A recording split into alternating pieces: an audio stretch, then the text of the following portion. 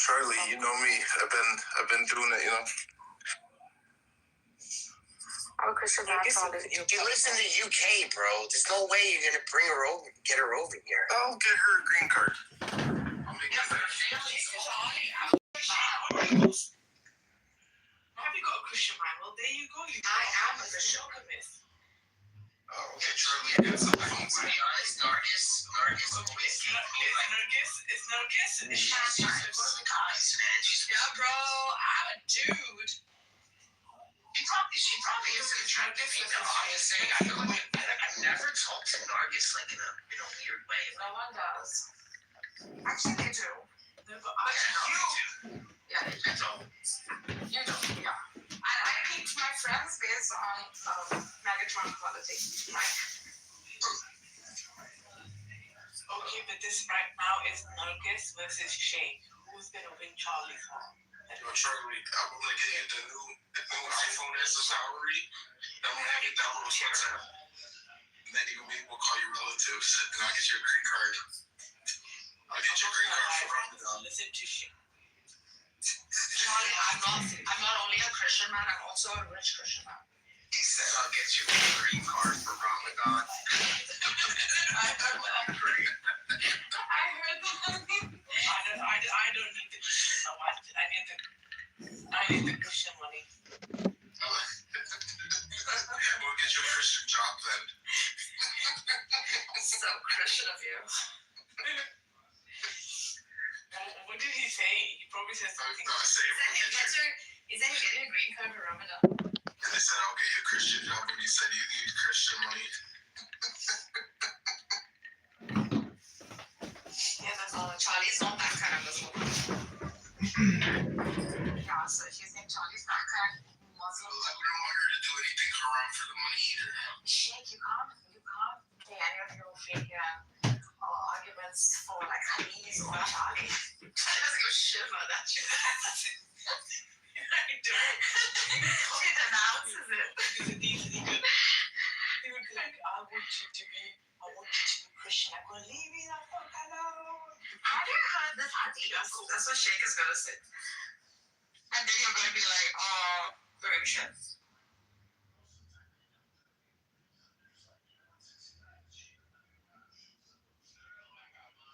Not because I stayed in the spot, but I had moved it for the double park.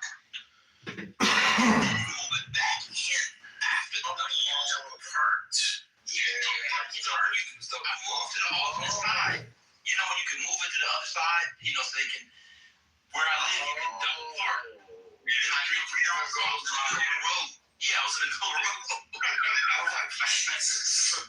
But you're allowed in the middle of the road. You're allowed to try. They do that in Brooklyn a lot. In my block where I have my car, we just have to sit in the car, and then they're fine. They don't make you move it because the street cleaner doesn't come by anymore.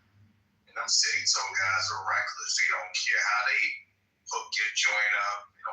Reckless. Oh yeah, they didn't care. That actually got me. I no longer do. Scott, I don't know how you do it, man. You're too old to be doing street park. You need to get a spot, bro. I'm about to give up. It's taking my mother's there. Once you reach like 39, once you reach your late 30s and you make over $70,000, well, I guess $85,000, you should be paying for a spot.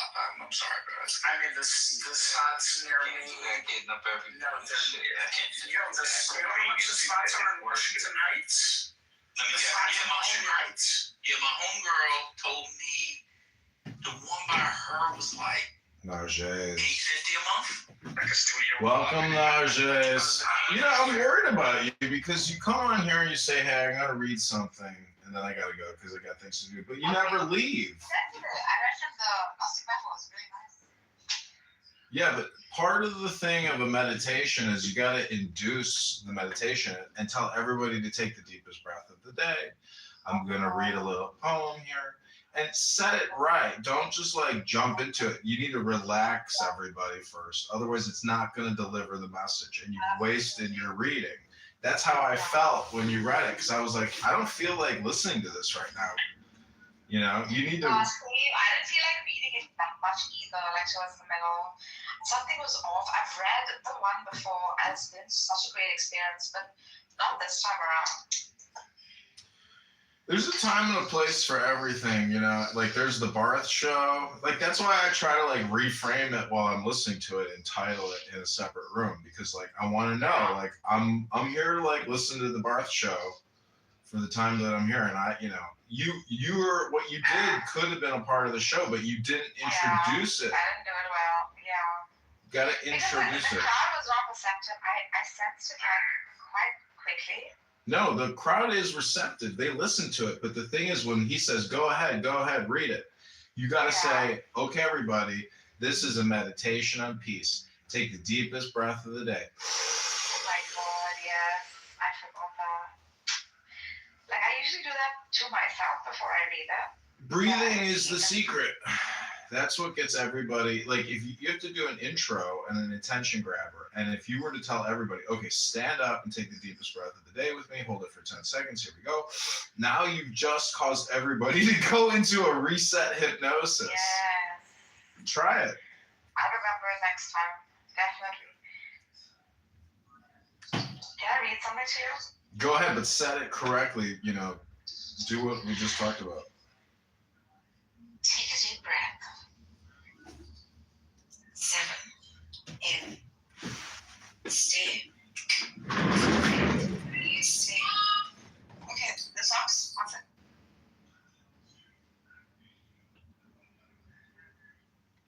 Houston, Texas, huh? Well, we're about to do a meditation now. I'll be on though.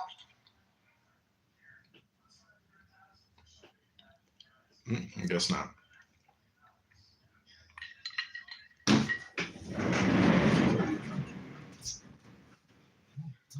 Okay.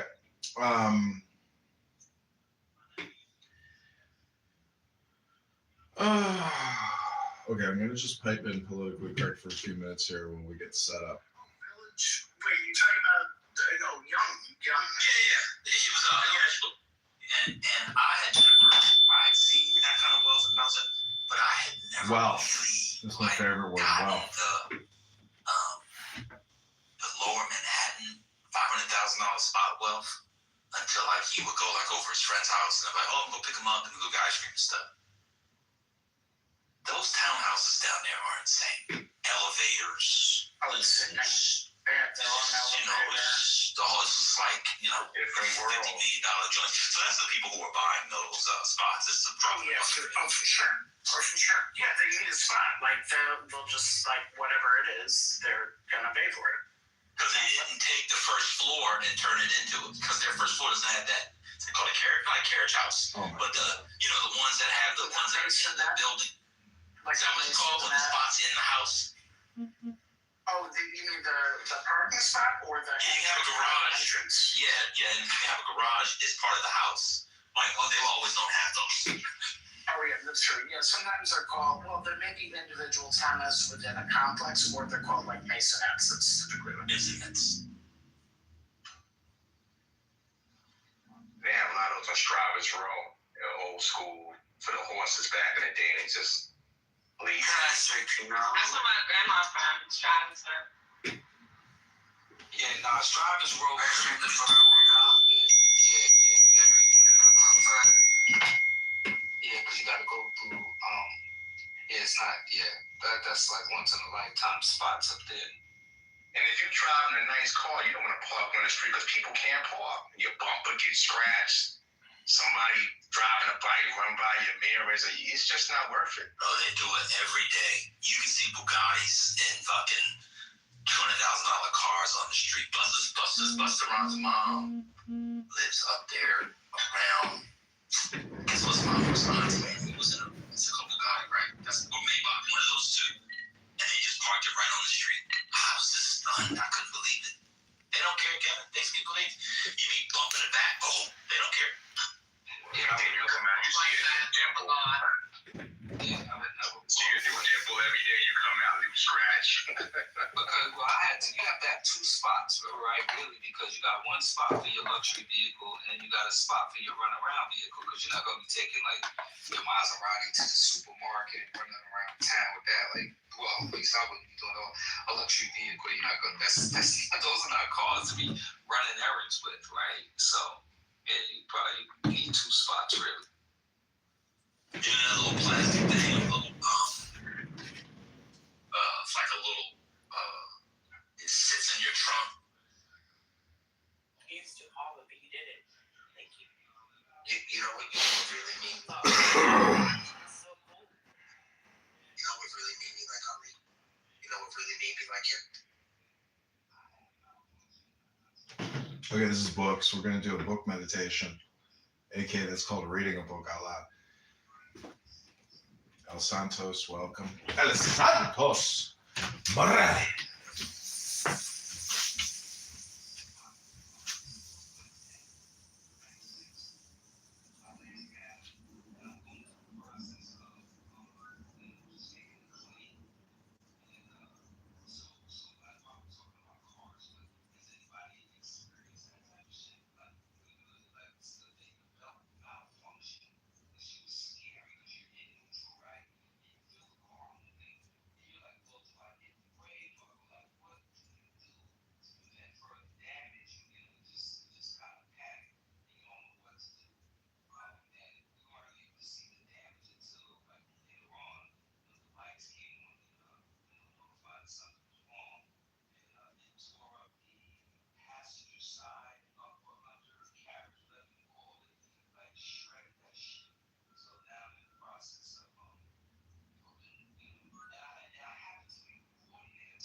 What's going on, y'all?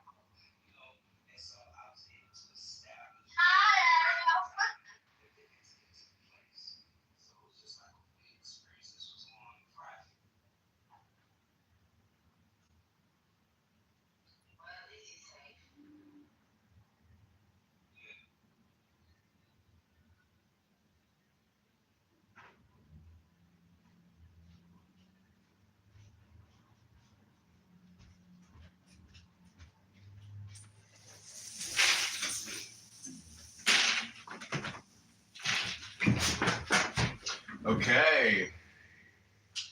We are live now across multiple recording studios, creating the master record, striking the master chord, and drawing the flaming sword.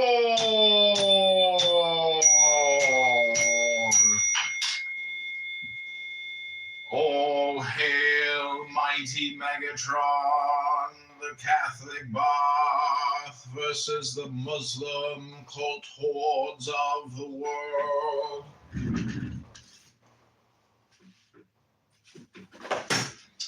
Barth's problem is he doesn't have the time to read books anymore because he's always talking on his cell phone. Okay, this is number 15. 15 is the number of antagonism and of Catholicity.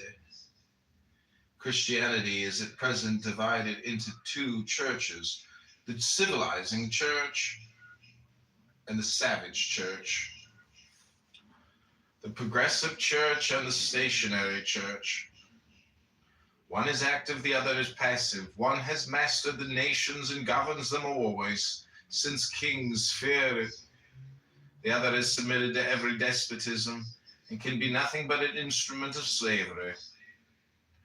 The active church realizes God for man and alone believes in the divinity of the human word as an interpreter of that of God. What, after all, is the infallibility of the Pope, but the autocracy of intelligence, confirmed by the universal vote of faith? In this case, one might say the Pope ought to be the first genius of his century. Why?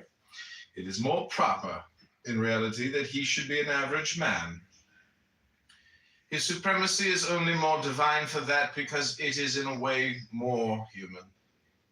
Do not events speak louder than rancors and irreligious ignorances?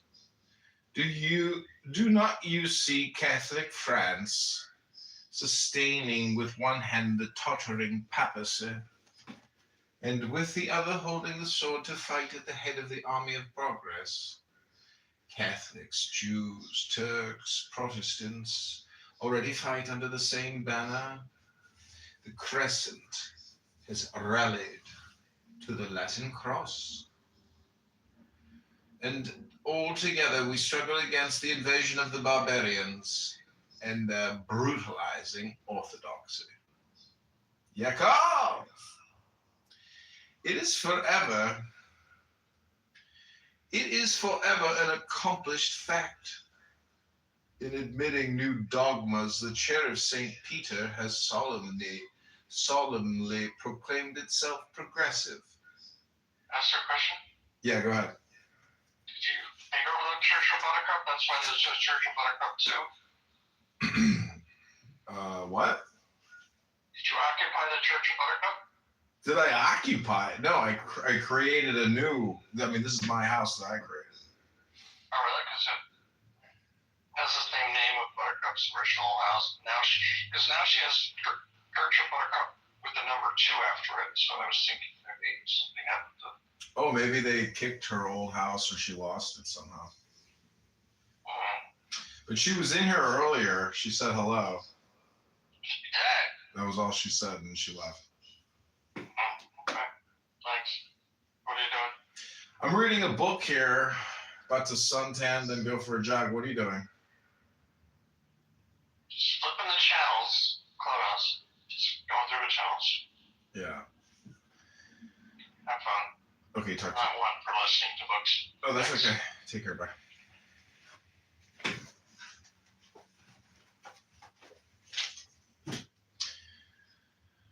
The fatherland of Catholic Christianity is that of the sciences and of the fine arts, and the eternal word of the gospel, living and incarnate in a visible authority, is still the light of the world.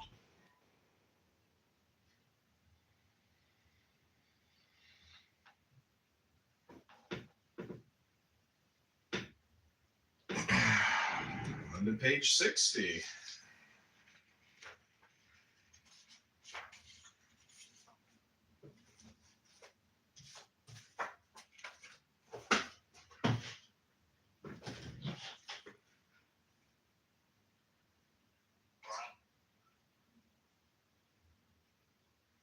But it's, I mean, you know, the kids that come out of there are really going to have a positive.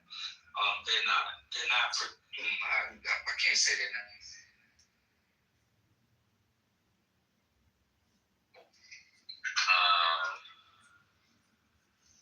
Yeah, it's not simple, but I think you have a lot of like realist things to look at there.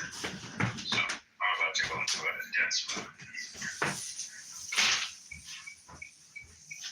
I see the derivation of this position. It sounds arbitrary, but I see the historical basis of it.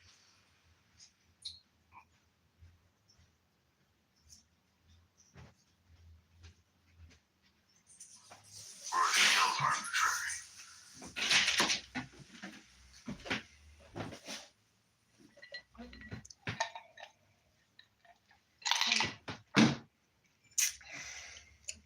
Why can't you be normal like this and chill?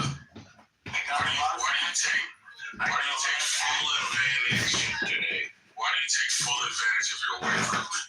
I got a lot of accolades yesterday. I don't acknowledge these bullshit terms like white privilege. I think it's a bunch of crap.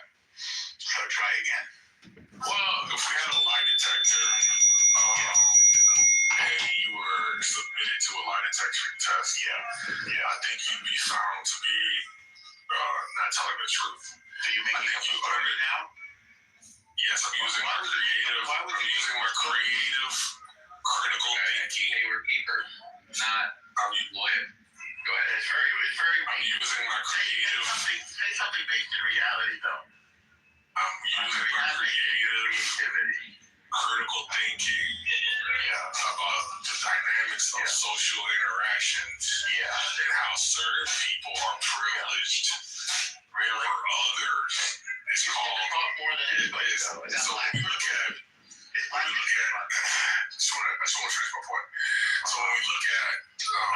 celebrity, when we look at wealth, when we look at intelligence, I'm not a celebrity. elders, we understand that certain people in certain positions are conferred more deference, more lenience, I think they are. more support.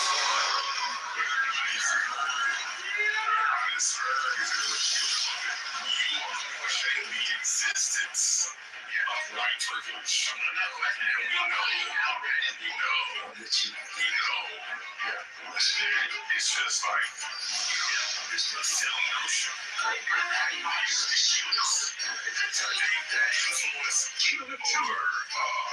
Exist, but in regards to your racial makeup, it exists. Or your economic basis, it exists. Or your age, it exists. Or your intellect, it exists. Or your physical strength, or your race. I want to know, how did that happen? I mean, you think that What does that mean? What does that mean? I mean, there's just no factual basis for this. You think that people are intellectually on top? No. Even though there were no. Really? So how did they know how it He said, are you there, brother? perform intellectually? Huh? He said, how do you live?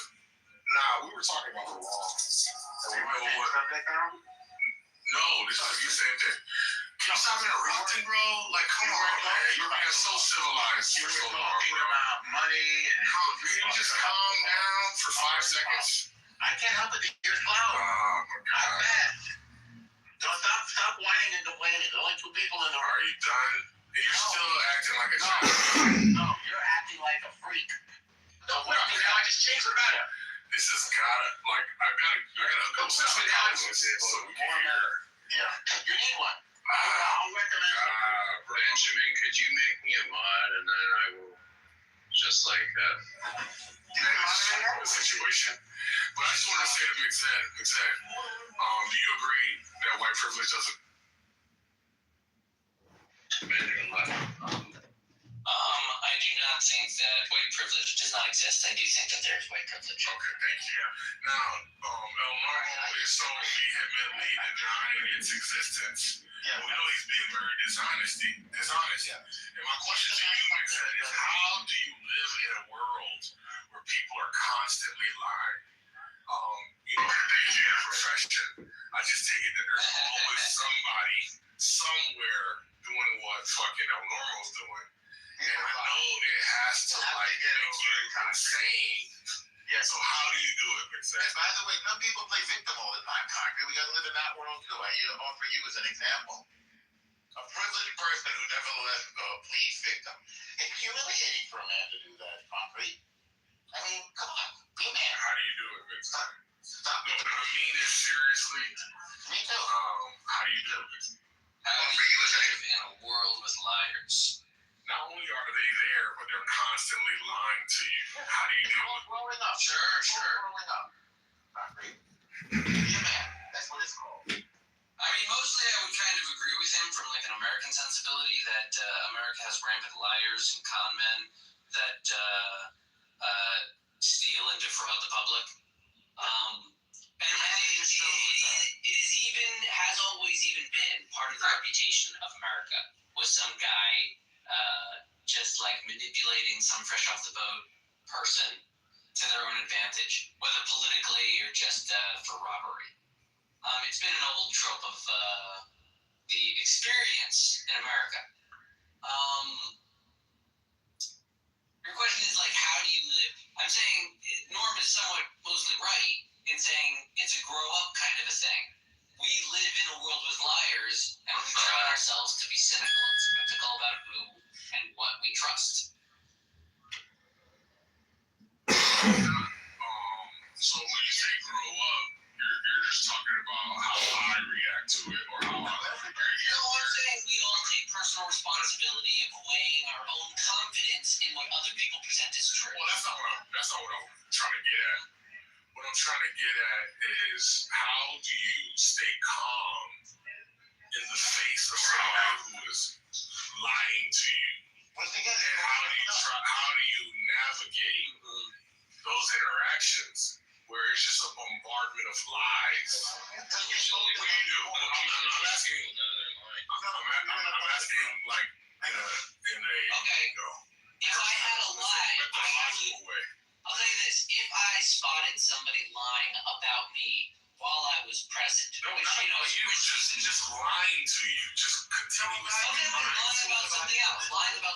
almost too many, I would still feel pretty comfortable if I spotted the lie, right? I've got the proof in my head. I can just wait until he's done speaking and then dismantle everything he's saying and reduce his credibility to rubble. So, like, I'm sitting pretty. Yeah, what about in this type of I'm not usually, like, looking to dismantle someone's position and point out their lies or their overstatements. But, like, if I had that, yeah, I could immediately, if I wanted to, just disavow everything he just said. Yeah, but the thing, Prove it immediately. yeah, but the thing is, we're talking about something abstract from like white privilege, and again, he obviously doesn't care about his reputation because he wouldn't offer Not with you. and lie. No, I don't care about So, you. in I've always this thought white circumstance, privilege exists. yeah, he's being like unnecessarily belligerent, and so it's not only this is he lying, This is but he's like I think you're being a child about it. But, like, okay, Concrete, you talk with atheists, right? Yes. Right. And you know that within the objectionist, defensive posture of refusing to understand what you're trying to get at or what you want them to believe and end up doing, they can choose a lot of things. They can question the epistemology. They can question what kinds of things count as evidence. If he wants to object to your claim that white privilege exists and say, no, I don't think so, give him the space to unpack what he's trying to say. Because obviously he could be talking about epistemologically. He could say he could talk about ontology. The ontology of white privilege does not ground in existence, right, Concrete? You know what those words mean? Listen. Apology. What I'm saying is, let him talk if he wants to say it doesn't exist. I'll answer his question. Gentlemen, please. Go ahead, Concrete. Go Yeah, ontology is in its existence, in its essence, in its qualities, and then epistemology is how do you know? So that's a good question. And Big Zed, one second. And Big Zed, one second, please. I don't need to give an exhaustive. I don't need to give an exhaustive. What definition? I don't need to give an exhaustive. Let's let Concrete go, please. I don't need to give an exhaustive standard encyclopedia of philosophy. Definitely helpful. Norm, please let Concrete go. Gosh, I'm being hurried now while I'm getting interrupted. Concrete, go. Concrete, go. Okay. All right, then. Very well. I don't need to get. Congrats, Norm. You scared him away. I enjoy it. You're a terror, Norm. A I terror. am. Yeah, but see, this is not effective. This is not effective. Well, maybe we didn't want Effective to to make what it. age? Maybe not. It's not effective to persuading him or discouraging him, right, from his point of view. He's just You know like, what I well, wanted to do? I wanted to intimidate him. I'm happy that I did it. Okay, Jason, do you think that white privilege exists, Jason? I don't know. Okay, that's a fair answer. You can say you don't know. Honey Badger, he'll give us a mean, honest response. Do you think white privilege exists, honey? Yes. Thank you. Nice and simple. I think so too. I do not. Okay, so why do you think it doesn't exist? Since you're the atheist of white privilege in the room. Well, for one thing, the question of proving that something doesn't exist is a bit of a fool's errand. So the burden is always. Look at this. He's going to agnosticism so fast he abandons his position. Look at this guy. Bro. You atheist. No, you're not good at this. Guys, you're out of control. You're out of control. Let Norm go. I'm not abandoning. By the way, I don't mind if they say talks, although don't do it too much. I'm not abandoning my position. I'm stating a principle of discourse that proving a negative is not a thing. When one makes a claim, one must prove the positive claim, i.e. that XYZ exists, true or false. So, again, if you give an example, we could examine it and see if it's valid. That said, Okay. since you, but I will add a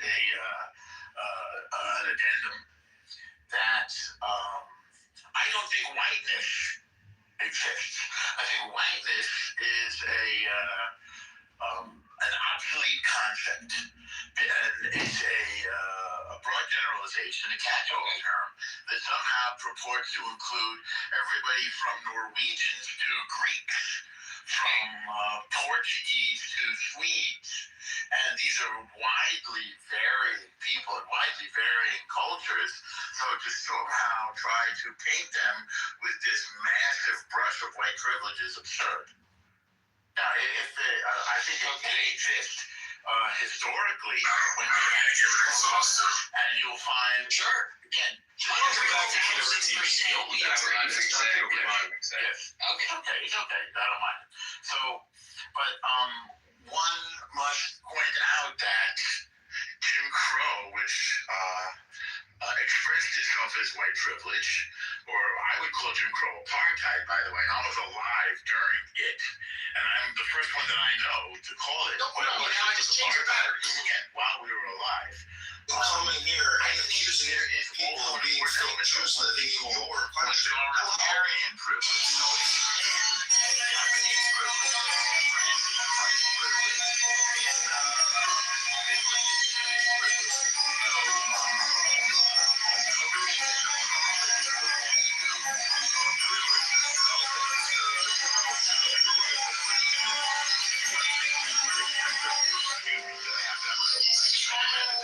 So the 2 points are A, historically, what the category of white is broad and I think obsolete, and point 2 is that whether is a majoritarian.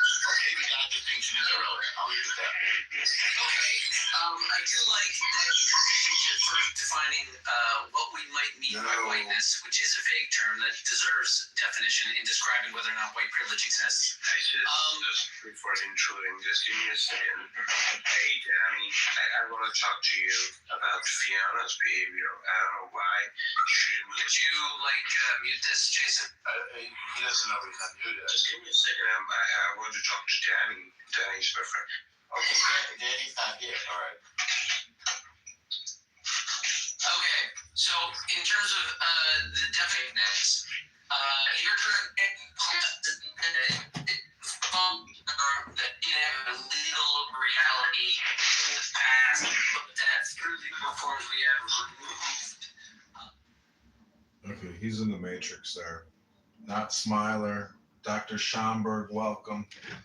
This is the Muslims versus the Megatron of Catholicism. Rabbana Shalom. You're also in my new house, Issa Watermelon, the Issa Cunt Show. We're on page 60. Silence then to the Pharisees of the new synagogue. Silence to the hateful traditions of the schools, to the arrogance of Presbyterianism, to the absurdity of Jainism, and to all those shameful and superstitious interpretations of the eternal dogma, so justly stigmatized by the pitiless genius of Voltaire. Voltaire and Napoleon died Catholics. And do you know what the Catholicism of the future must be? It will be the dogma of the gospel, tried like gold by the critical acid of Voltaire, and realized in the kingdom of the world by the genius of the Christian Napoleon. Those who will not march will be dragged or trampled by events. Immense calamities may again hang over the world. The armies of the apocalypse may perhaps one day unchain the 4 scourges. The sanctuary will be cleansed. Rigid and holy poverty will send forth its apostles to uphold what staggers, lift up again what is broken, and anoint all wounds with sacred oils. Those 2 blood-hungered monsters, despotism and anarchy, will tear themselves to pieces and annihilate each other. If after having mutually sustained each other for a little while by the embrace of their struggle itself. And the government of the future will be that whose model is shown to us in nature by the family, and in the religious world by the pastoral hierarchy.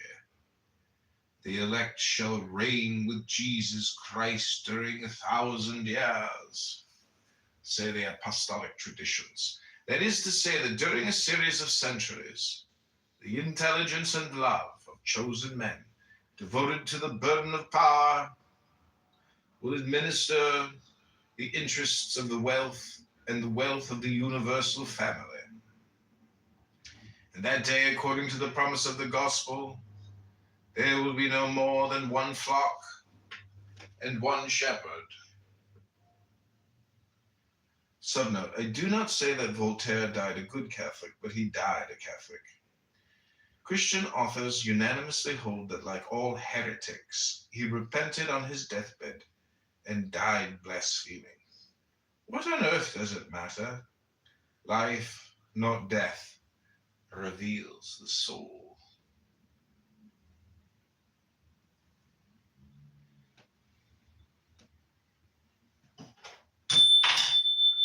The number 16. 16 is the number of the temple. Let us say that the temple of the future will be when the spirit of intelligence and love shall have revealed itself. The whole Trinity will manifest itself in its truth and in its glory. Humanity become a queen, and as it were risen from the dead. We have the grace of childhood in its posy, the vigor of youth in its reason, and the wisdom of ripe age in its works. All those forms which the divine thought has successively clothed will be born again, immortal and perfect. All those features which the art of successive nations has sketched will unite themselves and form the complete image of God. Jerusalem will rebuild the temple of Jehovah on the model prophesied by Ezekiel. Does somebody smell something? Can everybody please check their shoes? I smell like somebody's maybe stepped in some shat outside. Can everybody check their shoes, please? I smell something here. I think he lives in Brooklyn or New York. A particular smell. Oof, nasty. Check your shoes, everyone. Let's continue on. Oof.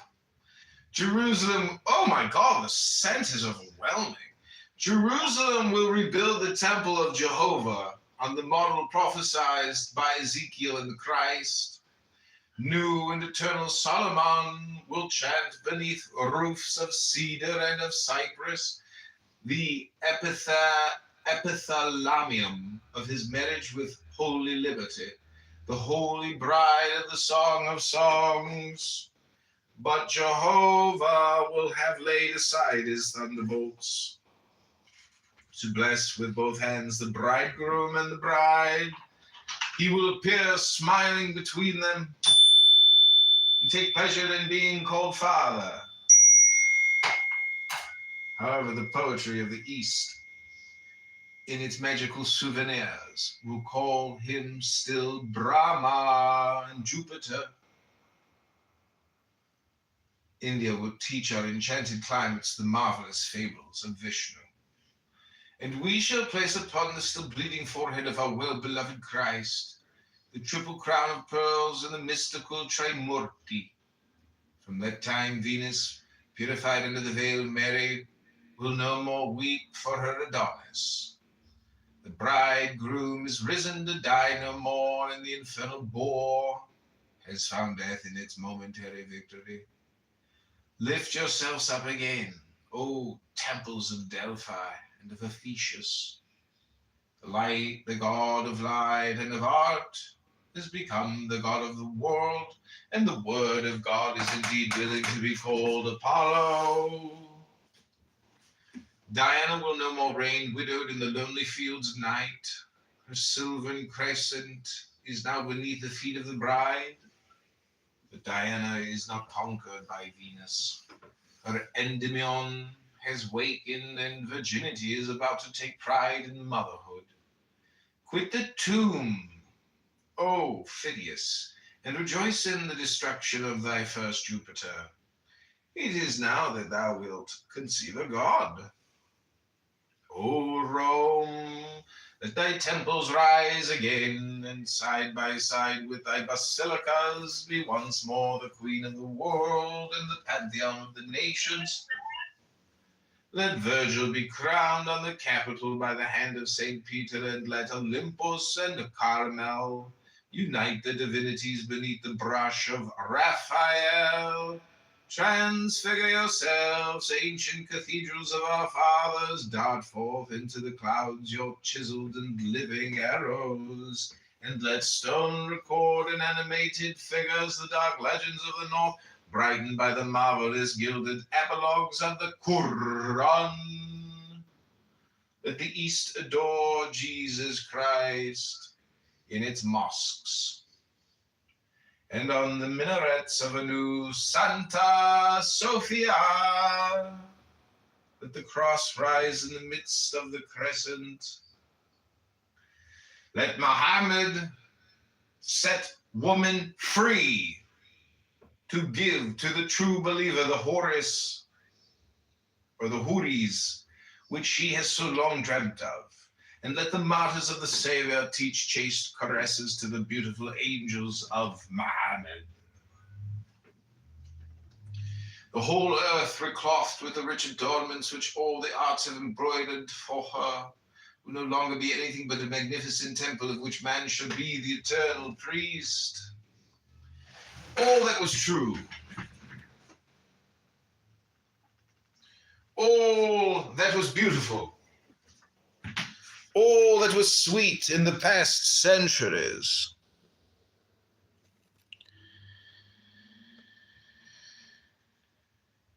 will live once more glorified in this transfiguration of the world, and the beautiful form will remain inseparable from the true idea, as the body will one day be inseparable from the soul. When the soul come to its own power, will have made itself a body in its own image, that will be the kingdom of heaven upon earth. And the body will be the temple of the soul, as the regenerated universe will be the body of God, and bodies and souls and form and thought in the whole universe will be the light, the soul, the word, and the permanent and visible revelation of God. Amen. So be it.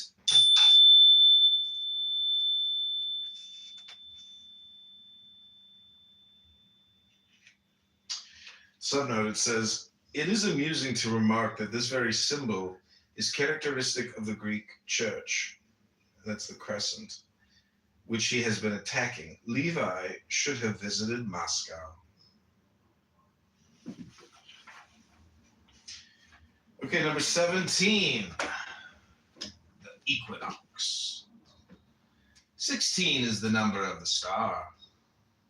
It is that of intelligence and love.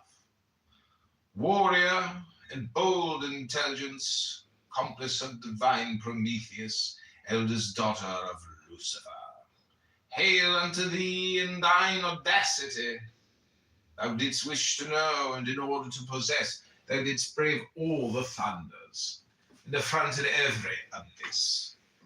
Intelligence, O thou, whom we poor sinners have loved to madness, to scandal, to reprobation, divine right of man, essence and soul of liberty, hail unto thee, for they have pursued thee, and trampling beneath their feet for thee the dearest dreams of their imagination, the best beloved phantoms of their heart.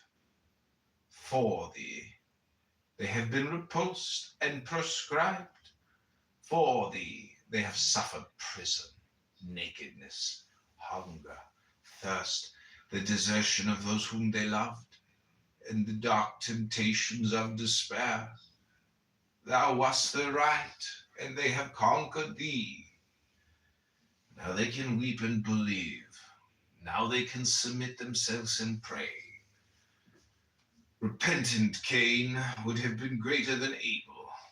It is lawful pride, satisfied, which has the right to humiliate itself. I believe because I know why and how one must believe. I believe because I love and fear no more. Love, love, sublime Redeemer and sublime Restorer, thou who makest so much happiness with so many tortures, thou who did sacrifice blood and tears, thou who art virtue itself, and the reward of virtue, force of resignation, belief of obedience, joy of sorrow, life and death. Hail Megatron! Welcome back to another exciting episode of the Muslims versus Megatron of Catholicism. Correct. I like this title of this room. That's why I came in here. I really felt like I got something back by kicking 65 Muslims today out of a room, out of just a short time too, about 4 hours. Coming back in the room. Let the games begin. Let the They keep games flagging begin. my room. They keep flagging my room. I know. You know, it's really annoying. I have YouTube accounts that keep going down for community guideline strikes for hate speech, and I'm sitting there playing music, just live streaming Clubhouse in the background. When I stop playing music, somebody says something ridiculous, and it's like, you know, you can't even live stream. Clubhouse is hard to live stream because there's just so much profanity, vulgarity, and extreme concept, and you know, it's a cesspool. I call it the garbage dump, really. And I'm like a garbage man who goes around collecting garbage daily. And the greatest thing about my garbage business is I don't have to make the trip to the dump. That's the coolest thing. It's like a magic garbage truck, you know, because the hard part about doing the garbage picking is, you know, you can only pick up so much garbage. But then you got to spend hours driving far away from the city center to just dump all the garbage. And then people on Clownhouse go to the garbage dump to pick up my garbage and bring it back to Clubhouse. It's like, you know, you're damned if you do, you're damned if you don't. I mean, who would have ever thought that you could spend so much time collecting garbage only to have the garbage be brought back to where you picked it up? It's a garbage mystery. Some say garbage in, garbage out. But I say, you know, you got to pick and choose, you know, the garbage you want to hang on to, I guess. Because you can't destroy it. It's just like infinite amounts of garbage. And, you know, garbage. Allahu Akbar. It's so crazy to think that, you know, after we know how Muslim men do LGBTQ, like in Afghanistan with Baji Bazi, to think that that hadith, you know, about Aisha being a boy is controversial. Let alone, they're not even concerned about the fact that he's raping a child. They're more concerned that it's a boy and not a girl because that would make the prophet gay. But how are they not even concerned that he's raping a child? I don't get it. Like, did they just miss that? I'm trying to give them an out by saying, well, maybe it was a boy, and this is what like men did when they got older. Back then, this was like royalty. I'm trying to run them down this thing that like the Jews did during the Second Temple period. I'm trying to like go, oh well, you wanted to be more Jewish possibly, or like more like Paul or some shit, right?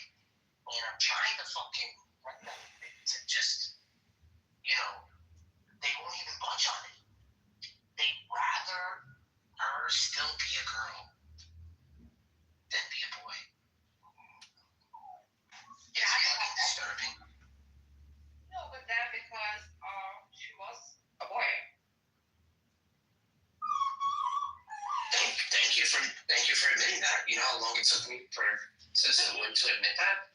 Thank you so much. I've been waiting for God knows how long for somebody to admit that. I appreciate that. Excuse me. No, I appreciate that because You're welcome. I still think she's still disappointed. Barth, let me ask you a question. Do you believe in the papacy? Papacy? The Pope. Are you a follower of the Pope in the Catholic Church? You are, correct? Papacy. The papacy. Papacy. Are you're so Papacy, yeah. okay, so you believe in the infallibility of the Pope, correct? No. So then describe to me, how would you describe the Pope? Man in office. Okay, so he's just the president, basically. That's what Pope is.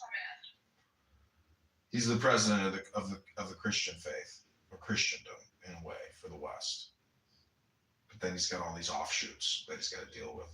Like, did you know there's a Pope in Spain? Have you seen that Pope and his videos and the magnificence of that church? Yeah. Unbelievable. I see it on Facebook all the time. The Spanish Pope,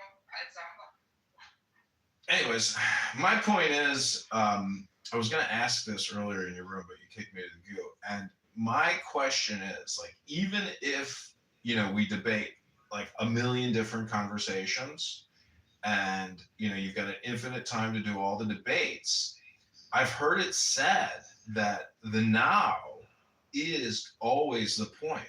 And so in that way, the material world, or, the subjective world, is ultimately always the point of the subjective. So how do you rationalize what you do, knowing that, in my opinion, obviously, I'm framing it this way, that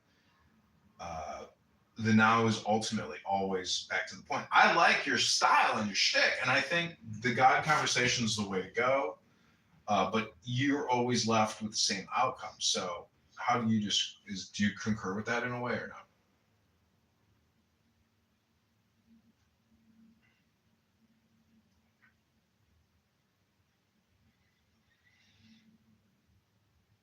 Hello? I think you're right. Hello? I think you're right. I think that I am a glutton for punishment.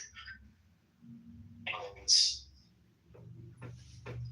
I tried my best to make peace with the Muslims. But I think my arguments are so potent, they're so strong, that it's very difficult for them to respond without the whataboutism. And you know how I roll. Once they do the whataboutism, that's it. It's a wrap. They're saying, yeah, but what about you? They're just conceding. And I don't want them to concede. I want them to fucking respond and shut me down. Like, I think the arguments are so strong, they're so potent. It's like, you know what it is? It's like when you break up and you just keep the keys. Those are the arguments. The arguments Keith. The German soldiers started applying. They can't figure out how to open this. It's in comparison to it's like weed.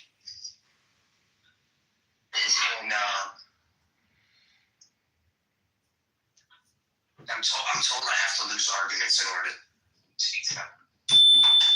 Why do you think the Ottoman Empire banned, bells, in the Muslim faith? Like, why would they ban bells? Because I see Islam as being like a way to essentially negate dopamine in order to maintain the concept of Allah.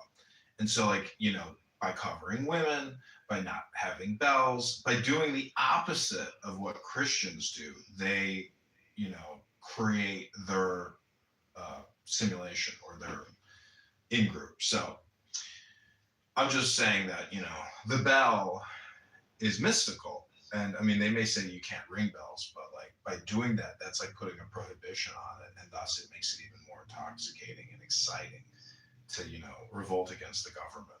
And ring a bell. Hello? And many people ask me regularly, what's the truth of the earth? And do you know about death and birth? And I just say that the truth of the earth and the truth about death and birth really is always the NOW. And backwards that spells one, not O-N-E, but W-O-N. And that's the truth of the earth and about birth and death. And silence is ultimately what you're left with at the end of the day. Hello?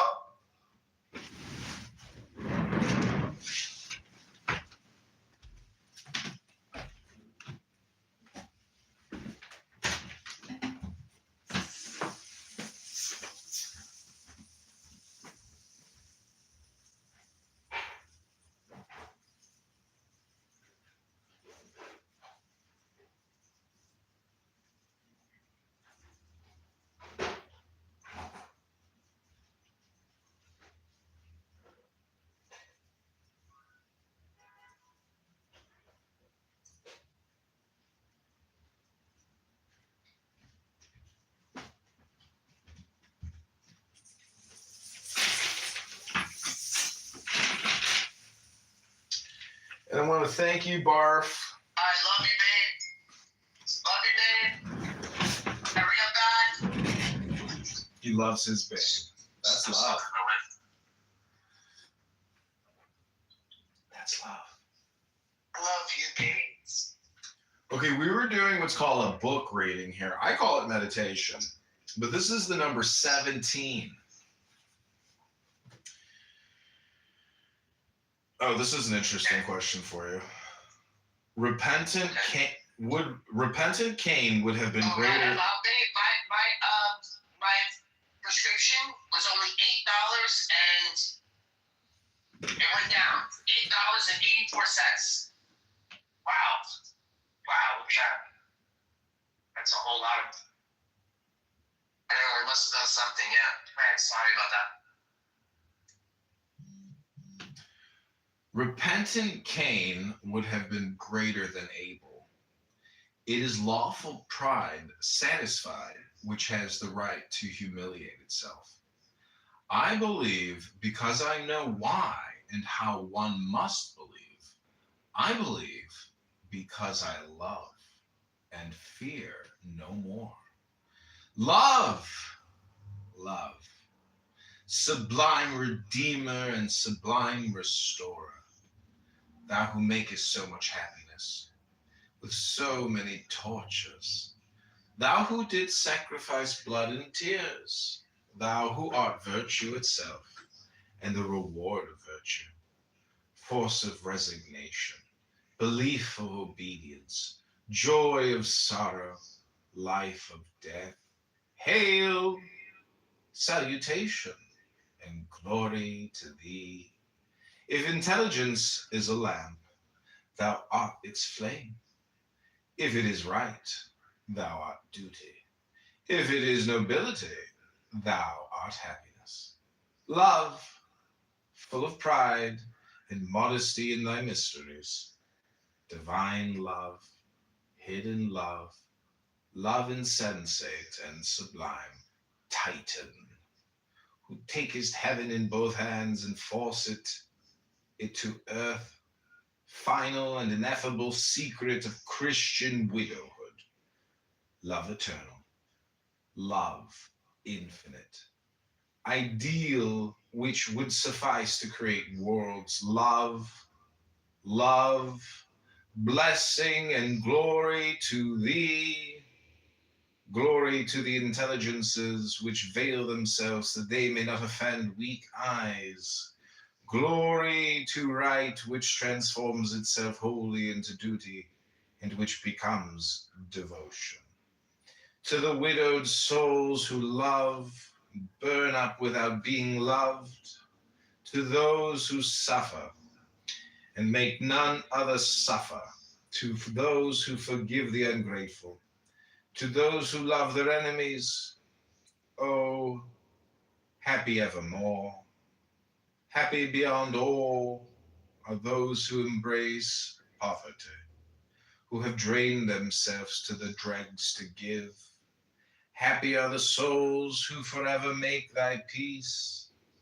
Happy the pure and the simple hearts that never think themselves better than others. Humanity, my mother. Humanity, daughter and mother of God. Humanity, conceived without sin. Universal Church. Mary.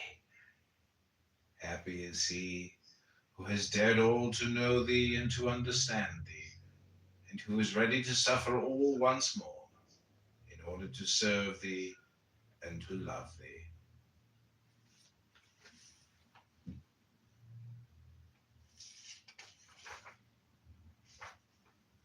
Yo, Leonardus, you want to know my type? Davy's my type. 100%. I love Johnny. Oh my god. So my type. I'm not even joking. I love her so much. Yeah, she's fucking great. Danny, welcome to the Muslims versus the Megatron of Catholicism. Megatron is saying you remind him of Mary, that sweet, blissful, beautiful, happy innocence. Hey, that's Metatron with a T. No. We're talking to Megatron in another room, Todd. Oh, are you? Okay. Oh, okay. It's a big cartoon. I'm sorry. Metatron is the angel. Yeah. Sorry. That's what it looked like at first. If you're doing Muslim, and then you had Megatron, but you'd be Metatron, not Megatron. No. We got Megatron, the Barth of Catholicism, in another room leading a fight. He has already excommunicated 60 heretics today.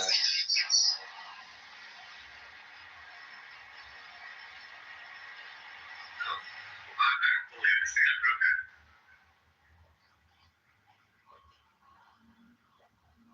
Archangel Metatron.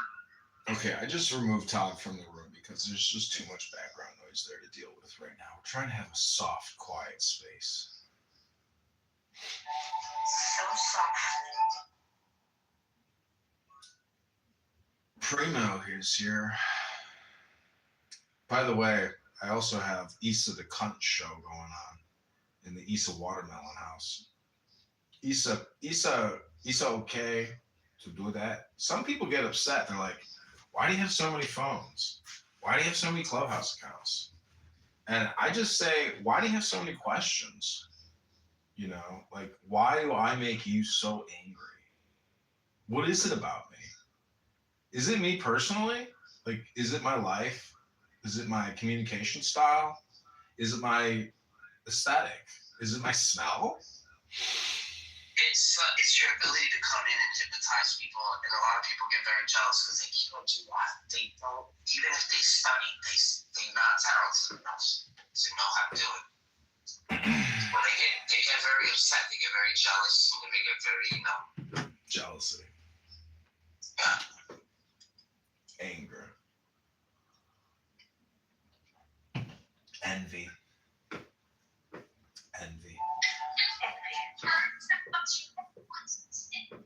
It's envy.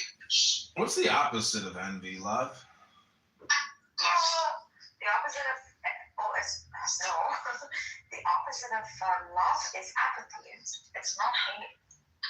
The opposite of Envy is lust. envy is not lust. Envy is The opposite. No. the opposite of envy is not lust. Envy is Yes, like it is. no.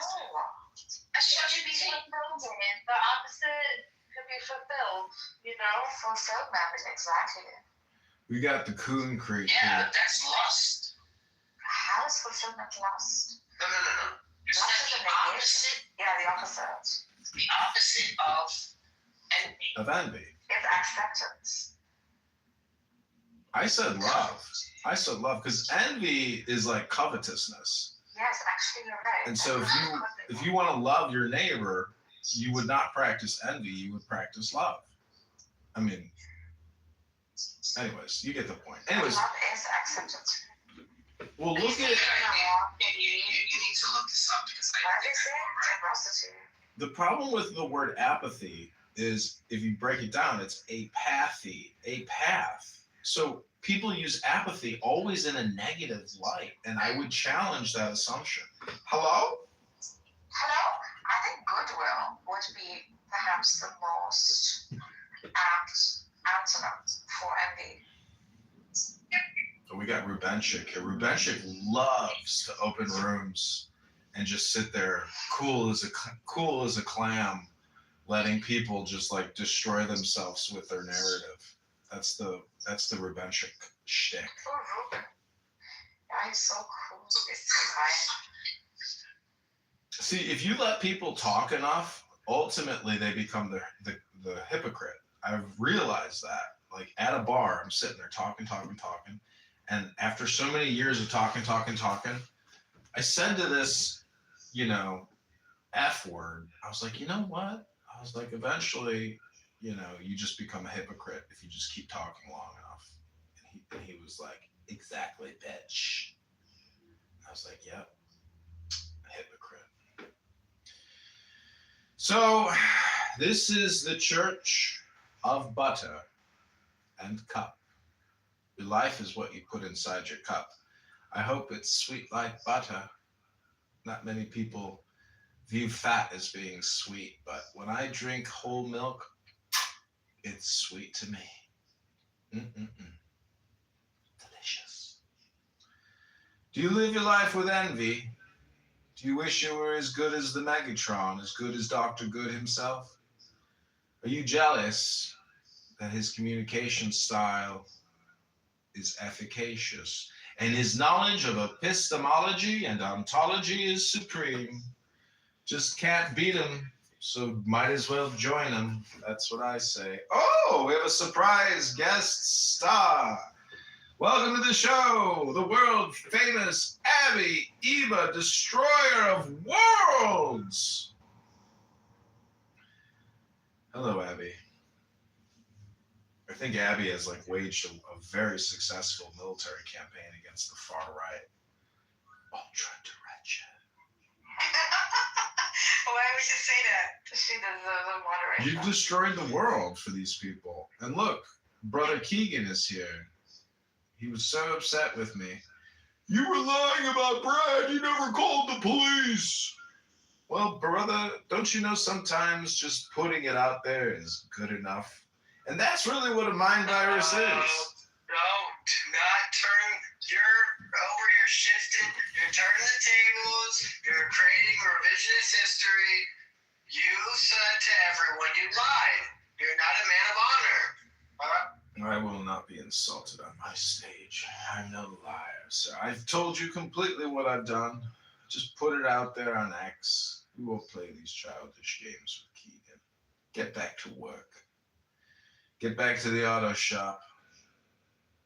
So, Abby, you are in the Church of Butter and Cup.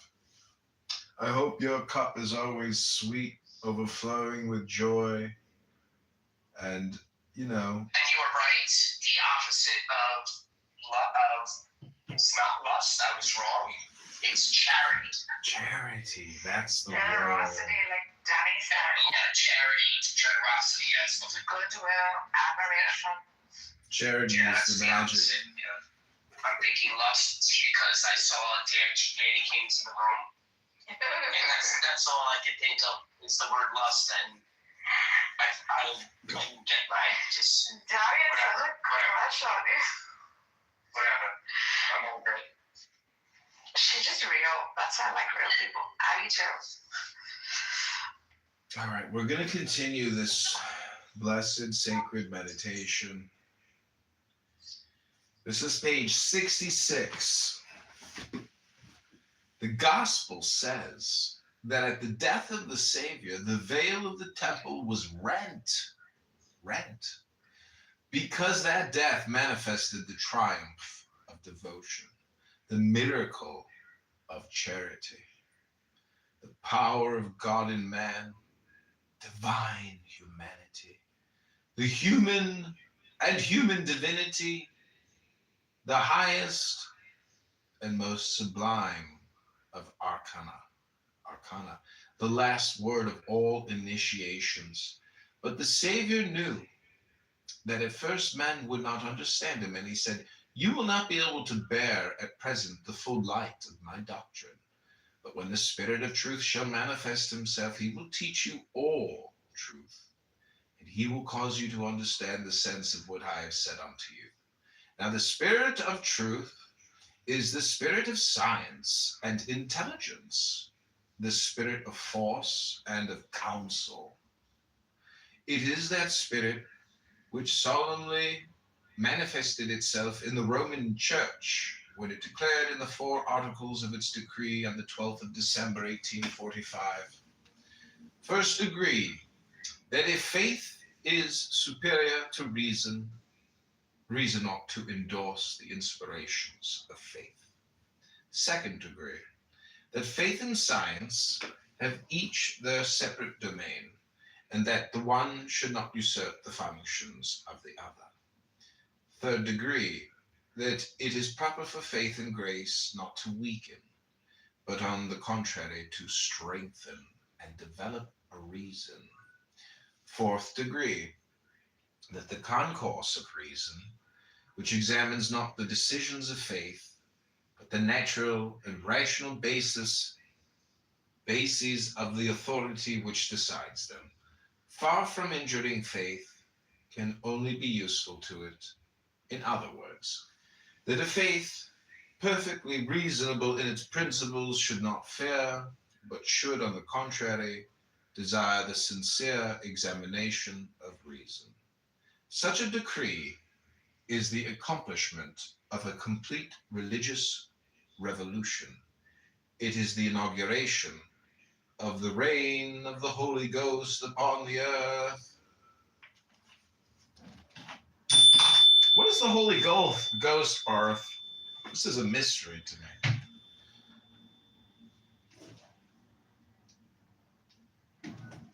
You want an Old Testament or a New Testament explanation? Let's go with the new.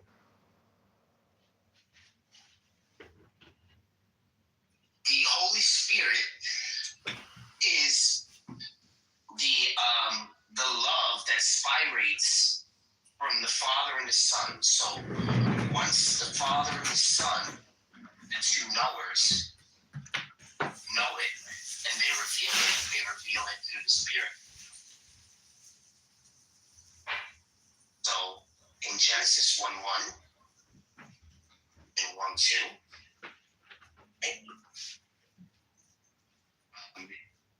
he's going to say, in the beginning, God created the heavens and the earth. Right? That's the Word. The Word is creating. The earth was formless and deep as the Spirit of God hovered over. I think he hovers over the deep or something like that. I think I botched that one. But yeah, so you see Father, Son, and Holy Spirit right in the beginning there. That's the reason why John, the prologue for John 1:1 is in the beginning was the Word. And the Word was with God, and the Word was God. Because the Word is God. The Word became flesh and dwelt among us. In other words, the Logos, the eternal God, became a man and lived like a man among us. He was identified, he was numbered with the transgressors.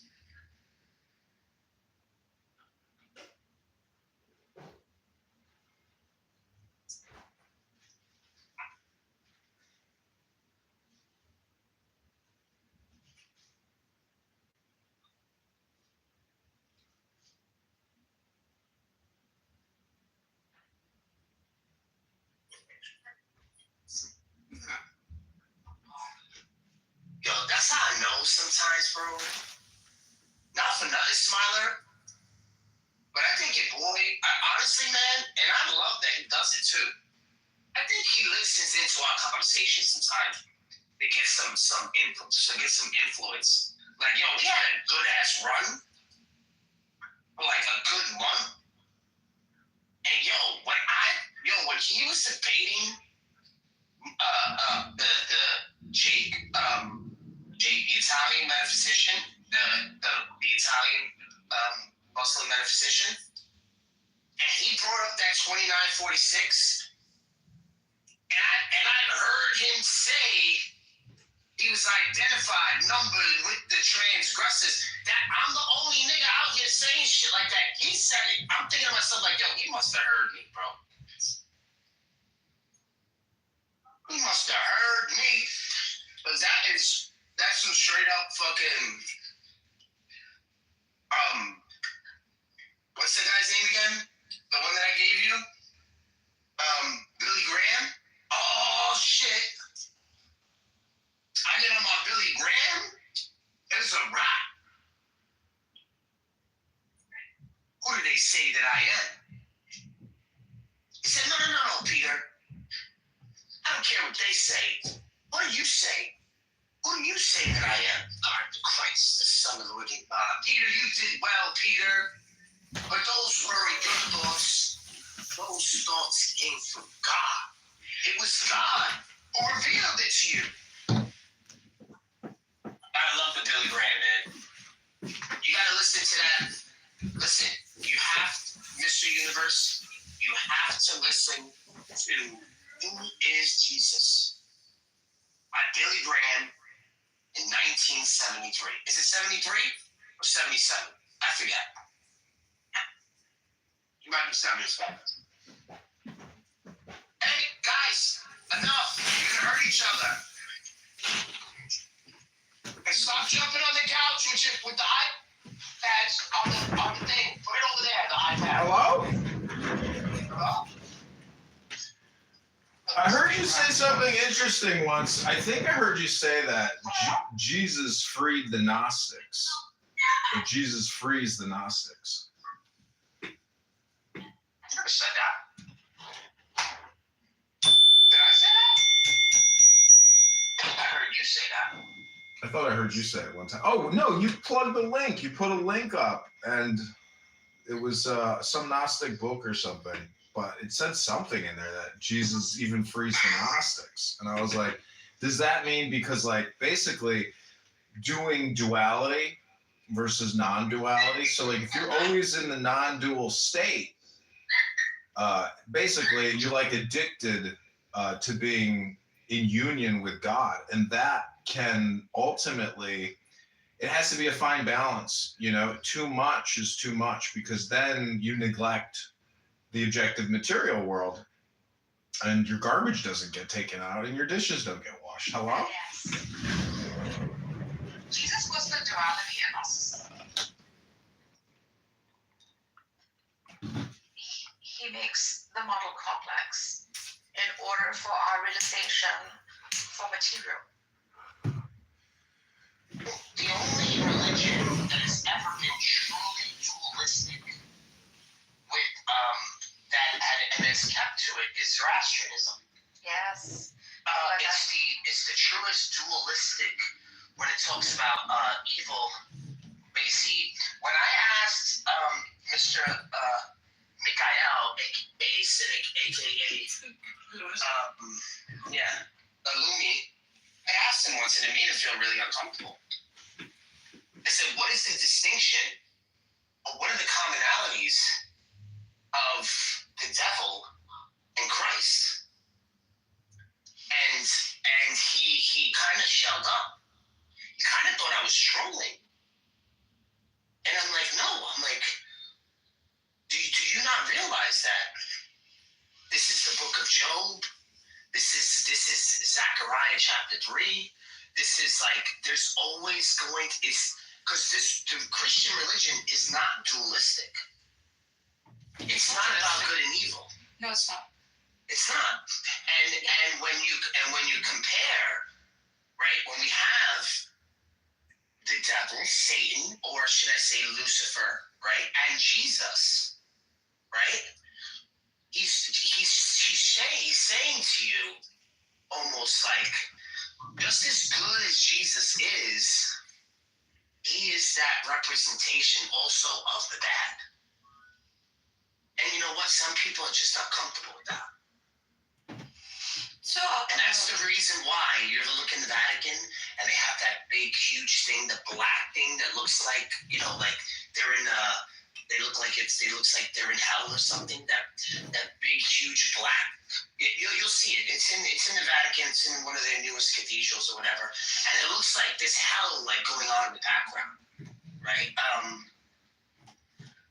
Because that's what it represents.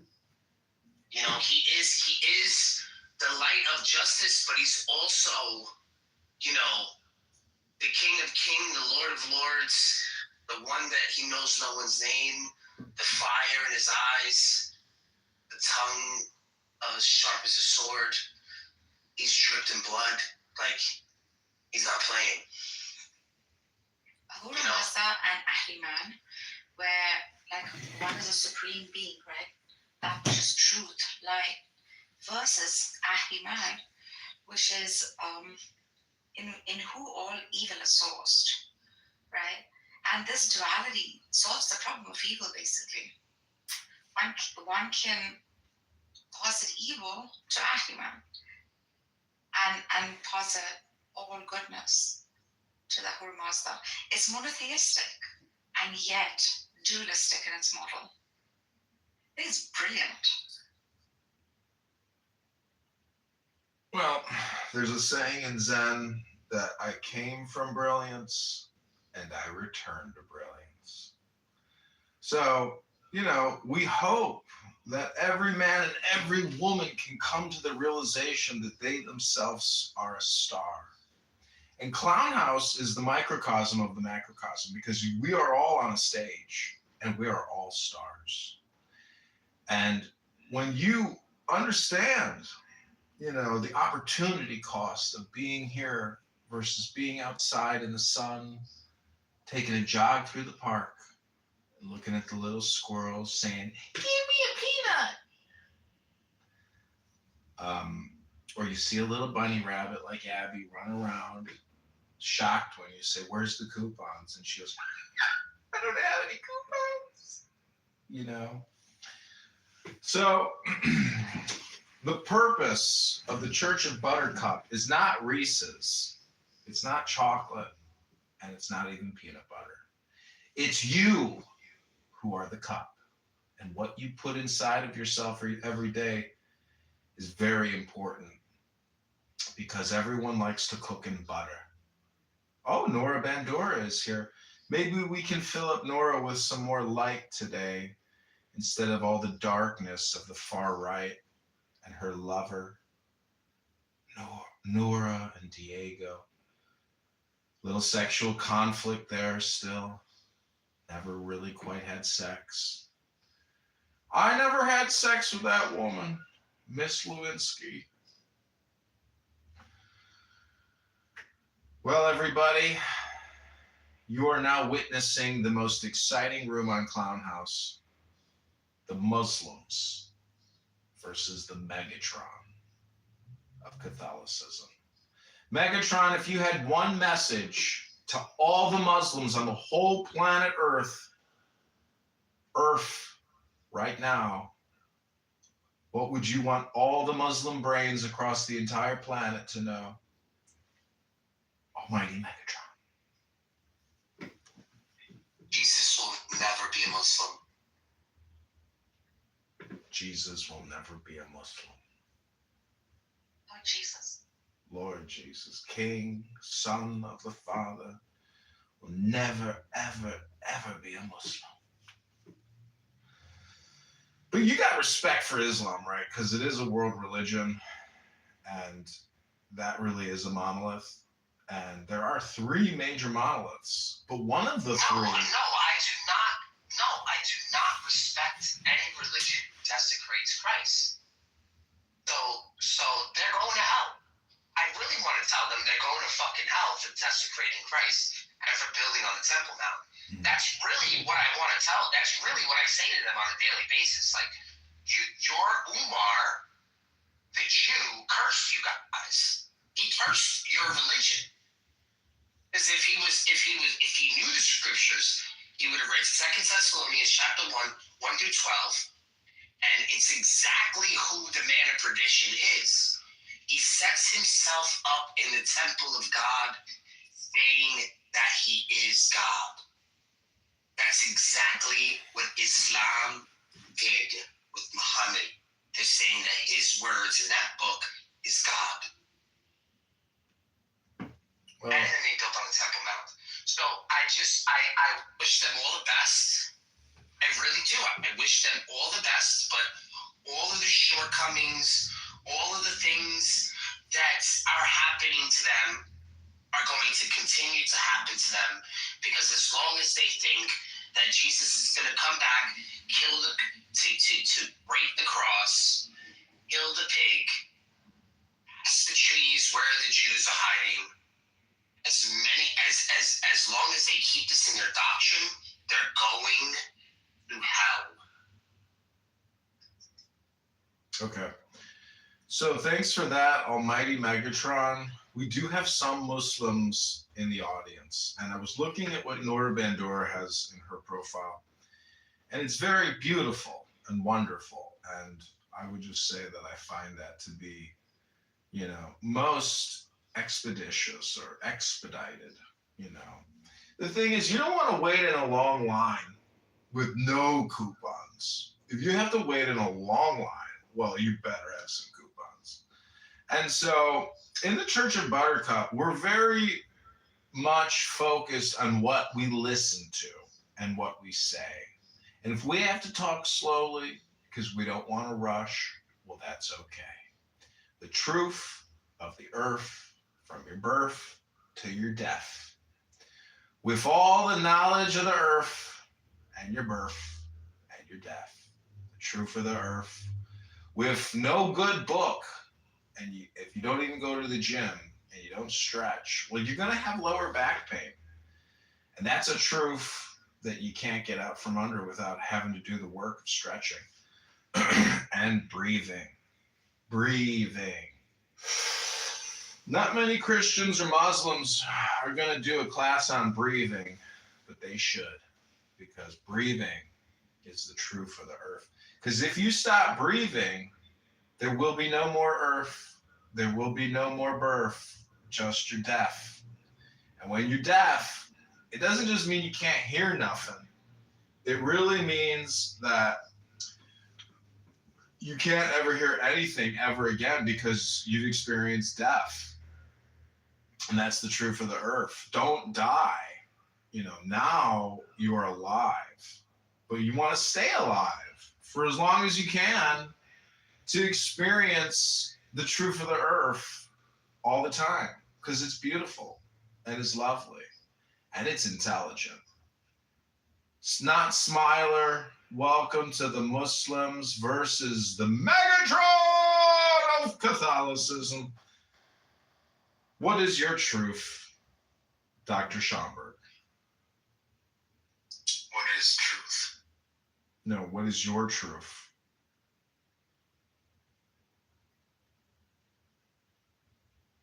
For example, half this room is just my other cell phones, but it gives the illusion that there's more people here than there truly is, when it's just me multiplied multiple times over. And I just want to point out the truth that Isa is a cunt in another room, but the Lord here is not Isa, but it gives the feeling that Isa is here. And the funny thing about Isa is she has conditioned so many people on this app with this stupid PTR. But the truth is, doesn't matter how many times you condition someone, if you are a cunt, it won't really matter. You can condition your other people with cunt philosophy. But the truth of the earth is that a cunt is a cunt. And you gotta do your cunt. And you gotta clean it. And I think a lot of cunts out there, they're always talking about this pH level. And we all know, what is the perfect pH number? Is it 4? Anyways. It's neither here nor there. Oh, 7, that's right. 7. And if you're a 4, are you a base or are you an acid? Acid. You're an acid. So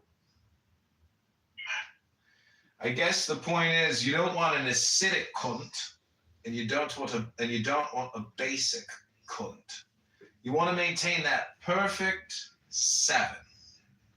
Now I'm willing to go out with a 7, but if I can get to an 8 or a 9, oh, oy vey, or a 10. 10 is truly the most perfect number because it represents the universe. And that universe can be represented by the Holy Kabbalah. Not many Christians or Jews or Catholics or Muslims will ever admit that the philosophy of the Kabbalah is actually the totality of all the religions mixed into one bubblegum that you can put in your mouth and chew like a curd. Now, if you want to become like a cow and say moo, that's okay, because moo is a 3-letter word and mo is a 2-letter word. And Muhammad, peace and blessings be upon that magical man. Welcome, Mr. Wolfie. The Muslims versus the Megatron, the final battle. Megatron, what's the second message you'd like all the Muslims on planet Earth to know, other than that Jesus will never become a Muslim? Jesus will never be a Muslim. No matter how many fake files are in this room. No, you've already said that. We don't want to be redundant. We want a new I'm sorry. I'm revelation. just repeating what you said. All right, I'm sorry. Let me start over. If any Muslim condemns the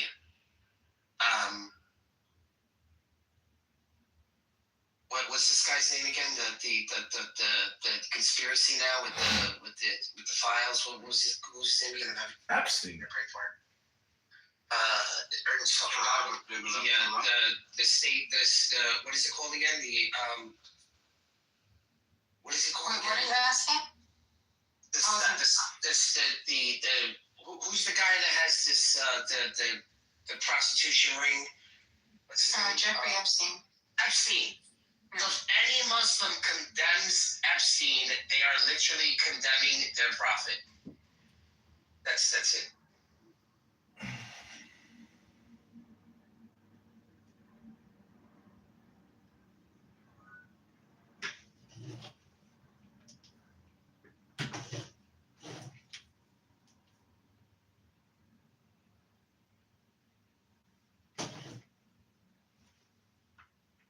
Could you repeat that again for us, Megatron?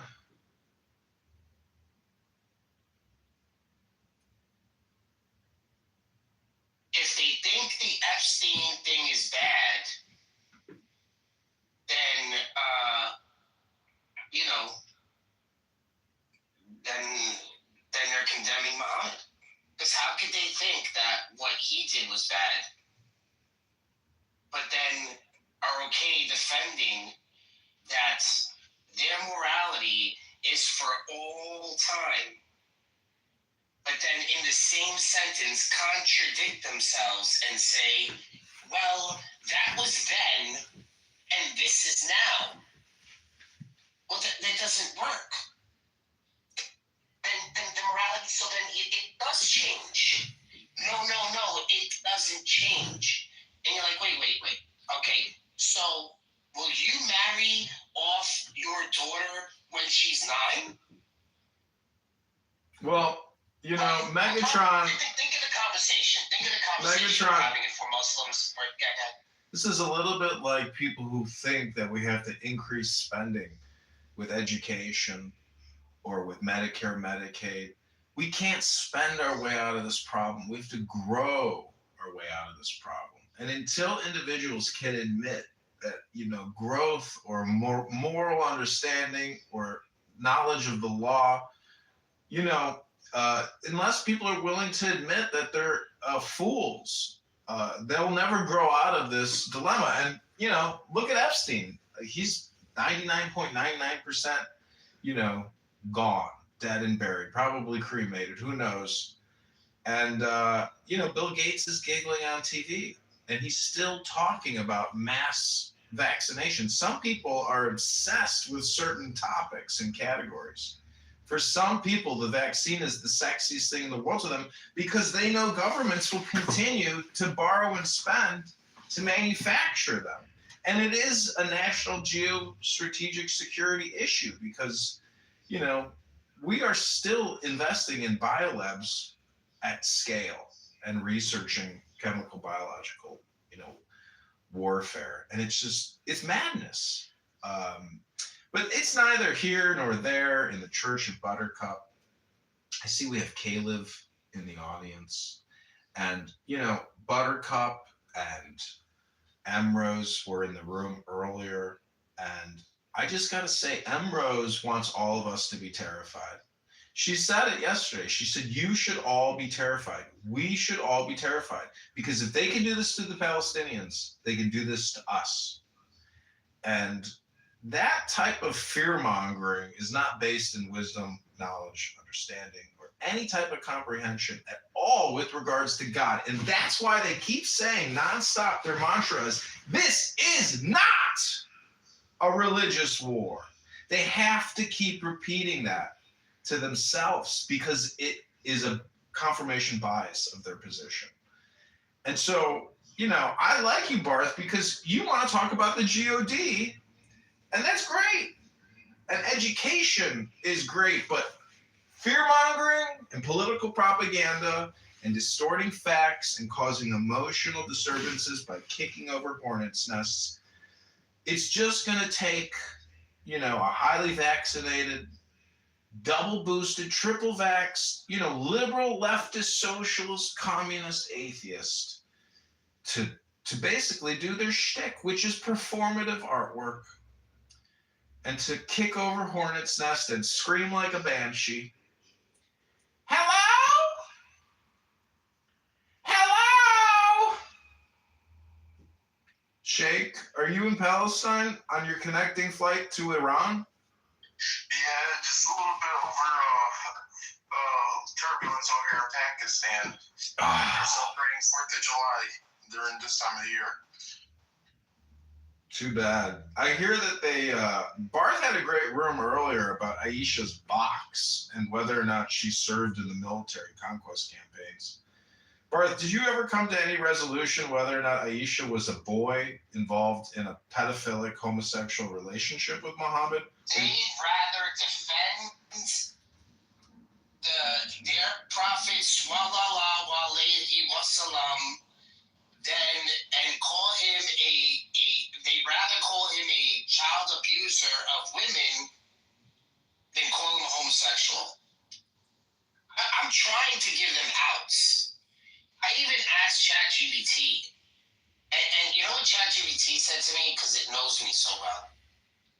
I'm going to tell you what it said to me, right? And it said, why you might feel this way, Barth. Let's explore that rationally. Discomfort with the age reports, 6 or 9 narrations in Bukhari and Muslim. The psychological difficulty accepting the narrative. Wanting a clear alternative explanation. That explicit makes sense emotionally, Barth.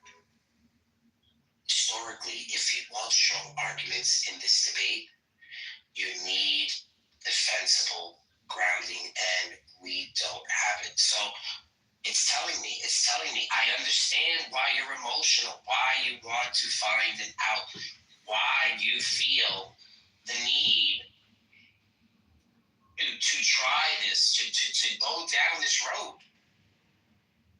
of trying to eliminate a female from this action so that it looks like he has a little sense of dignity in saying that he wouldn't fuck a 9-year-old girl. want that. I want that for him. I'd rather say he was in his desires than actually be that fucking devil, garbage human being. You understand? Like, he can reconcile the boy thing. We can reconcile the boy thing. Like, her being a girl, I'm not so sure if any man can reconcile that. You know, that boy would have grew up and fucked Muhammad. You get what I'm saying? That boy would have grew up and said, blow me, motherfucker, and he would have done it. It's not the same. It's not. Point of order, moderator. Taking advantage of a girl that is helpless. Point of order, moderator. I'm just stuck. I want to reconcile. I want clarity. I think they destroyed the original Quran, and now we don't know this information.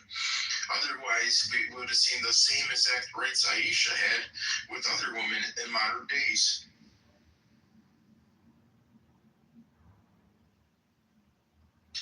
You know, I'd like to say, you know, are you willing to die on this hill? Because a lot of people just want to do redundancies and repetitions. And that's cool if it's successful. You know, if you've got a shtick that people have become hypnotized with, well, then you found some type of formula for essentially getting people to return. And a return customer is the basis of a good business. You can't launch a new business every day and rebrand. It's got to be consistent. And I think Megatron has always preached consistency as the root of success. And Narjas here is saying there's so much hate, but I would say Narjas is technically spending a lot of time in hate rooms. This isn't a hate room in any way, shape, or form. This is the final battle.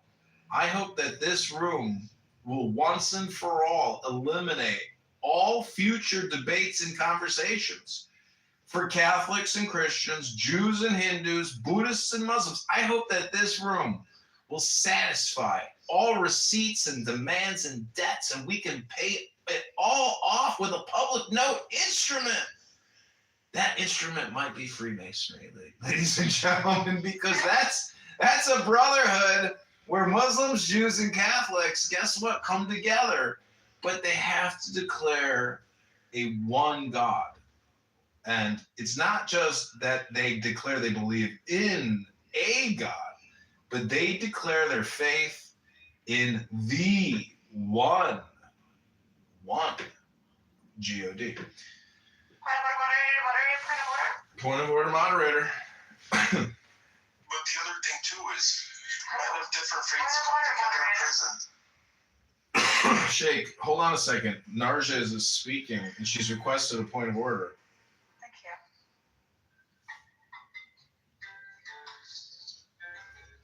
Not Christian or Jew or Muslim. Not Hindu, Buddhist, Sufi or Zen. Not any religion or cultural system. I am not from the East nor from the West. I am not from the ocean or from the ground. I am not natural or illegal. I am not composed of any elements at all. I do not exist. I am not an entity in this world or of the next. I did not descend from Adam or Eve or any origin story. My place is the placeless, a trace of the traceless. I am neither body nor soul. I belong to the beloved. I have seen the two worlds, only as one. And that one call to and know, the first, the last, the outer, the inner, only that breath, the breathing human being. That's what I am. Point of order, moderator. Okay, do we have a Muslim to respond? If you want to get modded to kick this kafir to the goo, you can do that if that'll make you feel fulfilled in your faith. Can I respond to the Muslim person? Yeah, go ahead. This is the utmost interesting topic. Not only do men come together of different faiths in Freemasonry, but different men of different faiths come together in prison. Okay. We also have Joanna. Welcome, Joanna, to the stage. You know, I feel like Joanna and our great Megatron here are like cousins or brothers and sisters. You two sound like you're from the same family. That's not true, right, Joanna? Oh, Megatron, who else? I said you and Barth sound like you're from the same family. Yeah, we live next door. I know Megatron in real life. Wow. What do they call it? IRL? Small Oh, you world. can hear it? Small world. Well, it's a small world. Here it is, right here. Well, this is going to be the last and final room of all time for all religious debates here on the app. It's the final battle in the Church of Buttercup. We hope to once and for all satisfy all curiosity, all demands, all exceptions to the debate, the never-ending, endless debate that Barth and others have been creating here day after day. And today, Barth admitted that he was so proud because he kicked 60 Muslims out of his room. It made him feel great, like he was cleaning up the streets or something. Like deportation. Is Barth an ICE agent? It's all making sense now. He's a clubhouse ICE agent. Oh no, I've got to alert the liberals. They're putting together a room. Oh my God. They're not illegals. They're trying to become legal. It's the law. I know 4 people got deported already. Oh my God. You know, well, you know what's his face on here, right? Yeah. He claims that he got deported to Mexico. I think he's full of shit. He's fucking. No, I think it's true. I have some kind of evidence. Oh, yeah, really? I'm afraid to say it. Edmund, who is it? We don't have to say his name. Alright, I'll write it in the chat. Diego? No. Okay, write it and delete it after. I'm drawing a blank. It'll come to me. I describe. So I want to thank everybody coming. You can delete it. I don't know this guy. Yeah, Hermes. So I want to thank everybody for coming. This is a meditation room because Clubhouse is nothing but toxicity.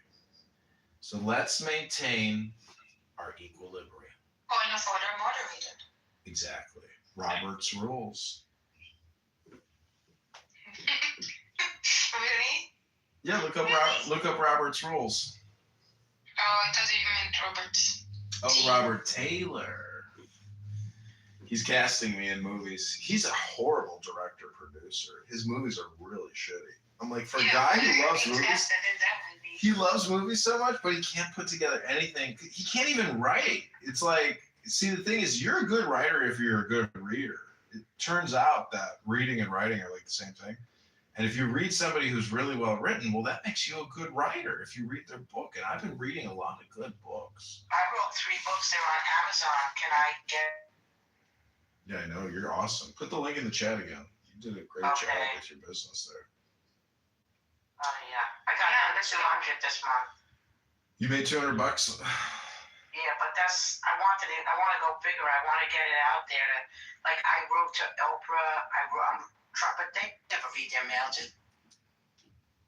No, they're not going to publish you unless they got like an interest or like you're involved in a pedo ring or something.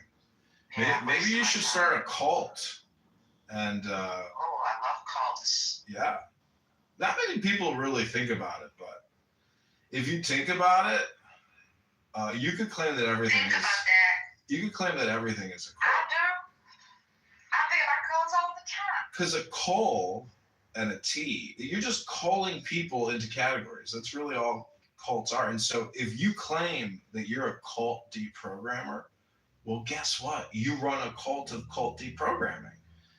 And so I've been reading about how to decondition people from very hardcore cults because There's a lot of really crazy cults out there in the Hindu faith, in the Jewish faith, and many of these people are trapped and they can't get out. They've got no other options. They can't operate in a secular world.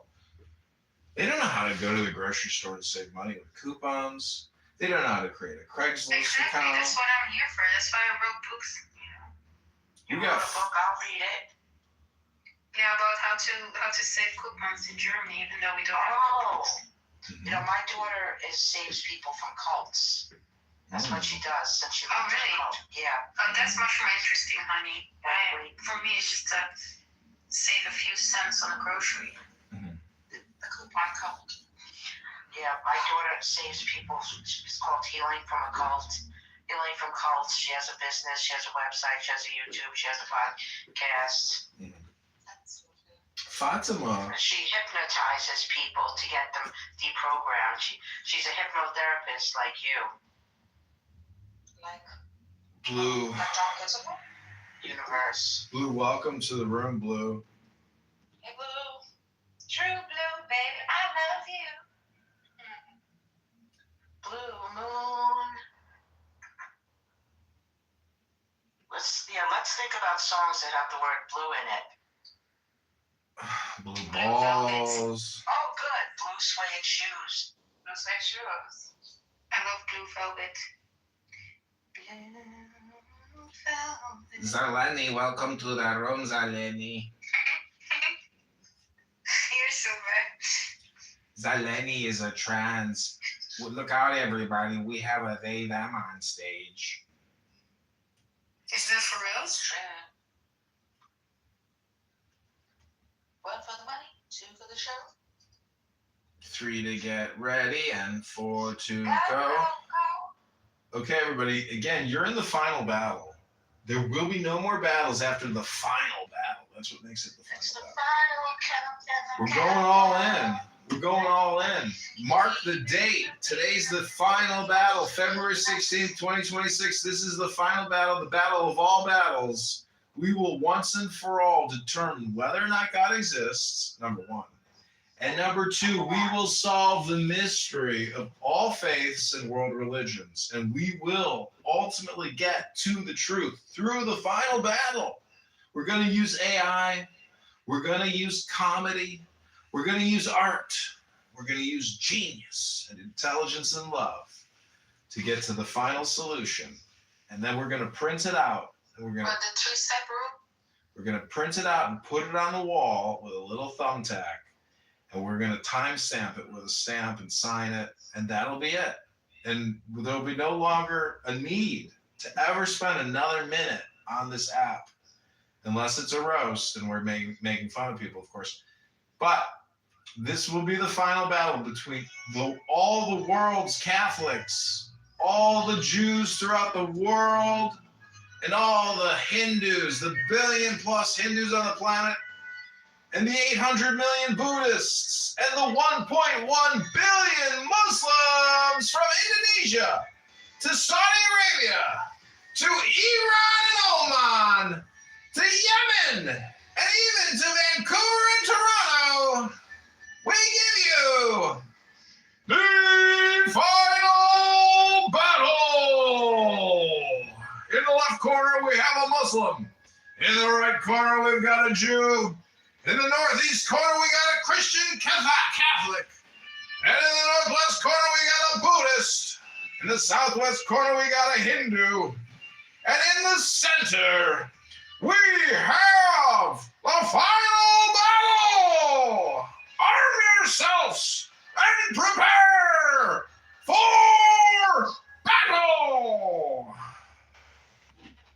Grab your Bibles, grab your Qurans, grab your Bhagavad Gitas, and bring your best quotes and best verses in this theological, never-ending, ontological, etymological debate. This ontological, eschatological, theological, universal debate about words, endless definitions about the debates on the definitions of words. Like, for example, what does the word mean with a capital W? A word, the word. We're still debating words, and we already know that the capital W is the capital G-O-D, not the little G-O-D. Hello?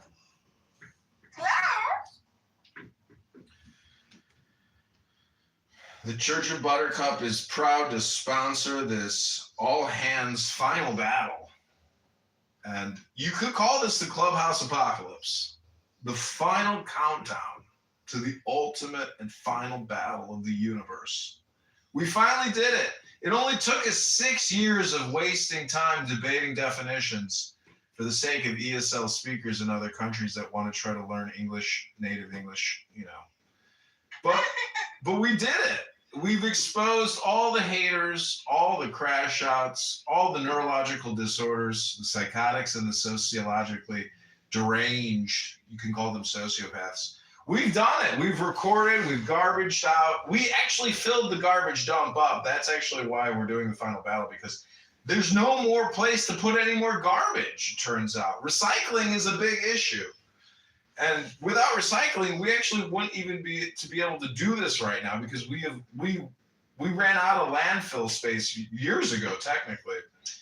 But through the magic and the miracle of the internet, we've been able to store an infinite amount of garbage, fucking thousands of trillions of worth of garbage. Anyways, in the Church of Buttercup, we have one rule. You can't bring any drama in to the church from any other past rooms. This is the final room, and it's a new room.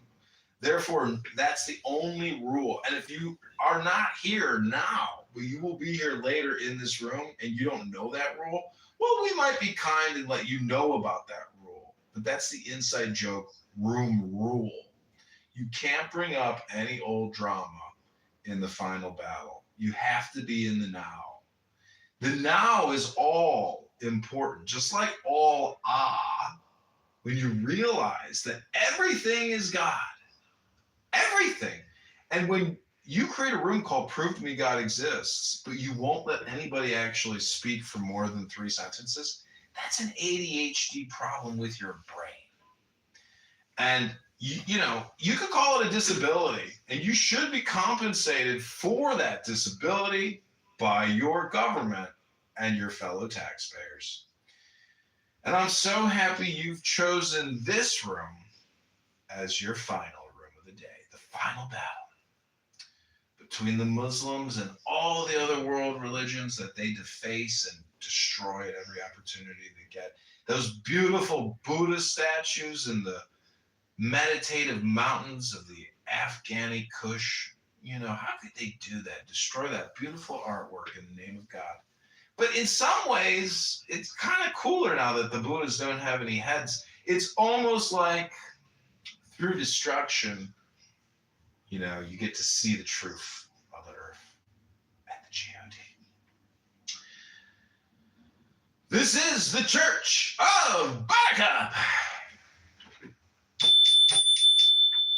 Okay, I'm going to take a break here because my monologue has been going on for quite a while.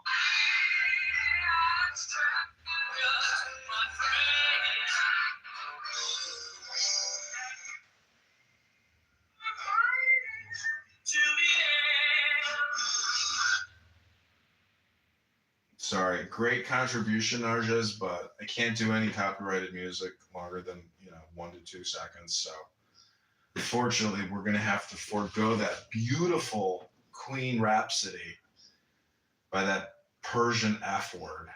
And that's that movie that came out. It's a good movie. The thing is, they never talk about Freddie Mercury's best blowjobs. Like Freddie Mercury has a powerful voice, but in terms of inhaling a cock, It was not like that. yeah, he had did you ever see him in that movie? He's got this teeth that protrude, darling. Protruding.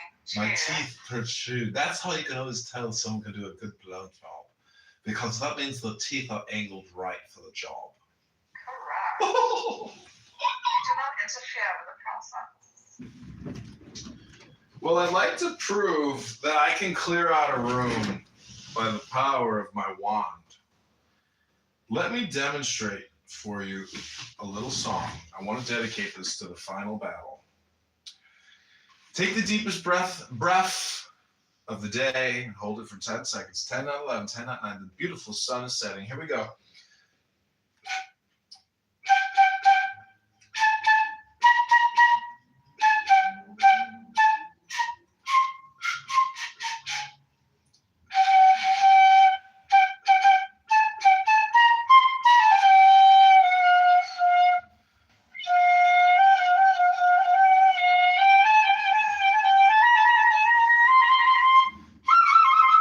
The day of the word is Zionist.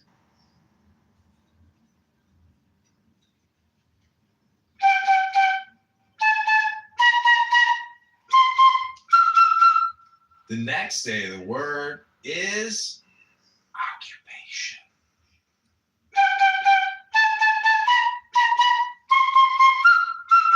The next magic day of the word is genocide.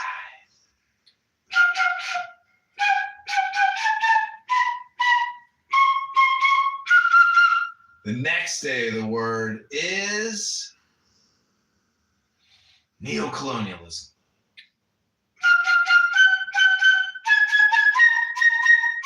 Next day of the word is checkpoints or illegal checkpoints.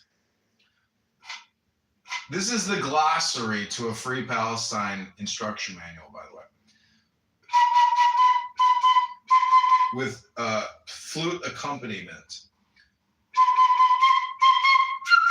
Next day of the word is white structural racism.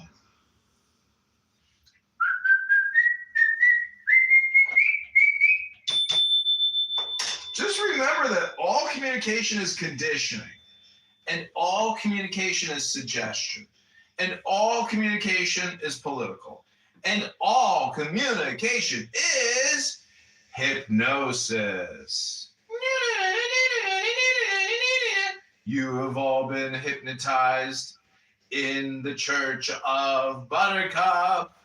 This is your deconditioning, reconditioning hypnosis. Hello?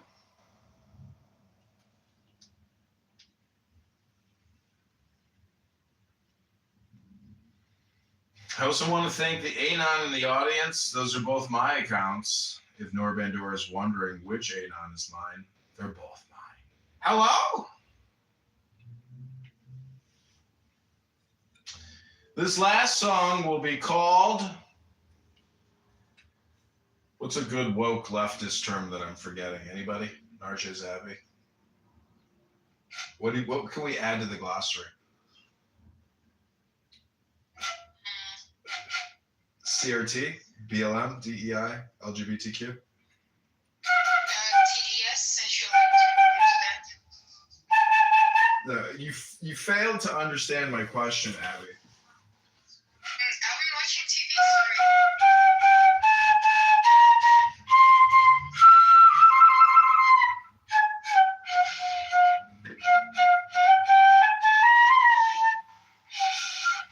Yeah, some people are asking me, why do I have the Liberian flag tattooed on my chest? That's because I'm Liberian, obviously. And I was born in Liberia. I'm actually an African American.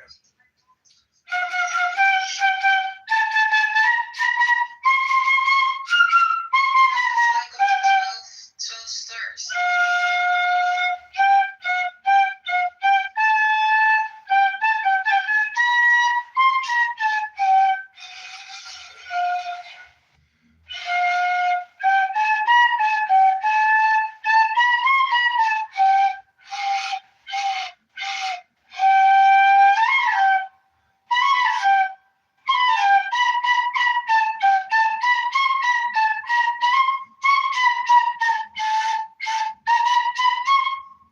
This is the marching song to the final battle. The one room that will settle all rooms and all debates across the clown house universe for all time, forever and ever. Next time you go into a Barth room and a Daniel Nero room or a Narje's room, just know that these debates have already been settled. I got no rules. Hello?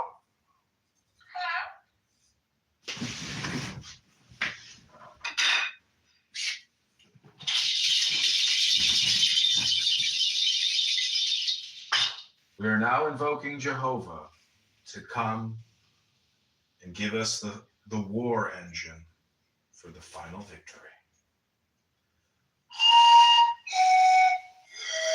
But we need to use the secret key activator and strike the master chord to draw. Draw the flaming sword.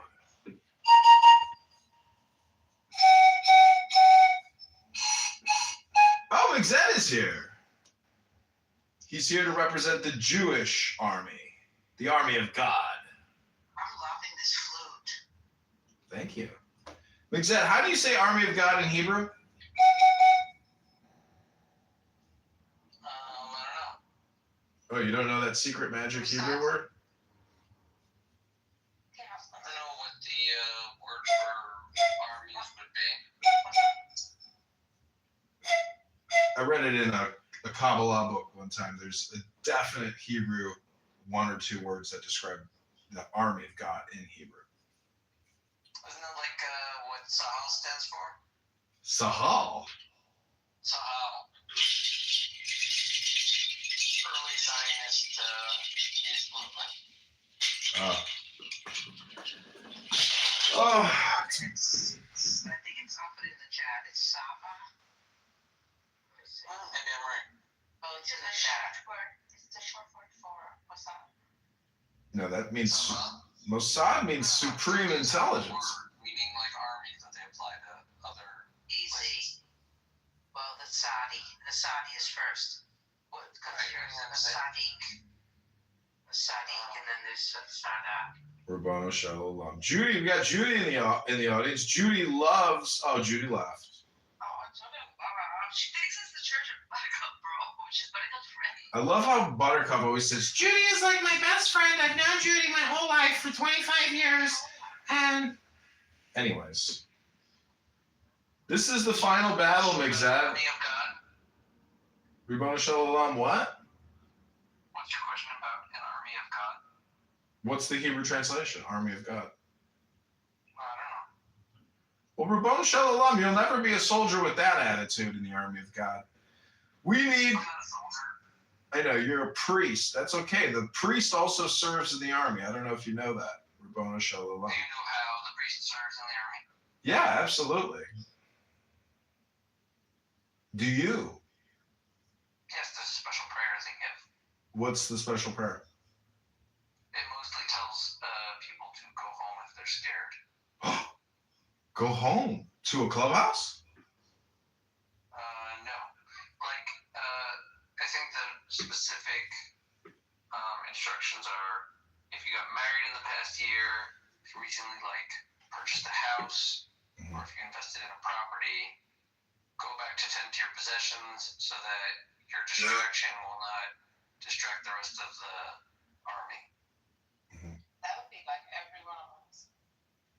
That sounds like That song, you know, take a When a shower, video goes shine viral your overnight, there's probably a hidden setup behind it. Because in China, people take old smartphones and remove everything except the boards. Then they put these phones into a special case and plug them into power. So they can control all of them together with a software. And with only one click, multiple accounts interact at the same time, instantly boosting likes and followers. When a video goes viral overnight, there's probably a hidden setup behind it. Because in China, people take old smartphones and remove everything except the boards. Then they put these phones into a special case and plug them into power. So they can control all of them together with a software. And with only one click, multiple accounts interact at the same time, instantly boosting likes and followers. When a video goes viral overnight, After the fight.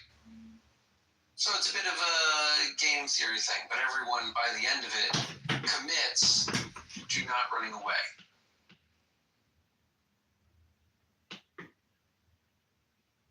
It's like Hotel California. Yes, and there were two soldiers who were appointed to stand in the back of the armies carrying two axes to kill anyone that tried to desert. What, with like ice cream sundaes? No, it would be henta.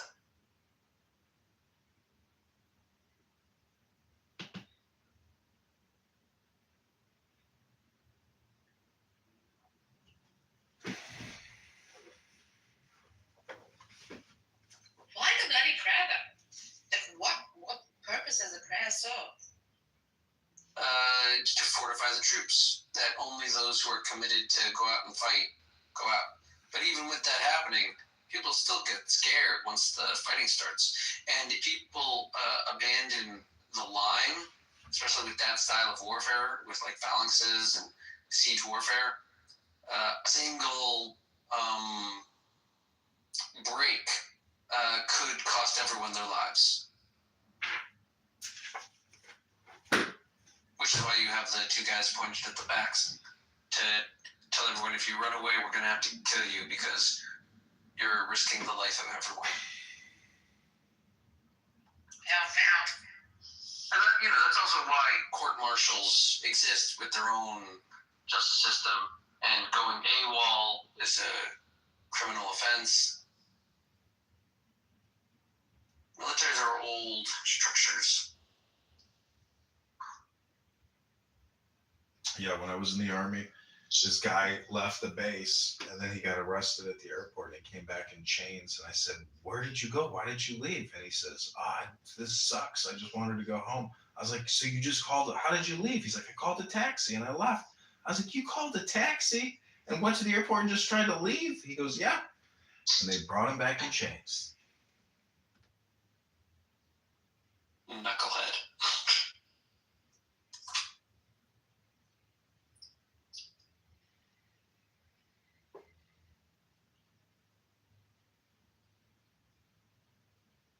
So, McZed, Judy and Buttercup and Emrose yesterday kept saying, we should all be terrified because if they can do this to the Palestinians, they can do this to us. And they keep repeating the Zionists, of course. And so Emrose keeps screaming. You're saying if Israel can treat Palestinians in the way that they do, what stops them from treating New Yorkers in the way that they treat the Palestinians? I think she may mean humanity, the global community. Humanity, like which parts of humanity? Like the Russians, the Japanese, the all. Indians. The all humanity. But I guess the simple sort of clutch answer to her question is Israel seems to only be targeting the people that geographically affect their sense of security, which doesn't seem to be anybody on the face of the earth other than the Palestinians, and maybe Iran. So they keep repeating a mantra, which is, this is not a religious war. And it's my belief they have to keep repeating that mantra because does it matter if it is or is not a religious war? I don't even understand what's the contest there. Who cares? Because it's a confirmation bias of their atheism. Who exactly is grading you on whether you labeled it a religious war correctly or incorrectly? Who really cares? It is an important distinction for them, and there's a reason why they keep repeating it. Because they're atheists. What does that matter? It makes a significant difference to their world, theory. This is a definitive, statement over and over again that Buttercup and Emrose keep making, which is, this is not a religious war. They have to keep repeating it, and there's an important, framing that is happening there, where they're claiming that there is no religious context to this dispute, and to me, it's foolish and really shows how little of an understanding they have of human behavior and what motivates an Islamic jihadist to mercilessly kill. Because I've seen the videos from October 7th, and these are hardened Islamic extremists, fundamentalists, militants, and they can't see how these people most absolutely utilized their culture and faith and etc. to commit the horrific acts and barbarism that they did. I think they're pirates. And to Judy and to Buttercup and to Emrose, these are not pirates. These are reactionaries to an oppressive Zionist, white structural racist, neo-colonialist, Zionist occupation of terrorism, and they view the IDF as the terrorists, and they view the freedom fighters of the Palestinian people, aka the pirate militant Islamic terrorists, as the freedom. So there's an important reason why they keep saying it's not a religious war, because that doesn't meet their definitions or their frame or their vision. And so they can't accurately describe reality. And I think they don't want to classify it as a religious war because the Jews would win in that fight. Where do you go? Terrorist video. Other religions are I'm interested in hearing I'm saying Kayla's. if someone wanted to throw down religious debate as to whether the Muslims should occupy the land of Israel or if Judaism and the religion of the Jews should occupy the land of Israel, the argument for the Jews are stronger. exact, but there are other religions too. The religion, there are Christians, there are all kinds of Sure, I grant you the argument that is the strongest is the one that pluralistically allows for all of the religions of the earth to function. They're specifically the ones that have a sacred site in the land of Israel.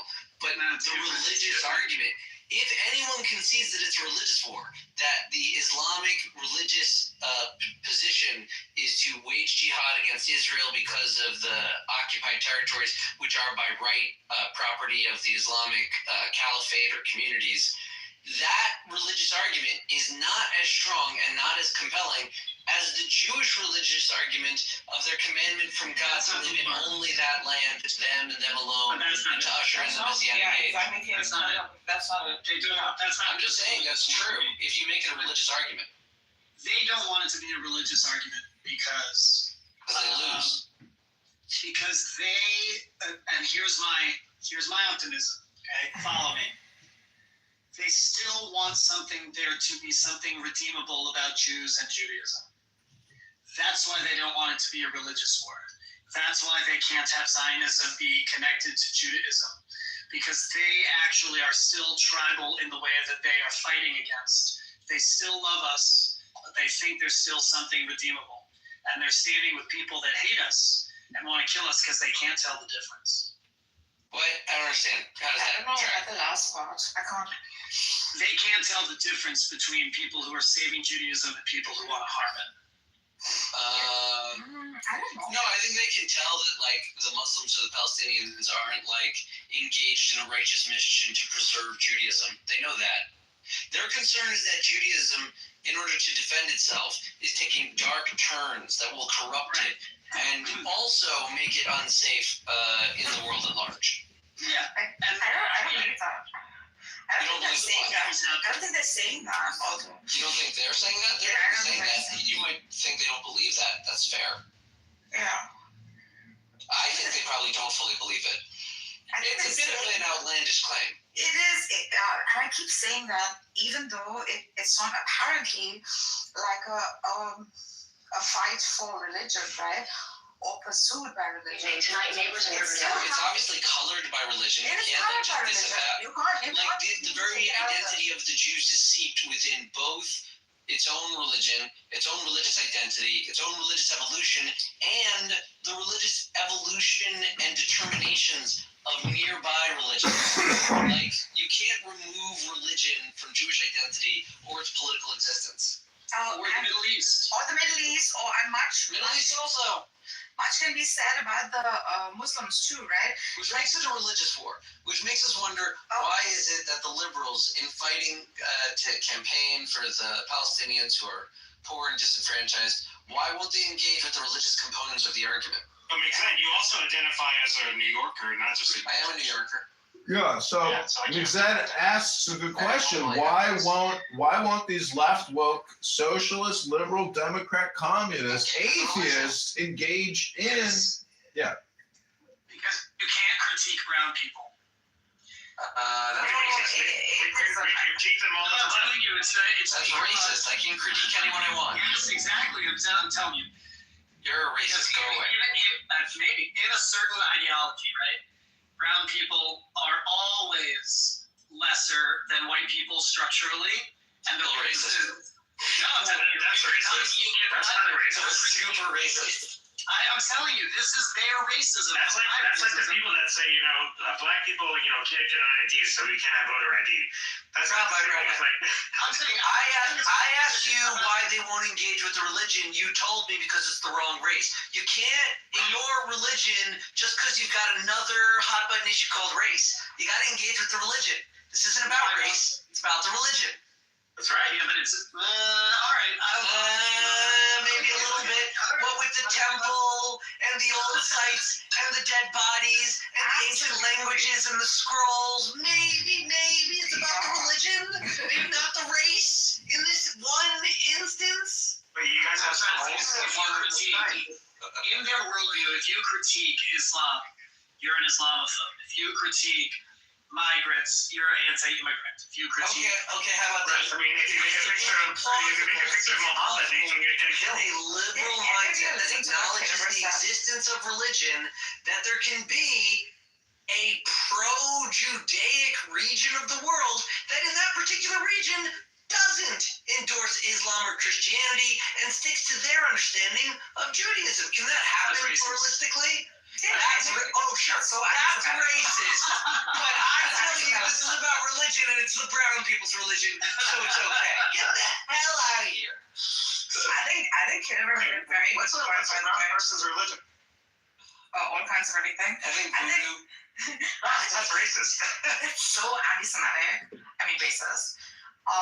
What Kitover said really makes sense. He's saying that atheism cannot engage in religion. It's just another headache in this whole freaking, They can. Atheism is engaging. They just kind of engage like nihilistic jerks smoking cigarettes with leather jackets on.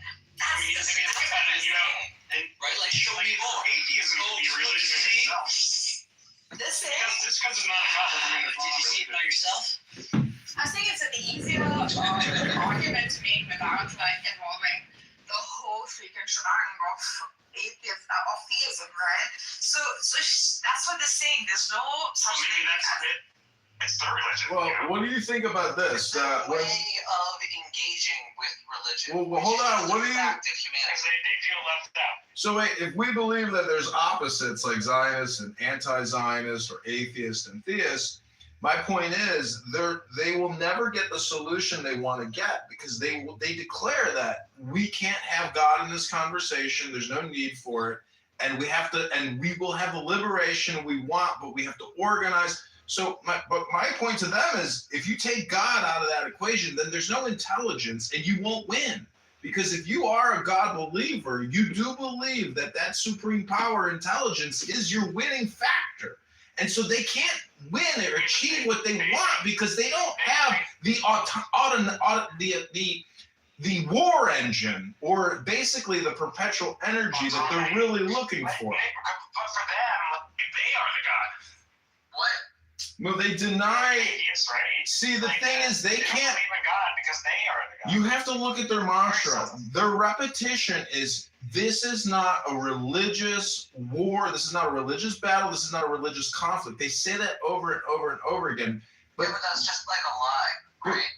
exactly, it is 100% a propaganda statement. I'm saying that even if it's not But it is a religious conflict. So what do you do with the information that there's a whole bunch of liberals who are pushing for civic reforms for the Palestinians and their broad political position with no semblance of engagement with the actual subject matter under debate?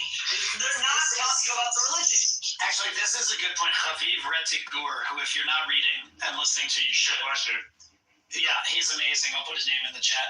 He just got interrupted at a talk he was doing at Haverford College in Pennsylvania.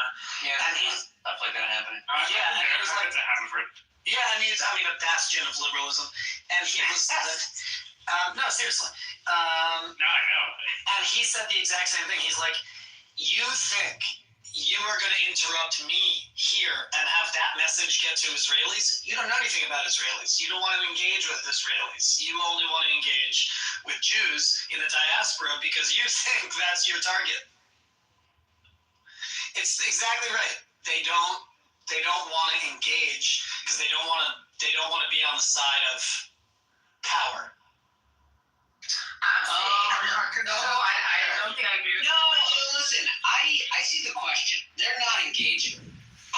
You guys keep trying to attribute motive and like psychologize them. I'm not so bold. I don't see an explanation as to why the big, strong atheist liberals can't talk about God. That's weird to me. I don't know why it is. Because it would destroy their narrative. How? Why? You know, Caleb, like that college, Upper College, like it's surrounded by St. Joe's and Villanova and a lot of religious schools, and those people are way more tolerant than the Haverford. Way more. The Haverford people are like, oh my god, they've jumped off the left end. Yeah, it's almost like they're not religious, but it's their religion. They are illiberal to the max. even if it's not motivated by religion, right? I think the underlying religiosity reeks out of the situation, which they're not ready to freaking face for some reason, because it's another headache you're adding to the whole, the whole pantheon of reasons. So I definitely think there's an underlying religiosity. And to be optimistic, I'd say like religion is being used as a tool for hope, as a tool for survival, etc., that we justify to ourselves, right? That I'm doing this for a cause, and that cause is God. But, sometimes it makes us feel. But love and intelligence is by definition God. And so when you look at Mahatma Gandhi, who defeated the British Empire by being a radical peacenik, why can't the Hamas disarm and negotiate a disarmament? Well, my point is there will be, like, what Buttercup and what Ambrose really want. Results in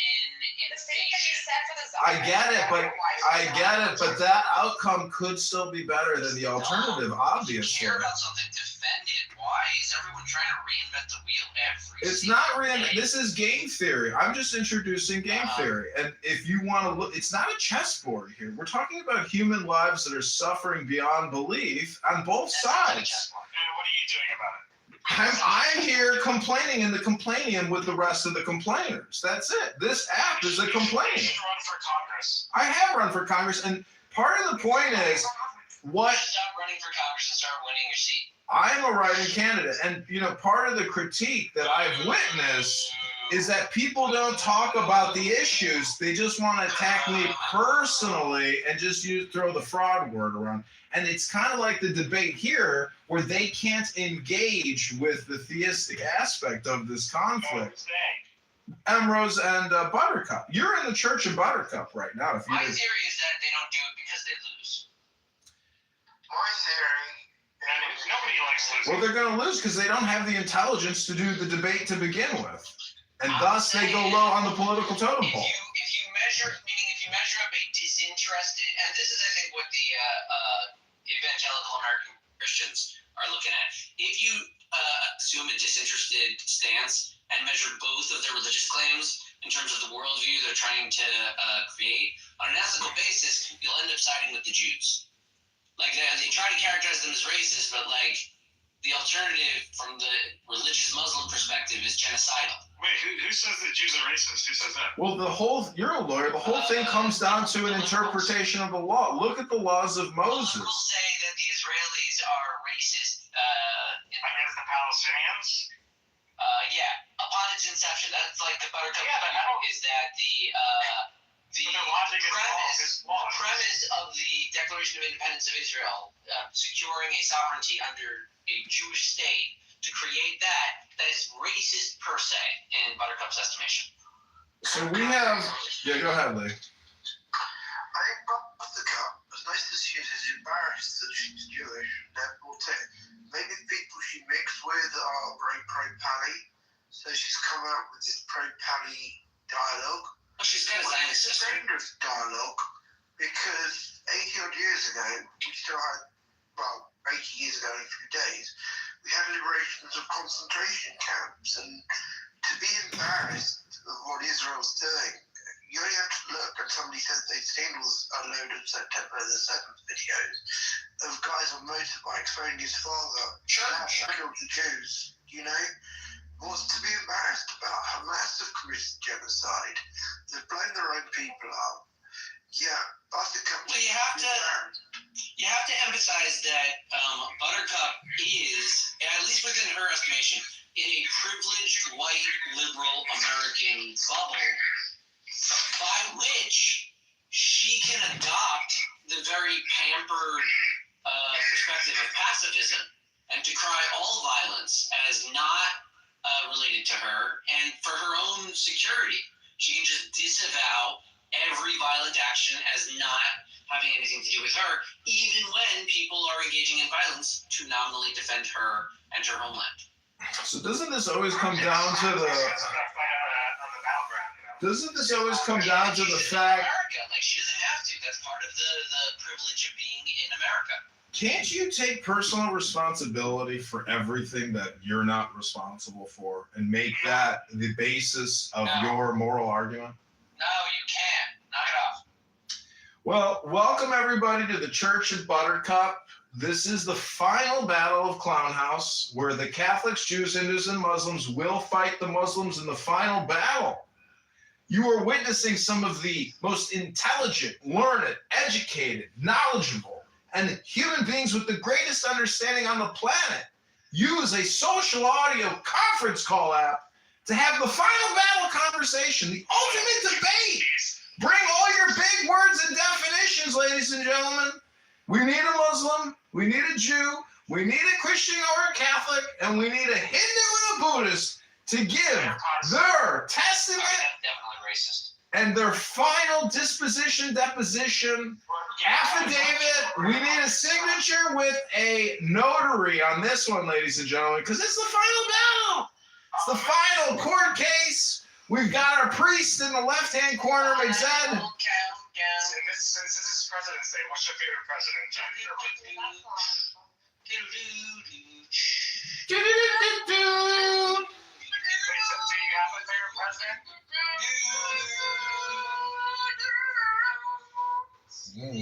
I got to think about that, David. I would base my answer off of like an aesthetic style.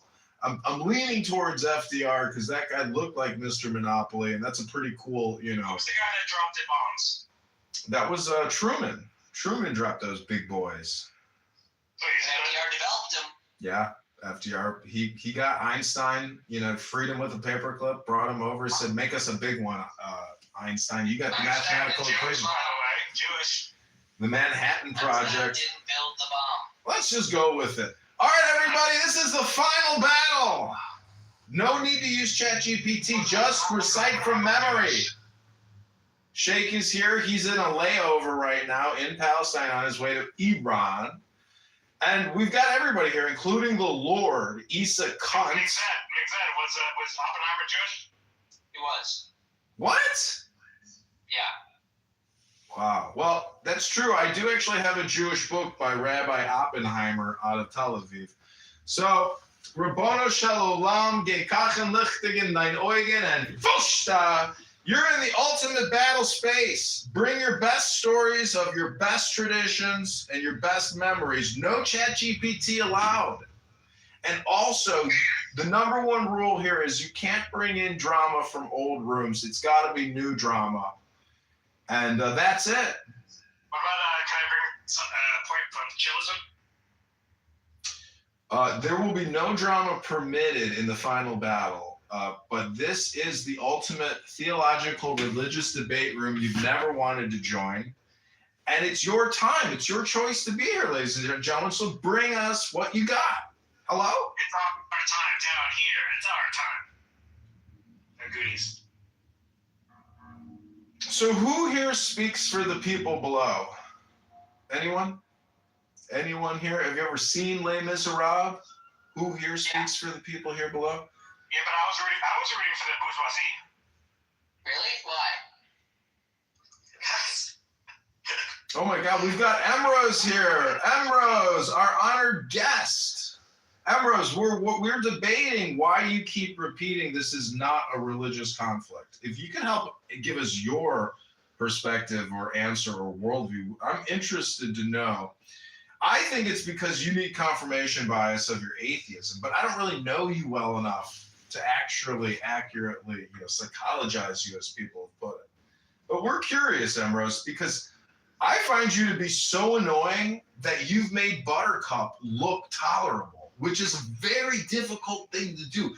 That means you are a stinkier, nastier piece of shit than fucking Buttercup diarrhea. And I didn't think it would be possible to make Buttercup look good, but you've done it. You are the most obnoxious, noisy, rattling bean in a box I've ever heard. Hello? Oi, Faye, what did she do to you? She drove me crazy. I spent like 3 days recording her and Buttercup's church. Why do you say that about Emrose? Stop. No, it's true. She can come up here. She's a grown woman. She's a grown woman. She can defend her positions with my... You're sorry. Okay. You're not diarrhea and you're not a turd. You're a beautiful woman. But, Emrose, you don't know this about me, but I have a theory. And it's that ESL is actually what's happening here. And I can detect that you're not a native. You're not a native Hebrew Israeli speaker. You're from somewhere else. And so you are actually misrepresenting who you are, and you love to talk about certain topics that essentially make you a hypocrite because you're not authentic. You're not the genuine article, are you? Hello? And I do apologize for calling you diarrhea or excrement or feces. Well, that's a step Ribbon Shalom, and I'll try to make a special, Tikkun Olam on the Yom Kippur for my insult. And I'll ask you for forgiveness. But you could come up here right now and tell us why you keep repeating the mantra, this is not a religious conflict. Because I like to sit here and, do these theological... I like turtles. You do, don't you, David? Well, listen, go get yourself another lemonade and go back to the kids' table and have yourself a seat. I'll get you a slice of pizza. This is a barbecue, okay? We've got pizza, and there's pepperoni and pineapple on it. It's not kosher. It's from Little Caesars, okay? We had to get the cheap pizza. We're not raising enough money. Yeah, cheeseburger. That's not kosher. What about the pizza at the big parties? A non-Jew tried it, said that it tasted exactly like a cheeseburger. So I had a cheeseburger.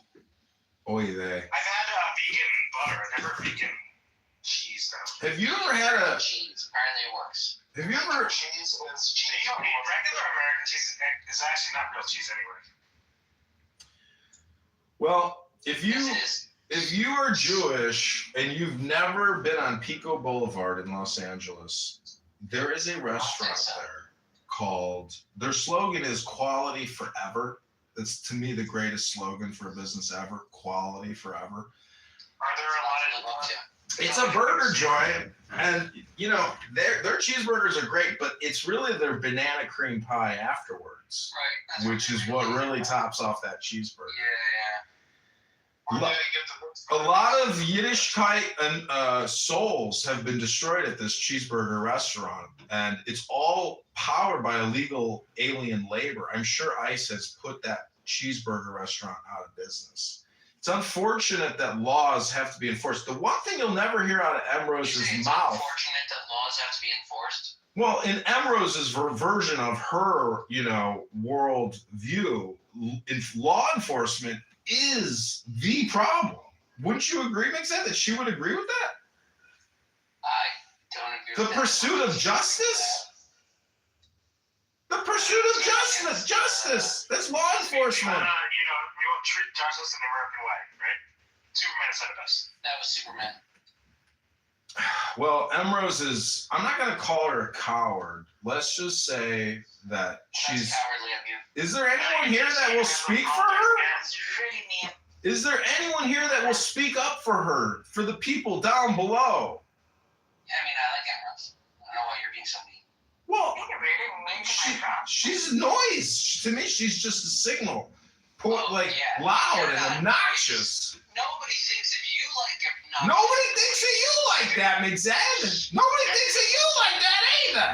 All right? The go-to reason for disliking Emrose is that he doesn't go as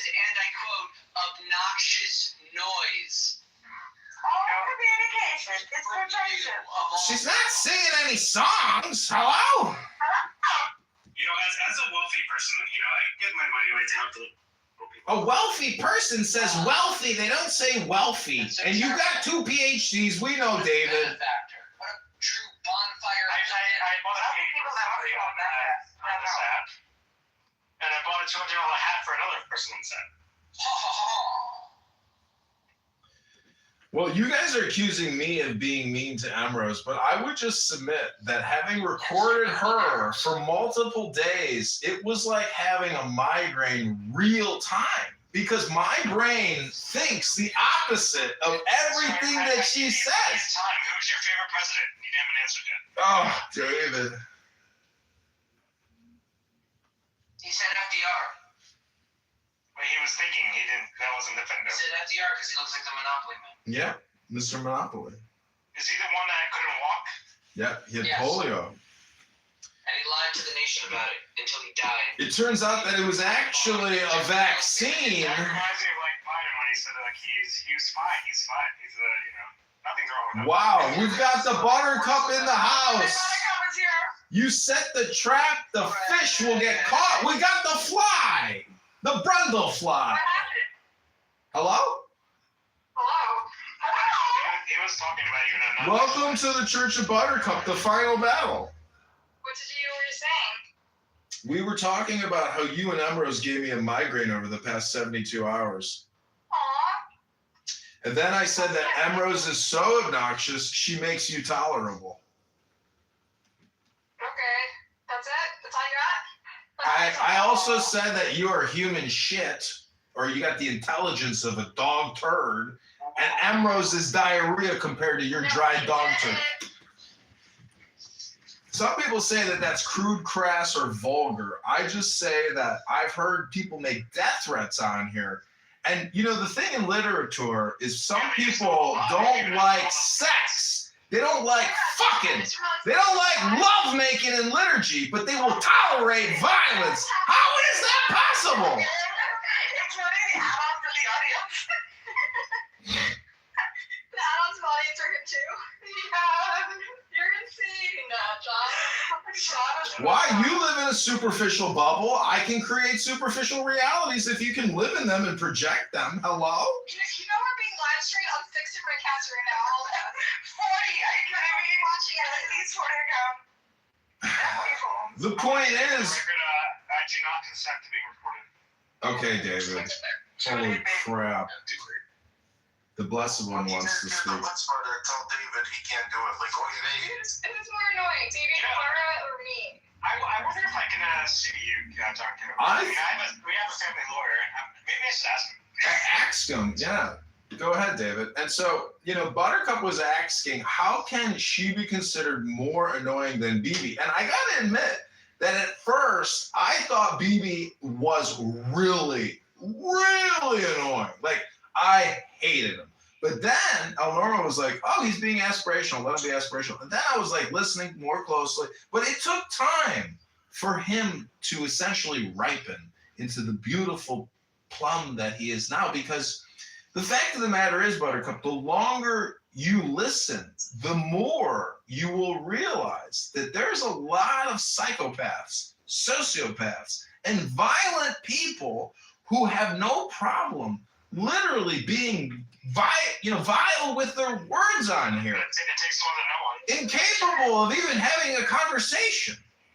You know, totally incapable of having any form of communication which is reasonable. It's just some of these people on here. I don't know.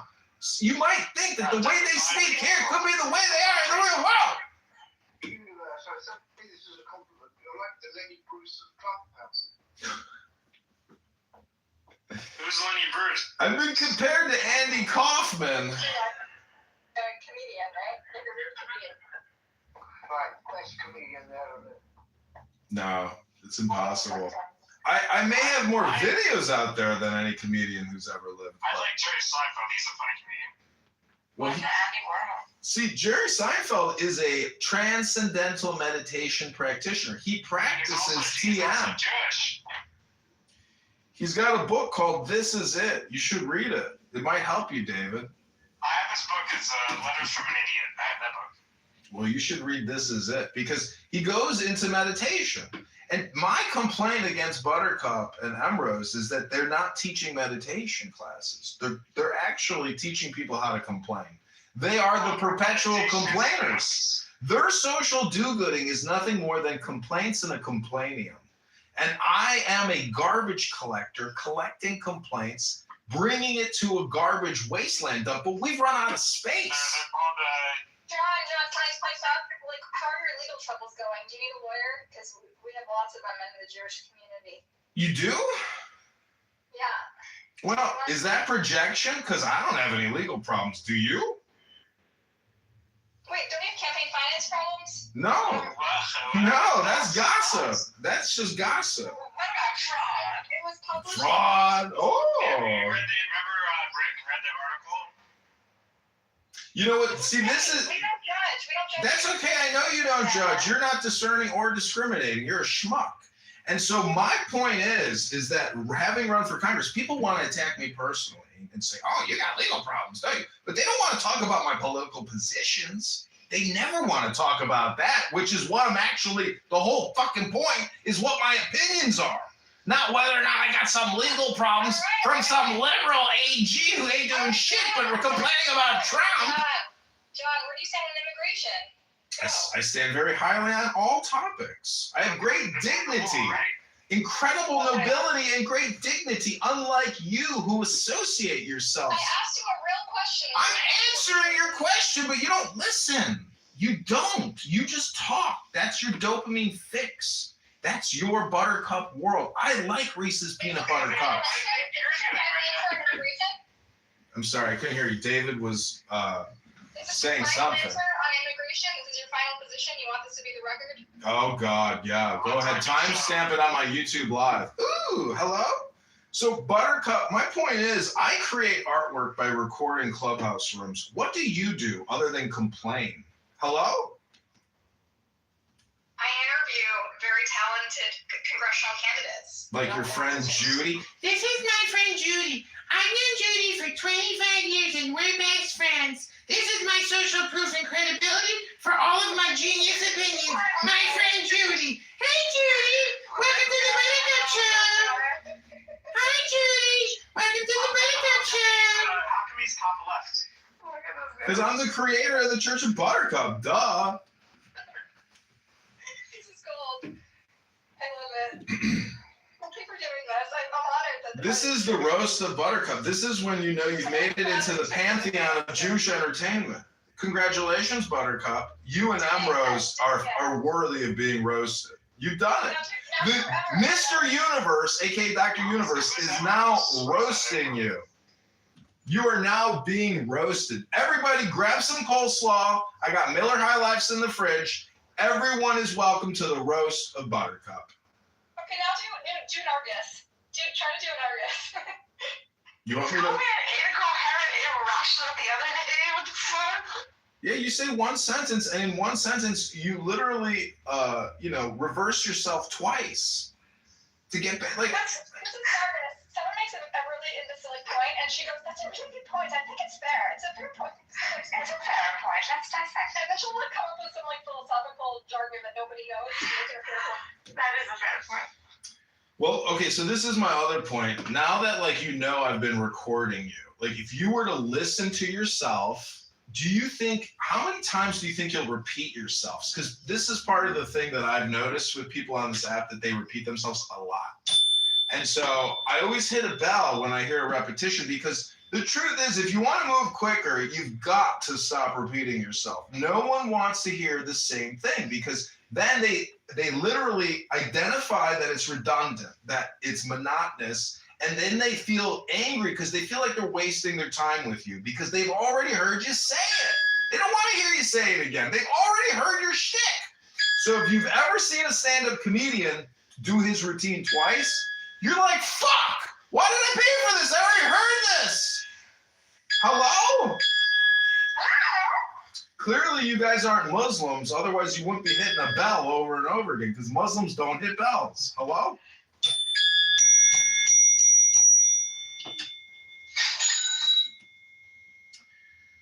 So this is the final battle, the final gathering place, which is somewhere in the Bible. I think it's called Apocalypse. And this is where the world's monoliths will essentially engage in a conflict, which will destroy all monoliths and leave one monolith.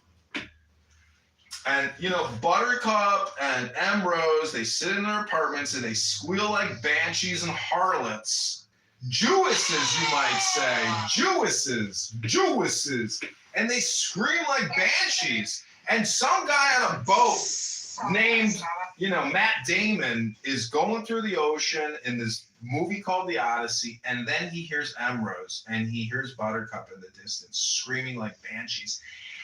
Because, you know, this is what Ambrose said yesterday. She said, you know, we have to be terrified. We have to be fearful. We have to have a lot more anxiety than we're having right now. We have to, because if they can do it to them, they can do it to us!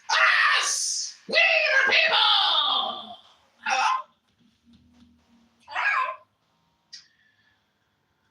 Well, I was hoping Ambrose was going to say something, but I think she just like unmiked to get the room in the profile. I don't know. Some people want social clout. They're looking for an audience. No, someone removed her. She said they removed her. Who did that? She's back. No, she's here. Hi, Ambrose. No, this is fake Ambrose. This is probably fake. Oh, no. No, it's me, but it sounds pretty mean, I think. You know, Ambrose, I was kicked from a room once because the bastard creator of that room asked me, "What's my worldview?" And then he kicked me. So I won't kick you. Do you know what I wanted to tell you, though? Oh, go ahead. Remember, do you know how they say that the people who are like the most homophobic are actually the ones that have like the most Yeah. I know, I heard it. So, have you noticed how much you hate Buttercup and me? I think you want to be us, honey.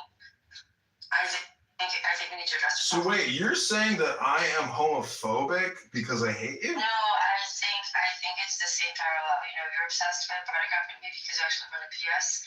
I think you're going through an identity crisis. Oh, I want to be you. So I want to offer you our help through this journey. You should not go through this alone. Nobody has to go through this. See, this is. I promise. We'll be here to help you. Wait, Ambrose, you're an atheist, right? Good night, an idiot. Hello? Oh, she can't converse with the universe. See, the point of the universe is that we are all one point in the universe. We all have one special talent or thing that we can give.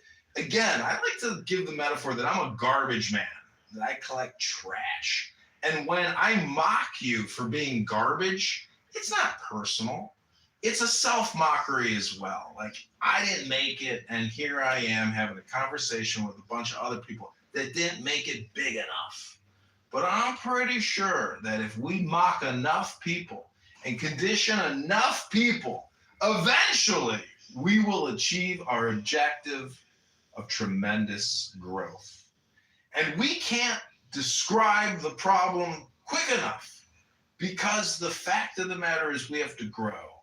The universe must expand even more to more worlds of possibilities, more worlds of potentialities. And you just heard Ambrose say that she can't communicate with me because just like how gay men in the closet love to criticize gay men because they are gay, in that same way somehow, because I'm making fun of Ambrose and Buttercup, I want to be them. That's where I can't connect the two thoughts, because one of them is, you're actually gay and you want to suck a cock. The other one is, I'm making fun of you and I don't want to be you. I just want to make fun of you and record you. Some people can't accept that possibility, that reality. But here we are in the church of Buttercup. I would now like to transition this room to the Buttercup and Ambrose musical portion of the final battle. I would like to dedicate this song. I'd like to. Yeah, he was a profane, vulgar comic who was censored by the government.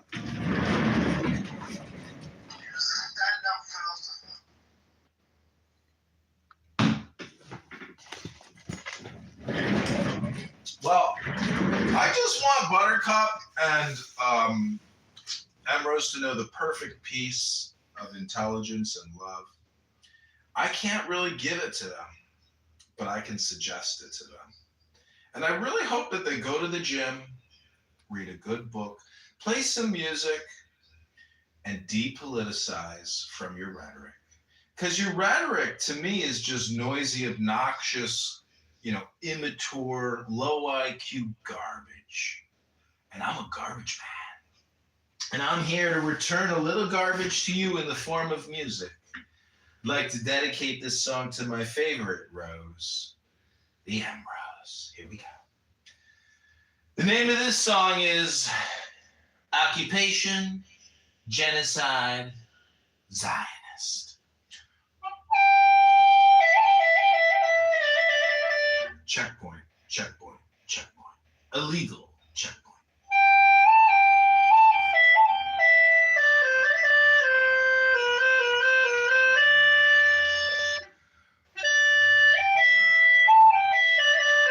Stop throwing stones at the cars on the highways.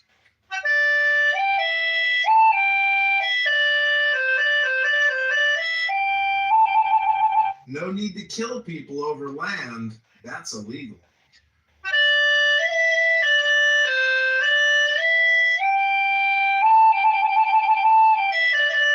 Actually, it turns out that everybody should have just gone to law school instead of the Complaint University. At Complaint University, you don't actually get to practice law after drafting a bunch of complaints. You've got to actually read books and write and talk about law and test it. And then you get granted access to the bar. Not the bar of vodka and tequila, the bar of the law. And unfortunately, a lot of the professional complainers on Clubhouse never want to open up a law book to look at the actual statutes and legal definitions of what murder is. And they never want to talk about anything which causes security. They just want to bring up the unsafe act. It's racist. And we have to have humanity step in to end the racism from all the people committing all the crimes who are being locked up and release them as soon as possible because it's racist. And it would be too safe and unsafe. We have to free all the criminals and agree with all the criminals' opinions and positions and just let the pirates roam free to kill and maim and take and steal and loot and kill and murder and rape at will because the system itself is racist.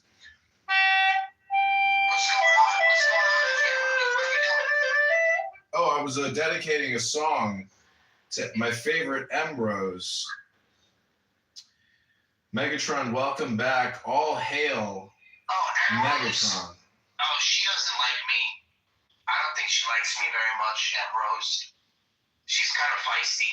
Though, if that's what she really looks like in person, I mean, yeah, she just seems like a very assertive, powerful sort of woman. Yeah, she could. And these women don't like me. These women like this they just don't like me. Well, and I get it. I understand. Well, you're a powerful man, you know. I'm really not. You're not? No, I'm a fucking pushover, man. My wife, you're a lover. I'm totally pushover, but my wife doesn't act like she wants to. Like, my wife doesn't act like she has a cock.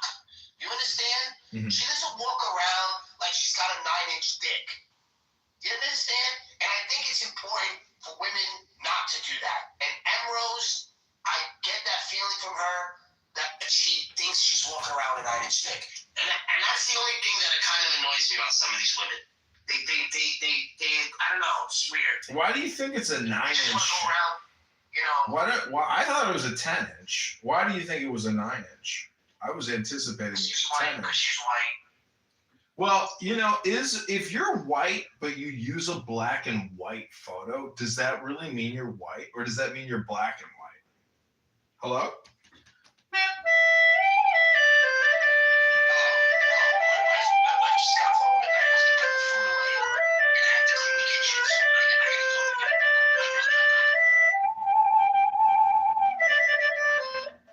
You see, Ambrose, Clown House can be a fun place It doesn't have to be an occupation Zionist, white structural racism. Everything is racism. Everything sucks.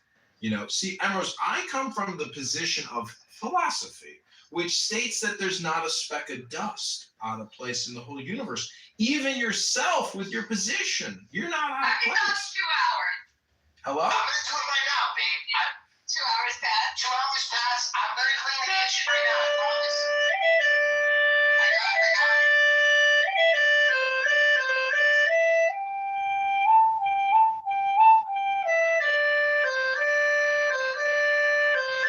Girls, in the bath. Let's go. Breathing time. Hey, John Kitover. Oh, hey, look who it is. It's my favorite sociopath. Have you freed Mangione yet? Have you seen the Mangione videos? They're about to kill that murderer. They're going to murder the murderer. Poor Mangione. Mangione, he took a hit for the team, didn't he, Maximilian?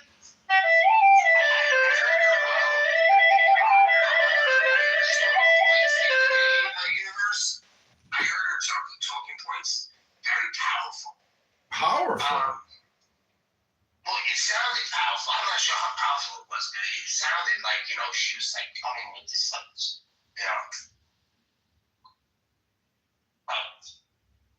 Well, I I want wasn't to. sure if she was a Muslim or a Jew. I was like confused. Was she a Mizrahi Jew? I don't know.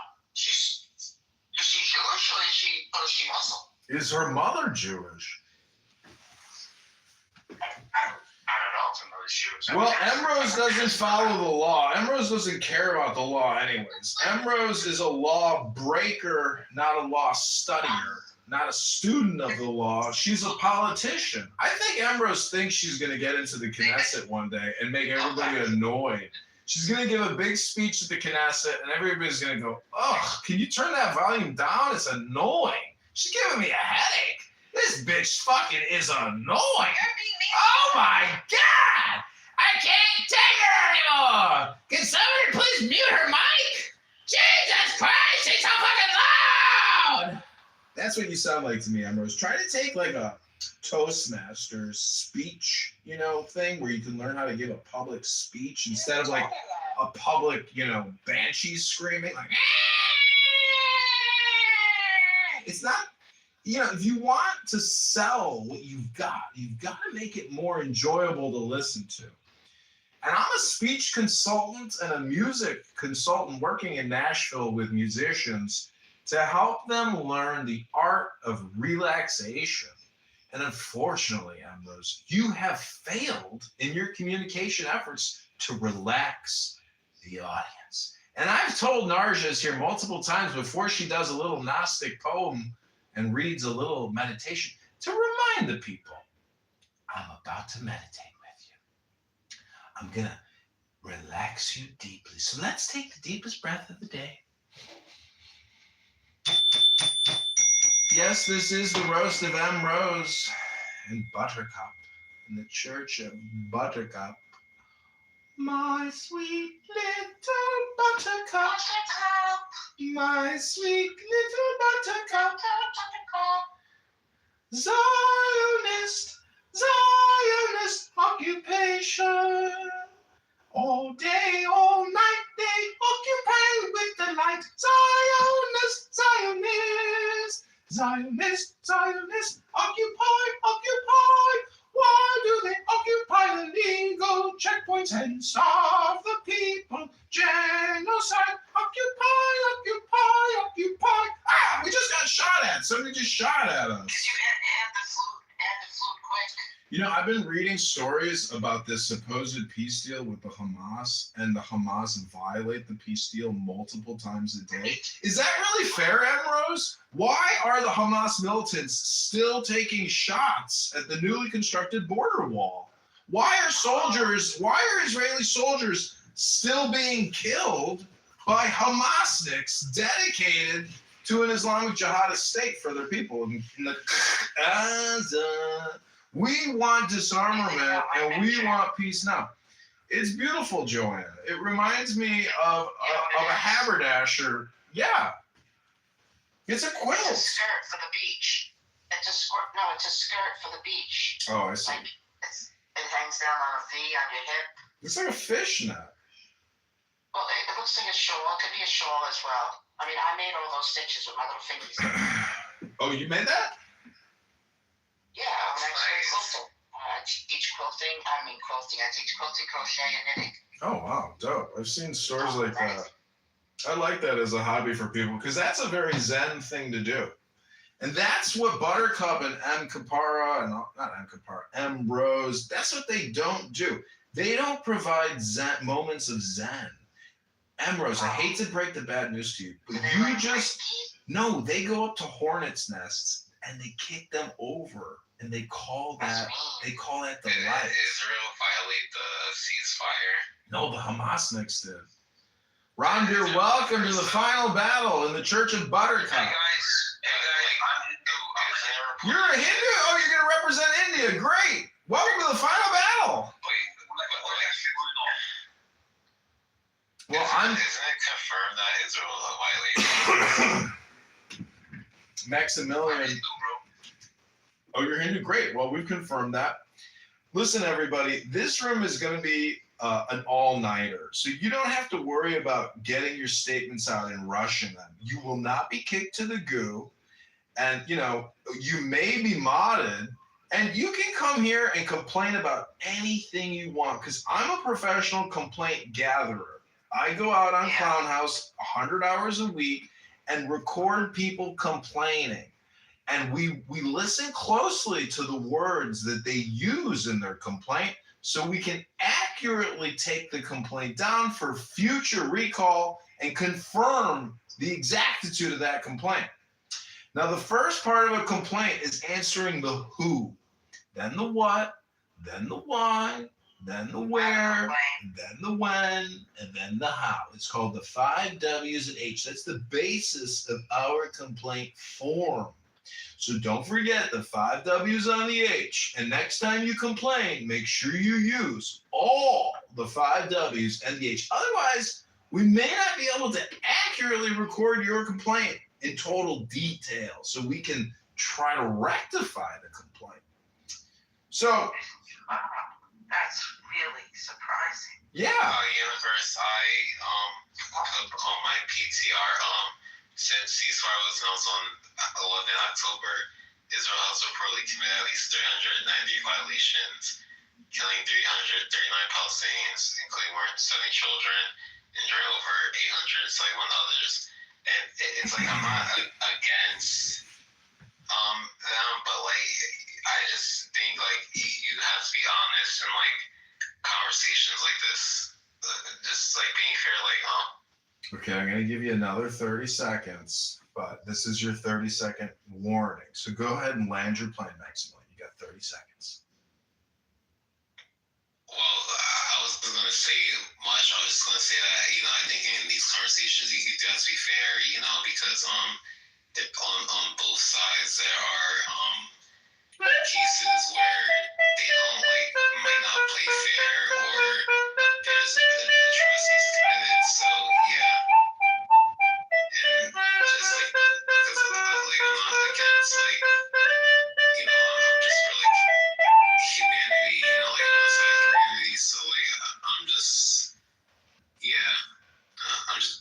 Okay, thanks for making your submission. That's your 30-second additional time allotment.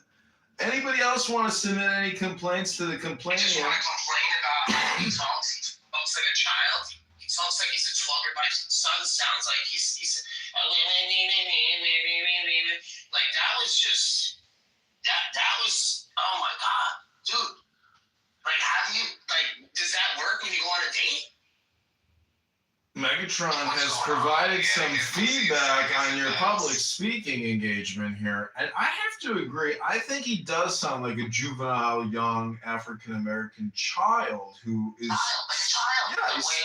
I think he's still trying to work on his personal development, his invocation, you might say. But again, this is a young man totally brainwashed by the system, by liberal, leftist, woke Democrats like Ambrose and people like, Buttercup. This man is a victim. He hasn't been brought up to become a strong, young, virile man. Instead, this man worships murderers like Mangione. He's actually, infatuated with this murderer. That's the type of young man today that we have to be worried about because they are completely lost. They have been made into a product of a leftist, liberal state based on lies, misinformation, and a complete desecration of the youth. So let's have more compassion and let's pass the barbecue sauce. Hello? So y'all not gonna address my PTR, y'all just gonna talk about how I sound or whatever, okay?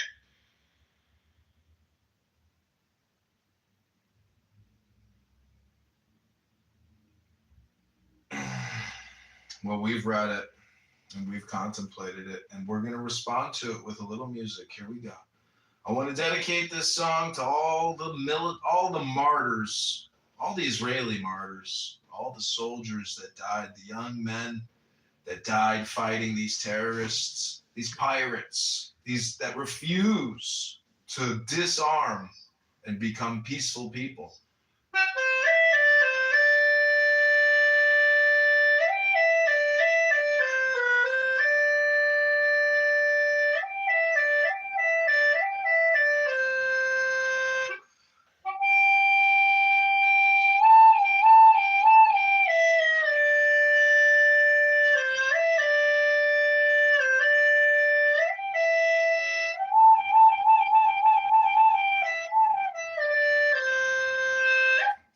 Maximilian, you don't believe in Jesus, do you?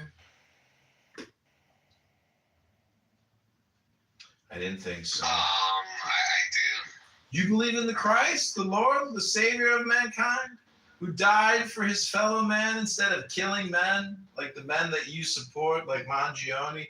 I suggest you try to read a book. Go to the gym. It's the best advice I have for you to help cure your brain rot. Mangione got acquitted of his federal charges, so he won't be facing the death penalty. Is the bottom of your tongue connected?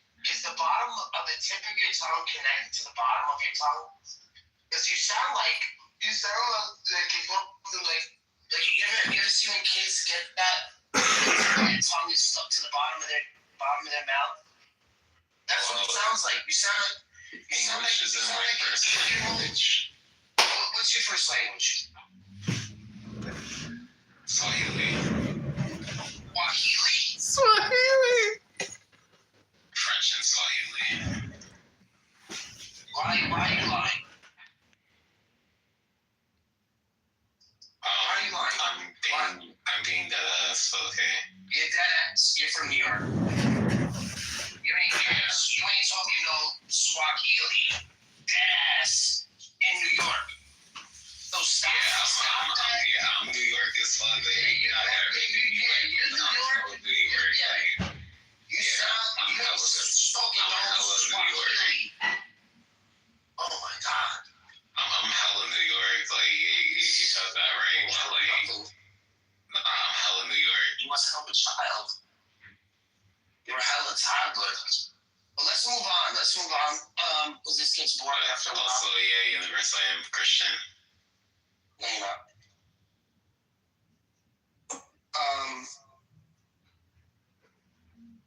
We'll figure it out, though.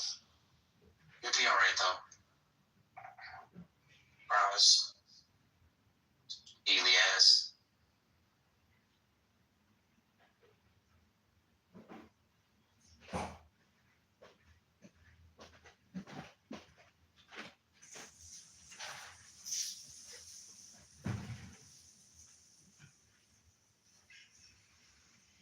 That's crazy though. Like I'm so New York deadass.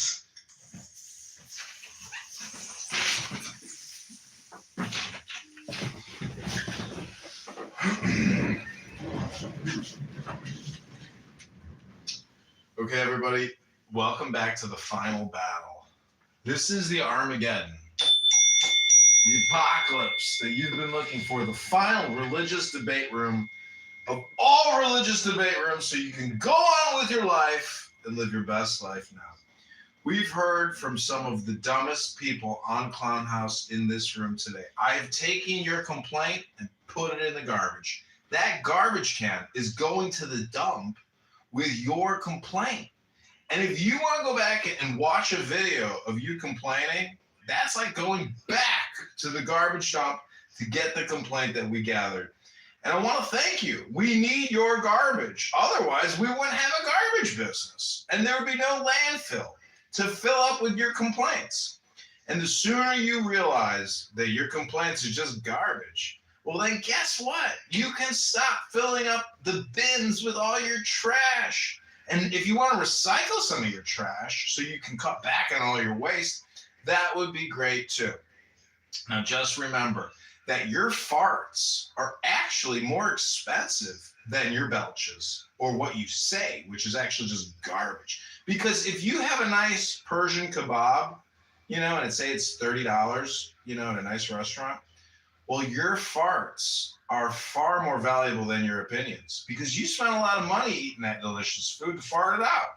And a fart is just air passing over a turd. And you might say that your opinions are a lot like that too.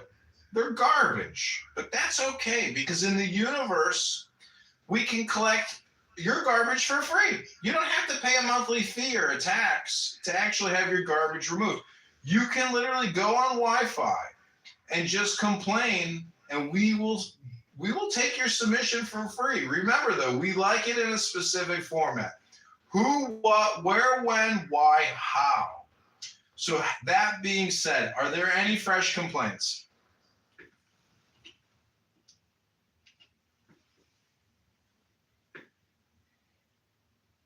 Yes, John Kitover, who are you? Are you someone whose communication is nothing but projection? Mm-hmm. Well, all projection is communication, and all communication is projection, as well as political, and it's also spam, but it's also suggestion and condition. And there's a certain force behind some speakers. Some people have more force than others, and some people don't know where this force comes from. Some people don't know how to get this force to utilize for the sake of their communication. Now, as we are approaching 6 o'clock, it's important to note that this final battle will never end until you leave. It's not about ending the room. It's about when will you leave and no longer engage in this fruitless conquest of a road to victory that just doesn't exist for people because the law is eternal. And unfortunately, that law is a perimeter.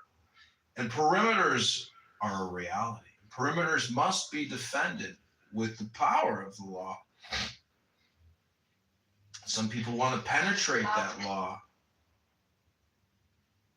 Yeah, love is the law. Love is the law. Love under will, though. Love under will. What is the will? That's the question. We know that love is the law, but it's under the will, meaning it comes from above, and above is below. So we are the projection that we are seeking or that we are interested in. And along the way, we're going to make fun of some people. And that's okay. You don't have to change who you are. We're not going to roast you on a spigot and cook you in a big old barrel or something like it's the Middle Ages. No. We don't do that. We don't check to see if witches float anymore. But this is the final battle. Any other fresh complaints, Maximilian, Lee? Anybody in the audience want to make any final complaints? Because I think I'm going to go outside and ground myself and put my feet on the soil, go for a power walk, drink some water, and disconnect from the internet for a little bit. But I'm going to leave you with some music. So if you want to make your final submission complaints, now's your 60 seconds. Hello? Hello? No? No more complaints? Okay. Okie dokie.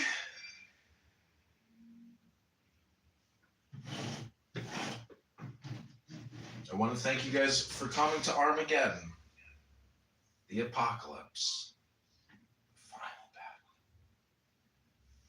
the final battle.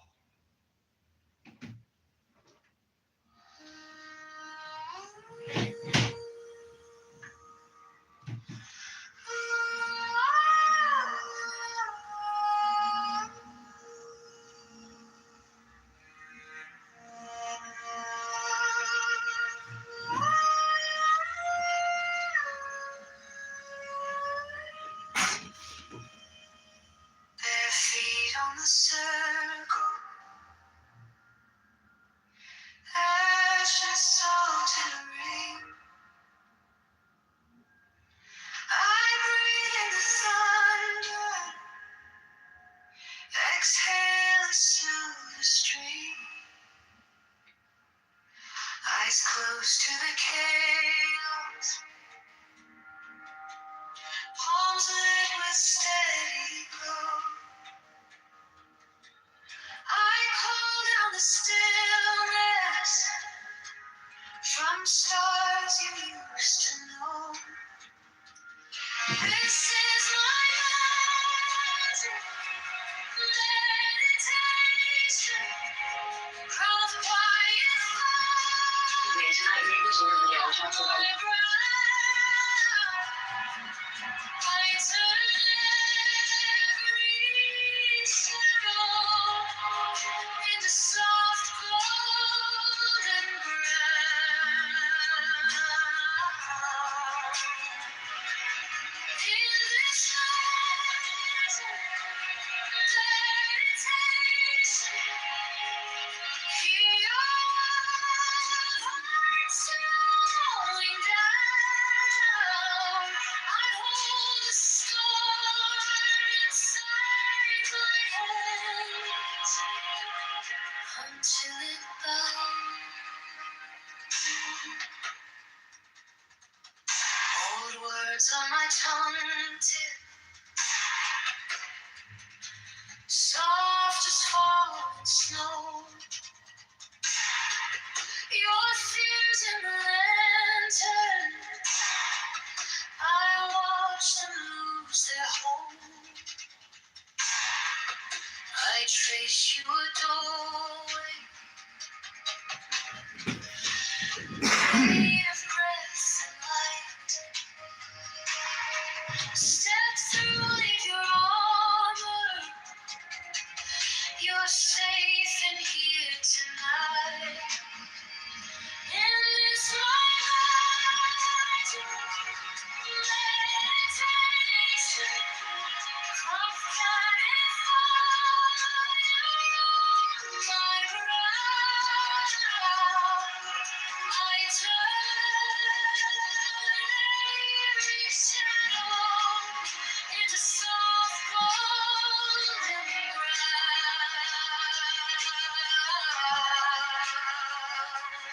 In this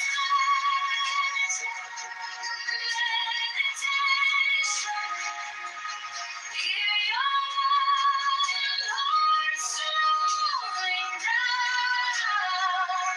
I hold the storm inside my hands until it goes. Let it rise, let it stay. All that weight you never named. Let it rise, let it fade. Untransmuted into gray. This is our magic.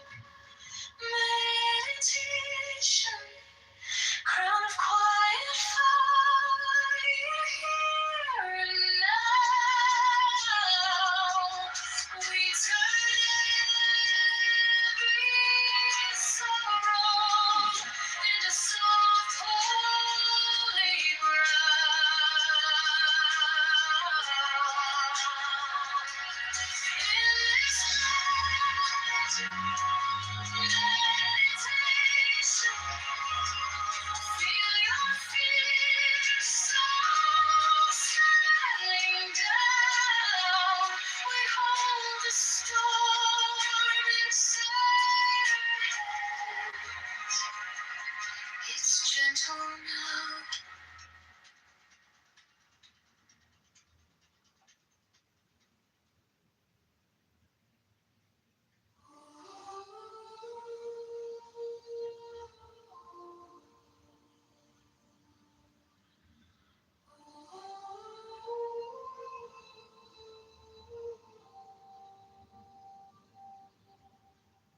feet on the circle, ash and salt in a ring.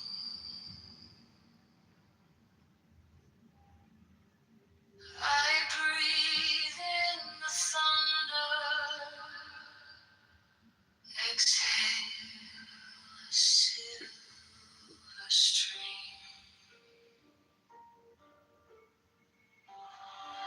Eyes closed to the chaos, palms lit with steady glow. I call down the stillness from stars you used to know. This is my magic meditation, crown of quiet fire on my brow. I turn every shadow into soft golden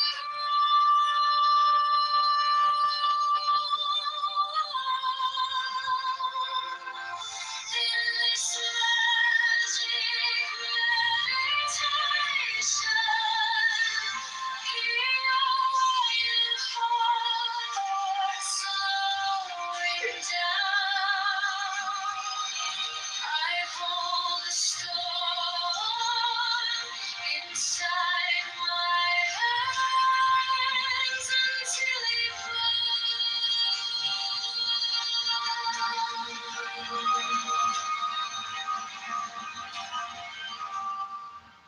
All the words on my tongue tip, soft as falling snow. Your fears in the lantern, I watch them lose their hold. I trace you a doorway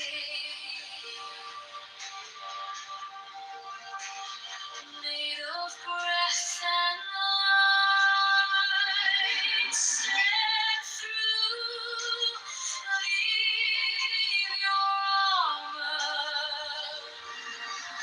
Your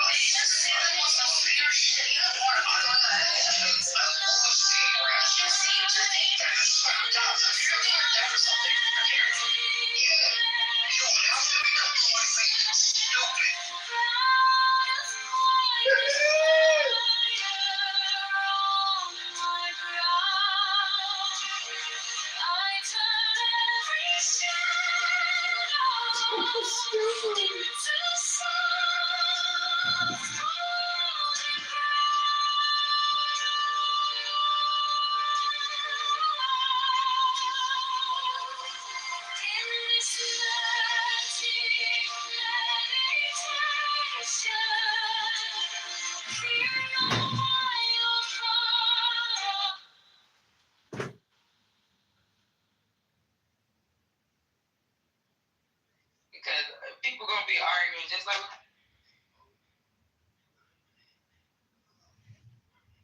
I mean, I would even accuse that, like, Jesus was, a son of rape or out of wedlock. I don't.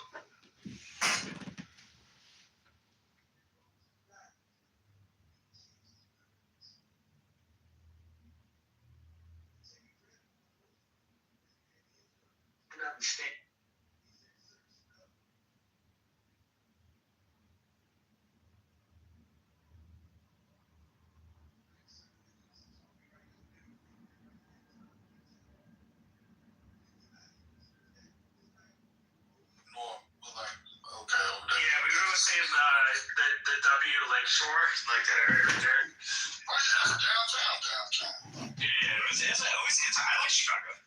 That's fun, yeah. But like I said, it's a pretty small city. Compared to New York.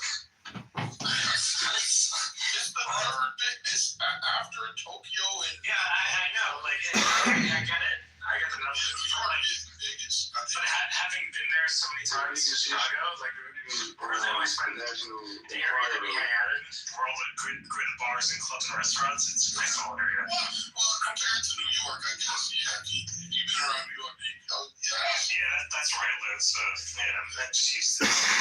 Is it Tokyo or New York? It's one or two. I don't know. I know it's one of those two. It's like one or two. As far as the biggest town.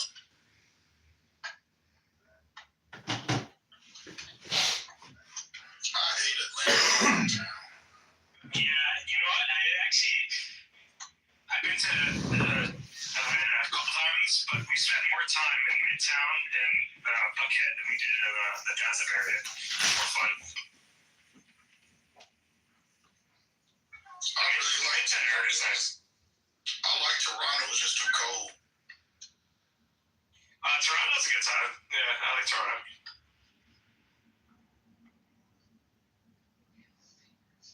I would go for hockey games at the Scotiabank Arena, and that whole like downtown area is always a good time.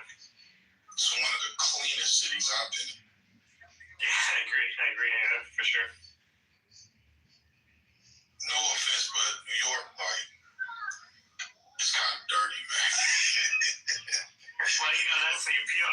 It's real. It's nitty gritty. It's like that scene from that movie with what's his name, Al Pacino. It's like you got to take the good with the bad. Yeah, what was that in the 80s where they had the garbage man went on strike and all the garbage just piling up? Was that just like in the late 70s, early 80s? When that happened?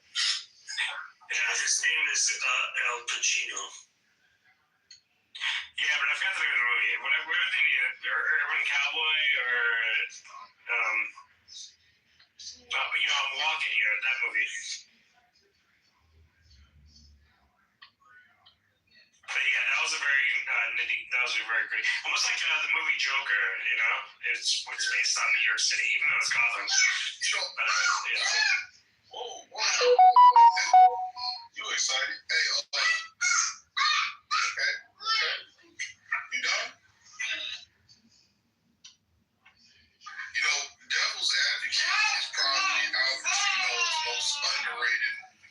That's a great movie. We were actually just talking about that in a different room. But I love that movie. even though Keanu has a bad Southern accent, it's such a great movie though. Al Pacino played the part perfectly. What you thinking of Sons of a Woman? Hoo-ah!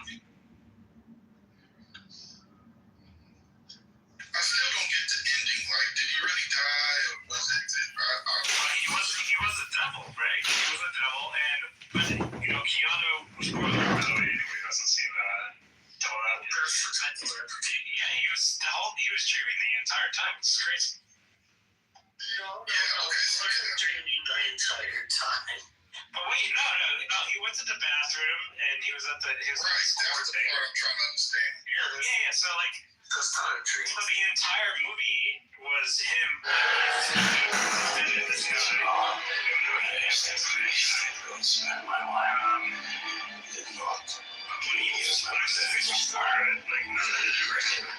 The entire situation. So what's that you ever had? It's a big piece of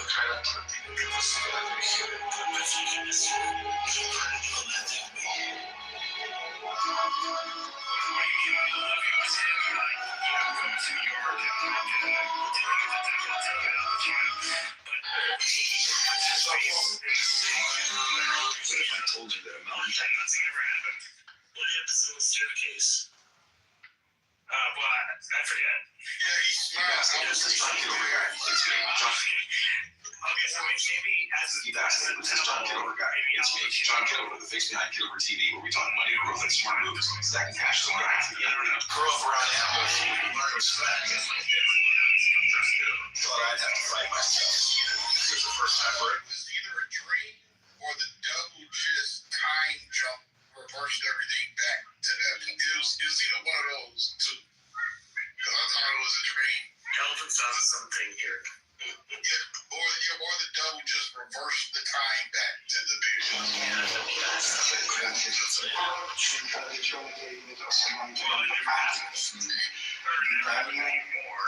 Well, yeah, it's a little more complicated.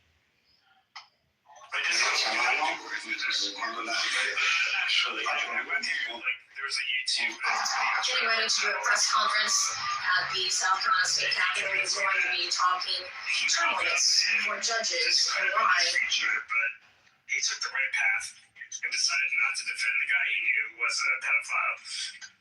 So now he's saved, Right, but if you recall, it's because he does something in the other timeline which forces that to happen. Are we going with alternate timeline, other dimension? Well, do you remember? He's given a choice. Yeah, so like the movie, Avengers. There's always a Doctor Strange.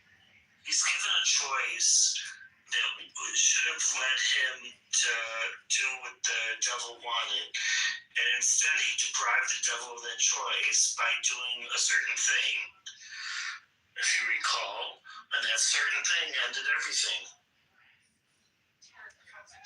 Yeah, but I don't know. Was that before it was a movie? Yeah, it's fine. Who was Arthur? I don't know off the top of my head, no. I did like his Al Pacino's Office. Oh, yeah. Yeah, that was pretty sick, yeah. Yeah, with that moving imagery in the back, like painting. Yeah, and like the outdoor terrace was pretty sweet. That's some good graphics from back then, man. Good movie. Al Pacino's worst movie is The Girl. Dick Tracy. Wait, he was in that? Warren Beatty. I remember Warren Beatty. Makeup on.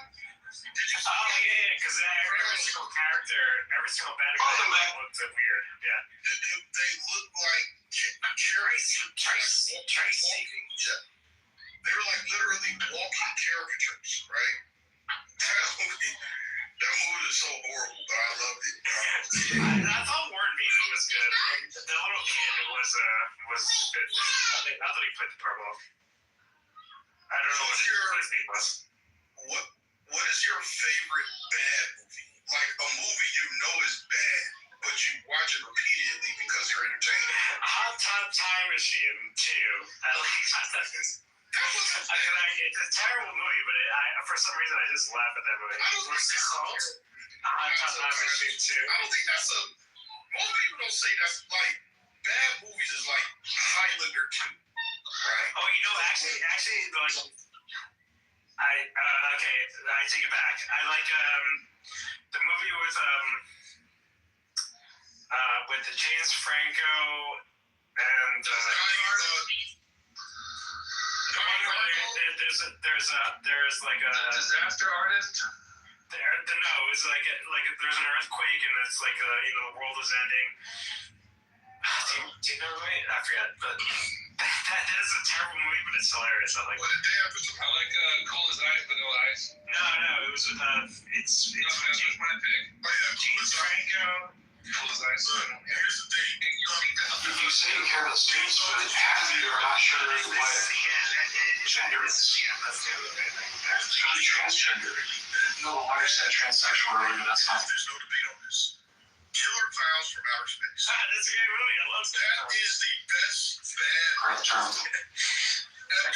It's a horrible movie, and I watched it almost. That's like a cultural classic. I mean, I remember watching that when I was a kid, and I was like, terrible acting, cheesy effects, plot holes all over the place. The writing is a mess.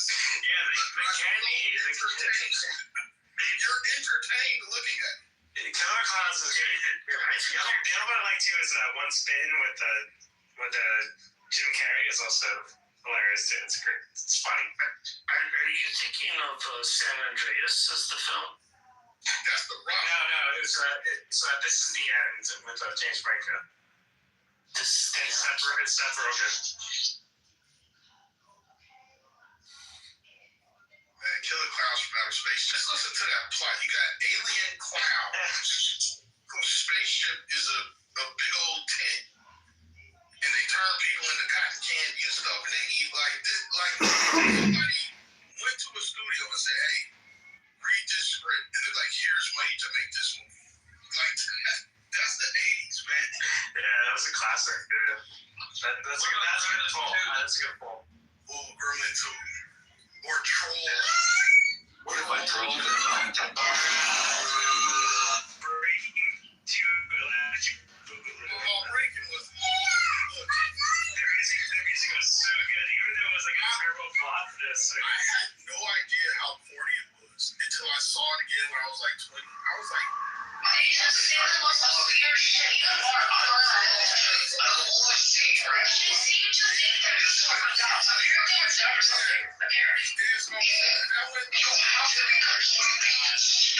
That's a good song.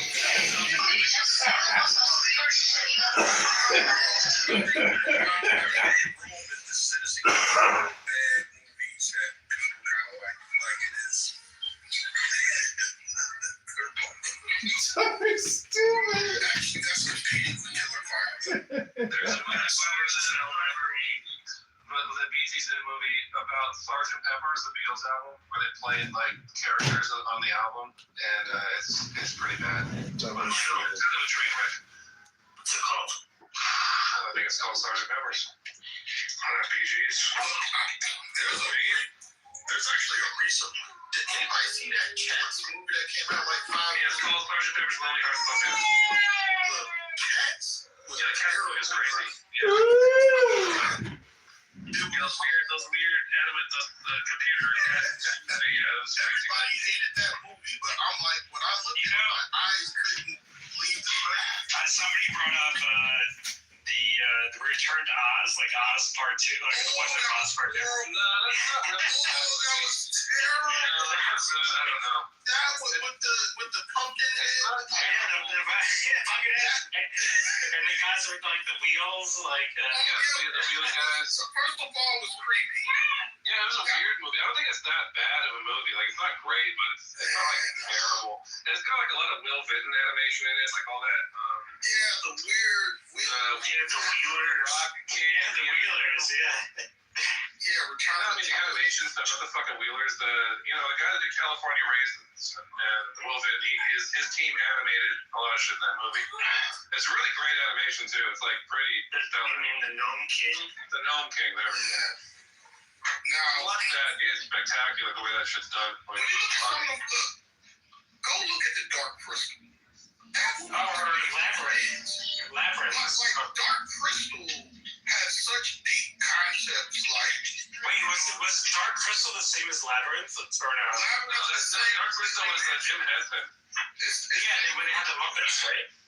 Well, there wasn't Muppets. They were like, but Muppet the characters. Dark Crystal was dealing with like Taoism, and you had the evil guys with the good guys. Wasn't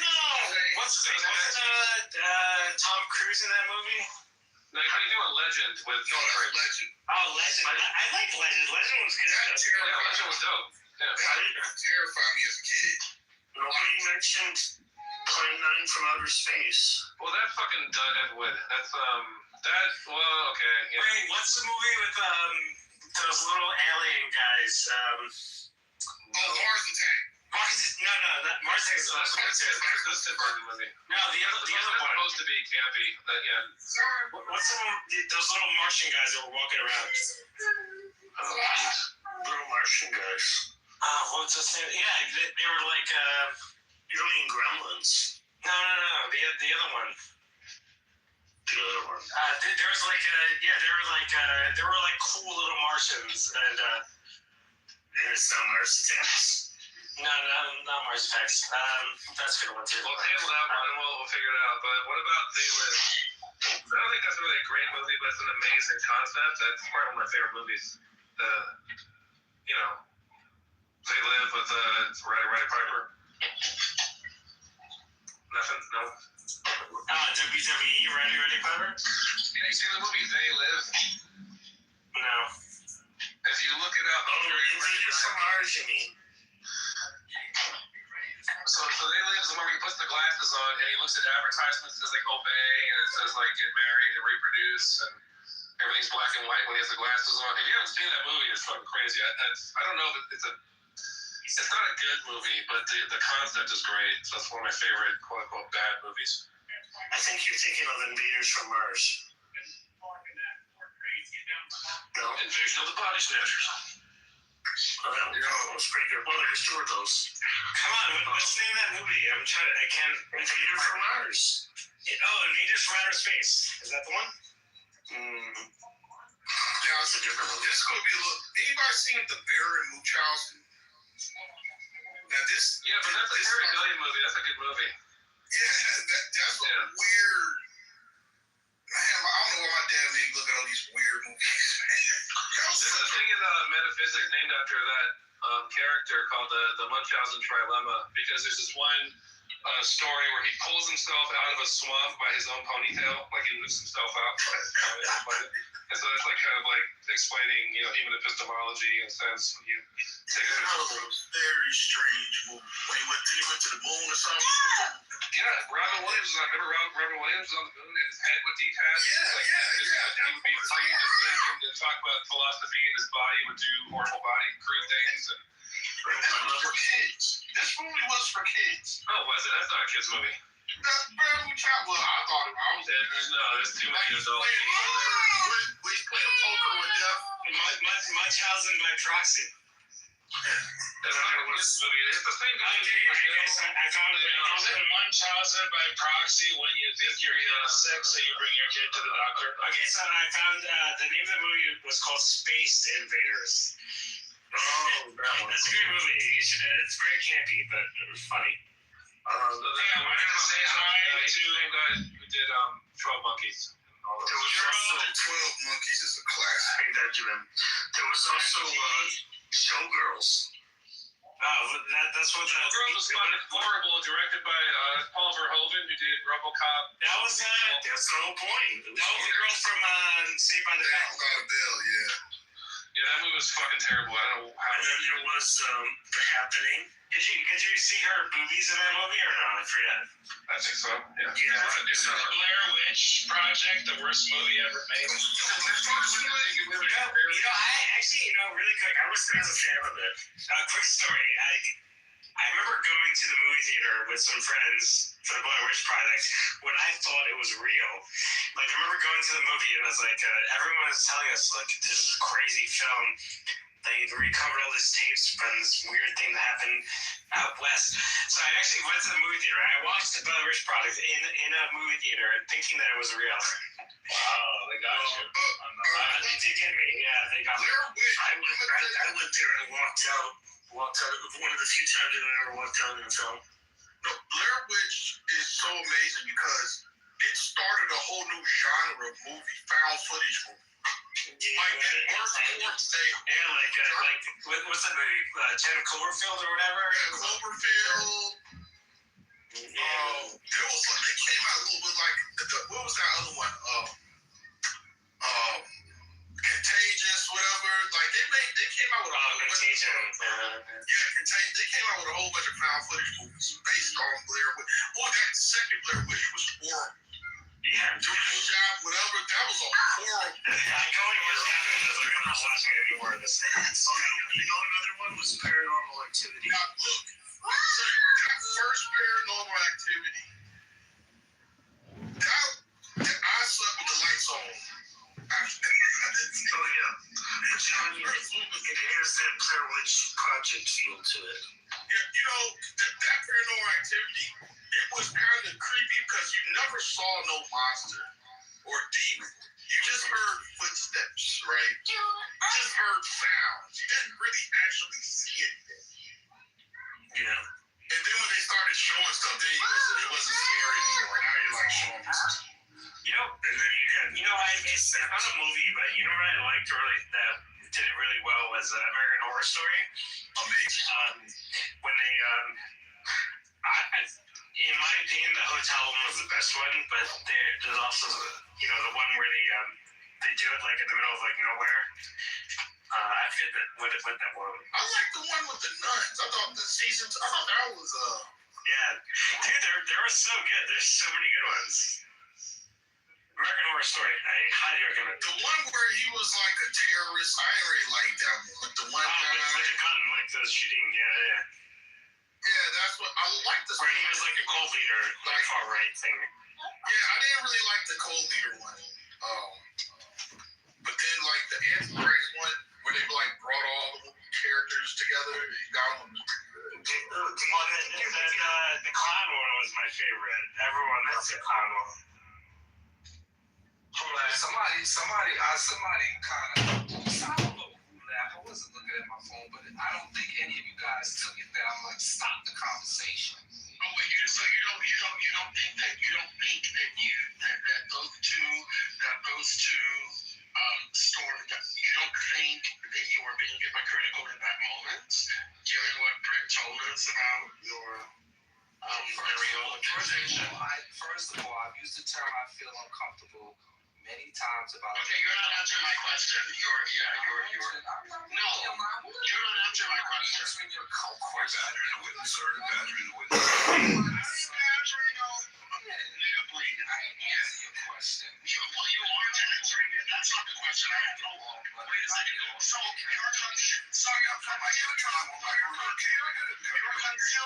You're conciliatory in one moment, and then the next moment, when somebody gives you pushback, then all of a sudden you start puffing your chest out and talking big shit. Nigga, please pick a lane and stay in it. Either you're offended by this, or you're not.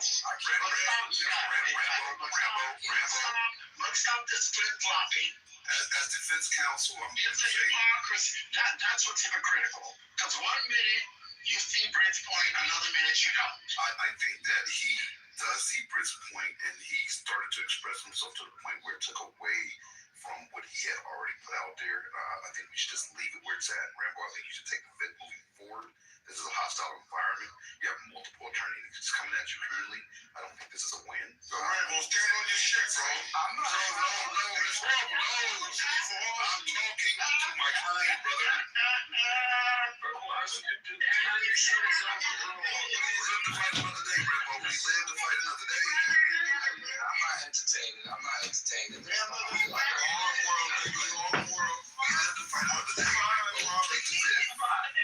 Y'all can continue on. Brother, did you have something to submit as evidence? Rambo, tell them 125. We redirect this conversation back to school and the questioning of his heterosexuality or lack of there. So, like, I think we're done. Questioning the 7 iPhone. Oh, that's exact quote, brother. You're right. Yes, that's exactly what he said. And this is why I just need y'all to please not have this conversation. Is Ben back? Because I found the link to it looking for it. For a while. he came and then he heard the conversation and decided to. I think Ben is here for more high-level conversations, not this Oh sexual. my God! The direct quote is even worse than the paraphrase. I'm just maybe glad Britt didn't remember the direct. Oh my God! What was that? Now I'm curious. No, I'm not going to answer that. No, because you know what? Oh my God. What was the direct quote? Would you like me? No, I'm not going to read it. Okay. One moment, please. The direct quote as posted is, "Isn't it amazing the way the nipple responds to touch?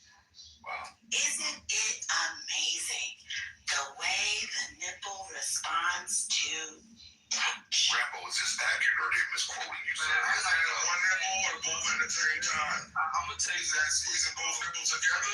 real talk. I'm not even going down this route. I'm not playing no games like that. Like, I'm good. Because Now to your defense attorney and take it's not even that though. It's just people get off on that shit. Like, if I start barking on people, then I'm like, It's not gonna work.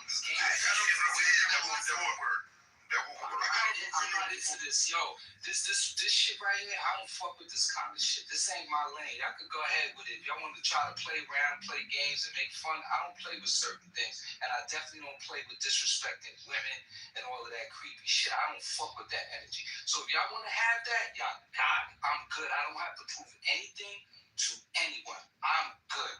I promise you. Okay. Okay, so we have Judge ordered Trump's administration to return slavery exhibits removed from the Philadelphia Museum. Yeah, I heard that. Yeah. They got to put it back up. Are they going to? They don't give a fuck. I doubt they will. So you don't even want to tell people who the judge is? Like, what's going on? I just read a headline to distract. I'm just being transparent. And see, Gemini, that's exactly what they did on that day. Great. See, here we go.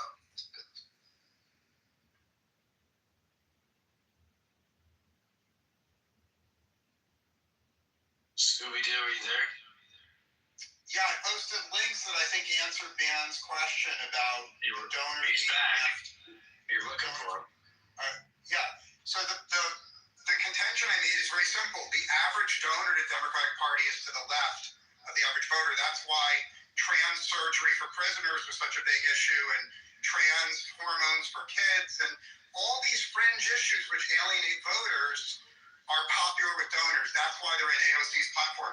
And I'll land my claim by saying the reason AOC lied and claimed that cowboys are indigenous to this hemisphere, she knew she's a liar. She said that to cater to her leftist donors. I'm done speaking. The links speak for themselves. Oh? You don't know that. Now, what's funny about this was that Ben asked for the George Soros stuff, where Brother Messi was the one who was just like, well, fuck it. If you want to give us links regarding the donor thing, you could give us links regarding the donor thing. So this is like half showing your work. And I went to average instead of Soros. Well, he just wants to talk about whatever he wants to talk about, which is the same thing he always talks about, which is white liberals, immigrants, open borders, George Soros, AOC, leftists. Am I missing anything else? Because that's what he's going to talk about. There's nothing. That's why he's a paid ops with 9 different accounts. Yeah, exactly. It's either that or witness protection.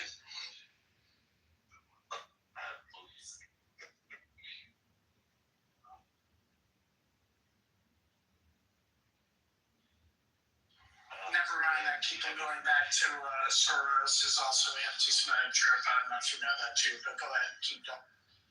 Ben, are you there? So has he been able to show a direct campaign contribution or no? Negative. So objective failed. Failed. Yeah, it's pregnant, not pregnant situation. How sad.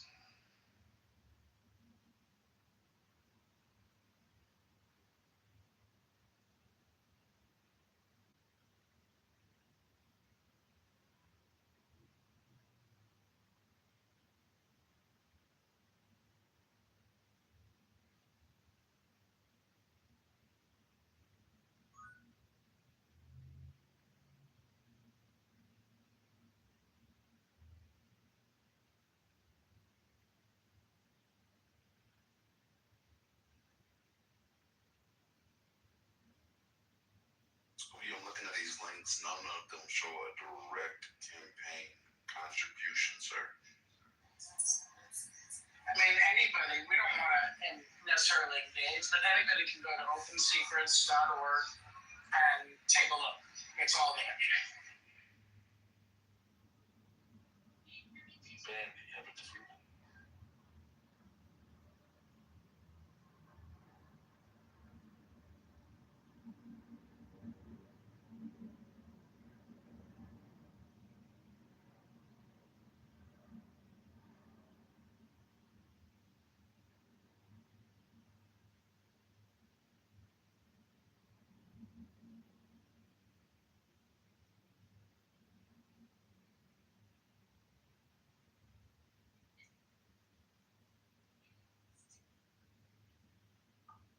was this supposed to be a dunk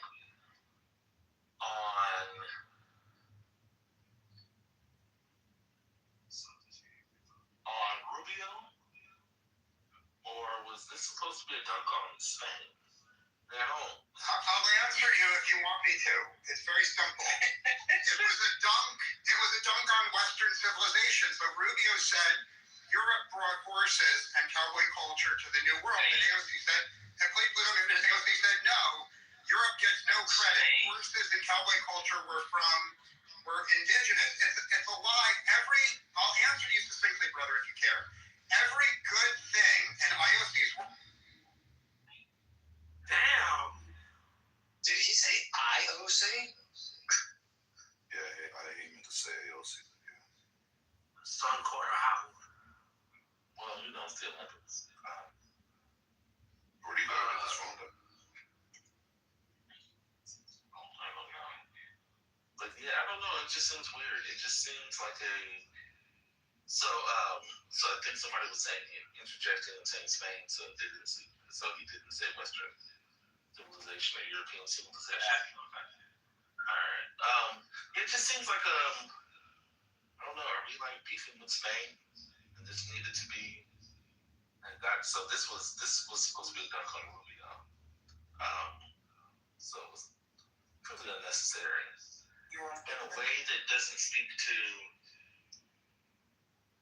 anything substantive, like a policy.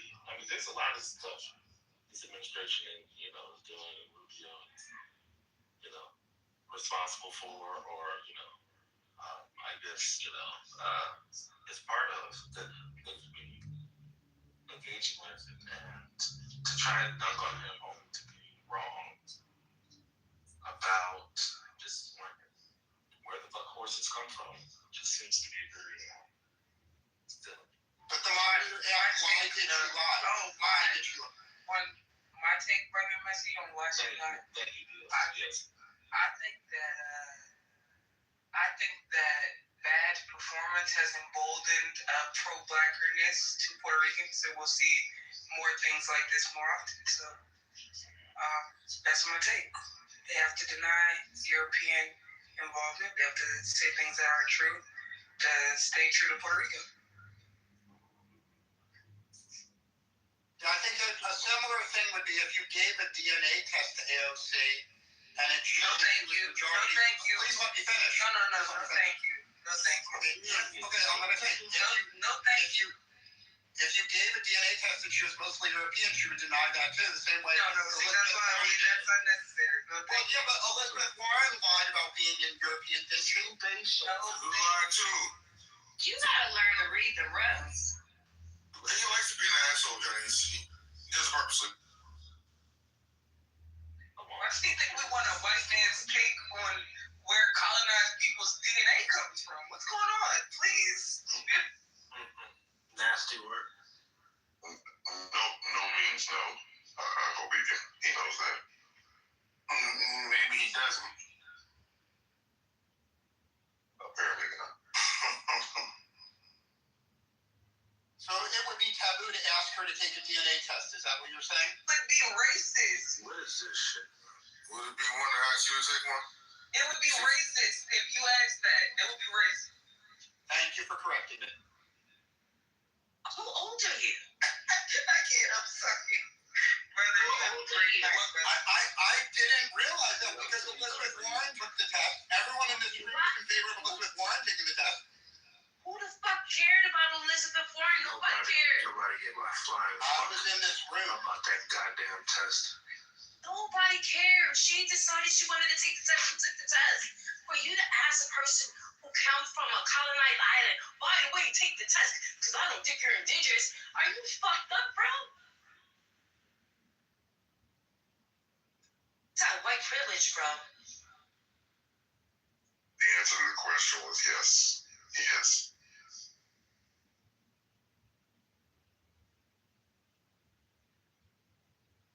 Yeah, having 37 different burners is a bit of a red flag. Definitely hangs out at lunch and fucking children's parks. That's what AOC lied about?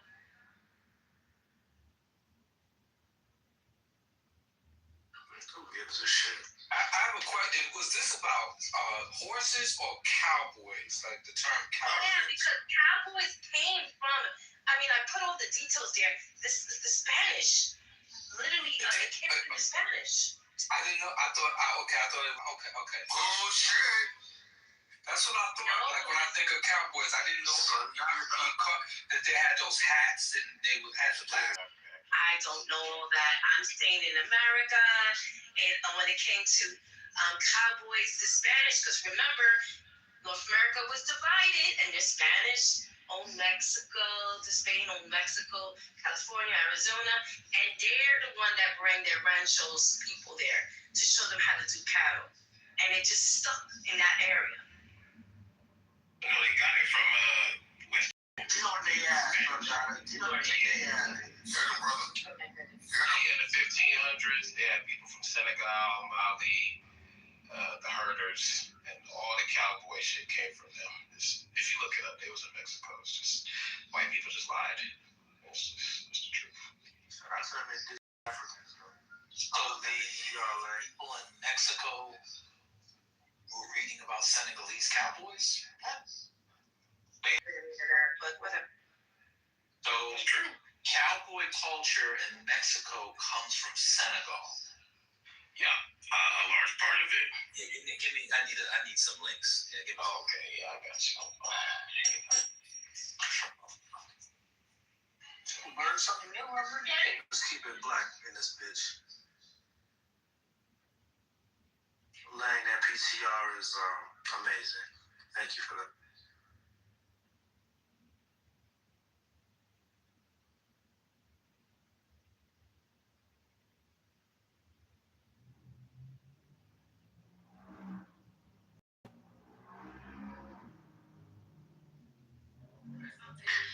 Dr. Library card, that PCR looks like a young girl from Virginia.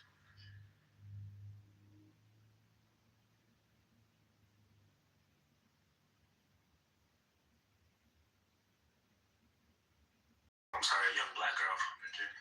Yeah, Africa. It's the same North African shaped Spanish horse culture. wait, hold on. I had to find a book, but if you read this article, it sort of gets into it. The African cattle made it to the Americas at least a century earlier. The first cattle in the Americas came from Spain. Right. Then these guys, they look at the cattle in Mexico, and they're finding out it's a mix of European and African breeds. He's on their ass, brother. Fulanis, all those guys. Yep, they was there. It's a lot we don't know. I was reading that black people was teaching white people how to swim too. They did not know how to swim. A lot of them. They did not know.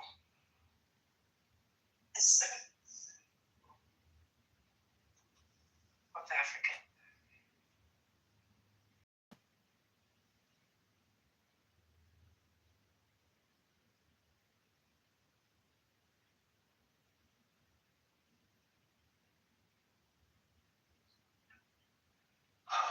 I don't know.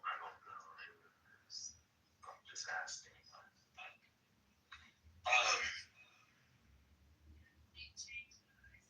When were the Moors in Spain?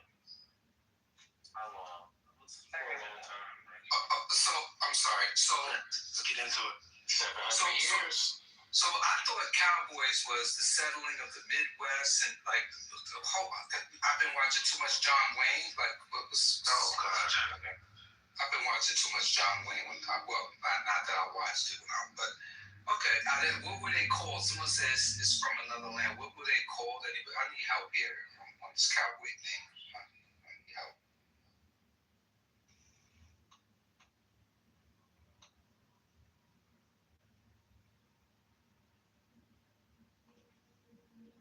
All right, so this is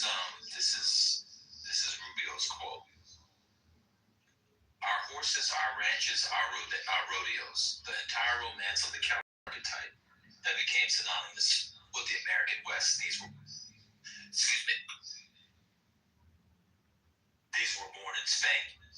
think that's probably true. I mean, the blacks didn't do the rope. Maybe they brought the cattle, but they didn't bring the archetype of the away. Like the roping around the neck, a lot of that, it was getting it from that. I don't see that in the article. I just fast read it. Well, I don't see that in there. I'm gonna find you one. Let me gotta find it. Yeah, so I see it. Innovations like herding cattle from horseback and the lasso first appeared in the Americas at a time when most cowboys were enslaved Africans. That doesn't mean that doesn't mean it wasn't Spanish. Well, just because the Africans were doing the thing doesn't mean the Spanish didn't tell them to do it. They weren't enslaved. Well, here's the thing. There's a really good. I gotta find it. Like, to me, it seems like they were claiming it was the black people that figured it out because they was doing it in Senegal. That's pretty much. They wore bucket hats and put their hands through the jeans and shit. Please stop, sir. You know, like the roping of the neck and all that, like the cows, and like it's like some of the writing styles and some of the hard. Be the core of it if that was that's the work. The work is the hurt. I'm telling you, it's deep. This is actually not. This is actually not the cowboy thing. Just let them have it. This is not worth getting into. None of us care about cowboys. It's a dumb culture. Let them have it. It's Texas. Who cares? Who cares? We don't have to. Just let them have it. Just let them have it. Just let them have it. They robbed something else. I don't want to read that anything. Why? Let them have cowboys. They can have cowboys. They robbed something else. Well, that's why I was trying to ask the question about where the African influence was coming in. Was it coming in through the influence of, or not the influence, but the dominant, lasting, centuries-old presence of the Moors in Spain, or was it coming from direct interaction in the quote-unquote new world?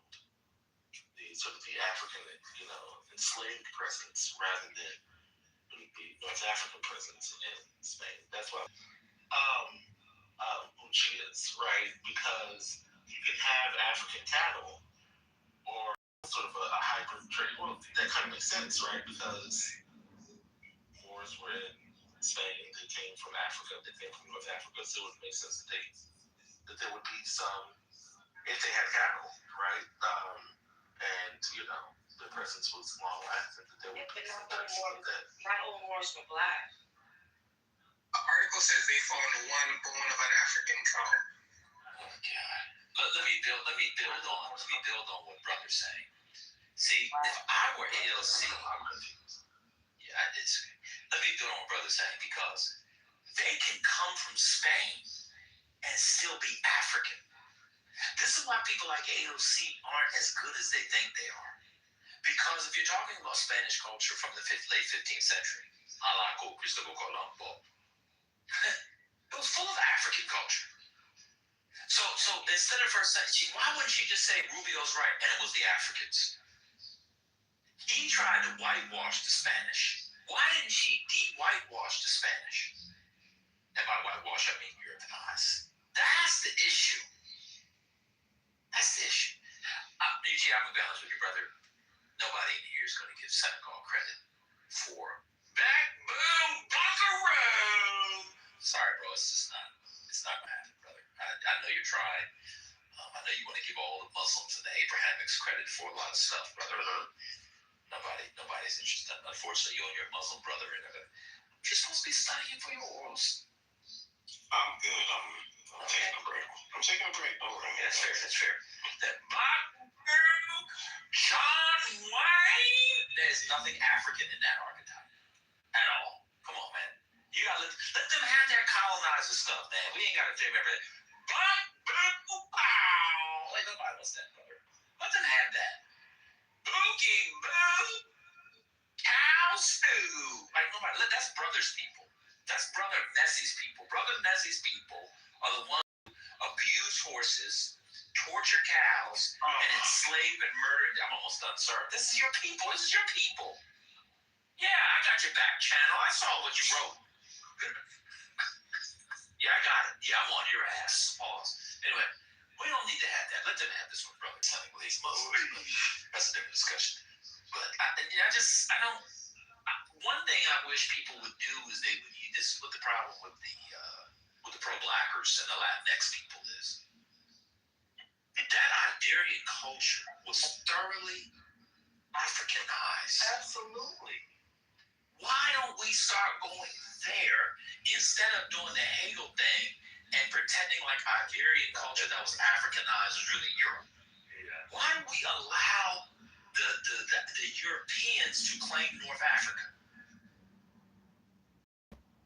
We must stay focused, brothers. We must stay focused.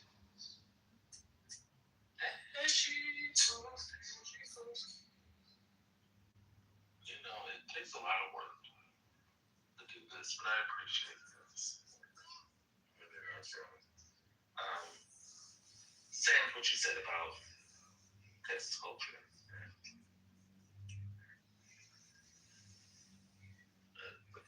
The stand you have. Especially on Clubhouse. No, in real life, it's worse in real life.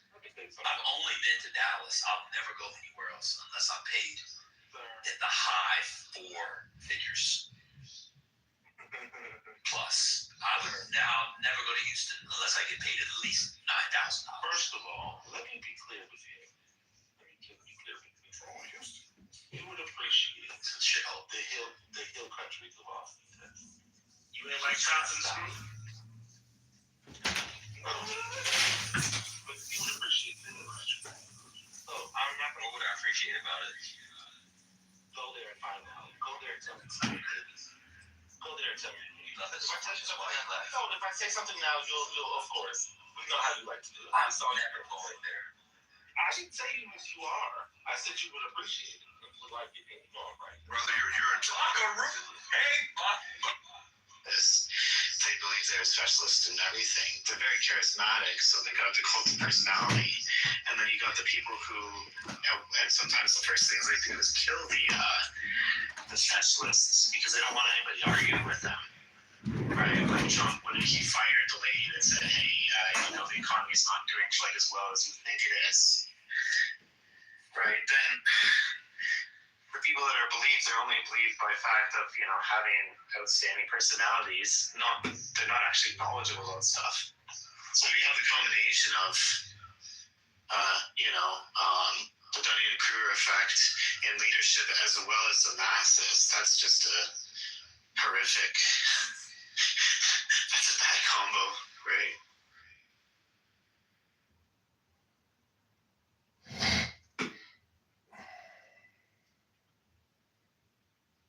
I mean, it might, probably I'm not saying anything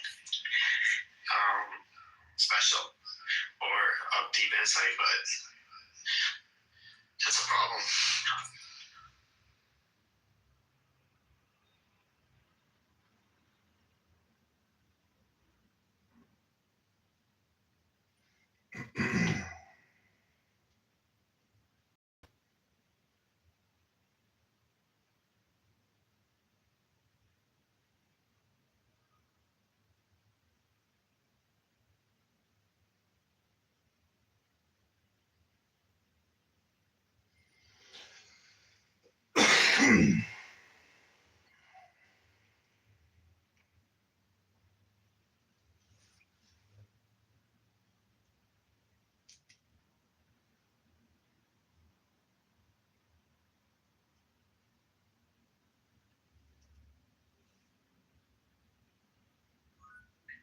I get how popular the audience is. I'm my ex-girlfriend. When was your girlfriend? Probably. Yeah. I always wonder if she surprised on me.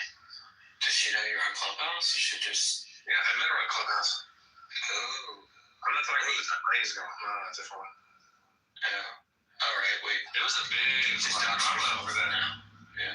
How to dox myself. Well, you said a girlfriend and not that other one. So what if it's the other one? What? What are you talking about? The other one, everyone knows about the other one. The clubhouse girl, except for you, because you were late to the game.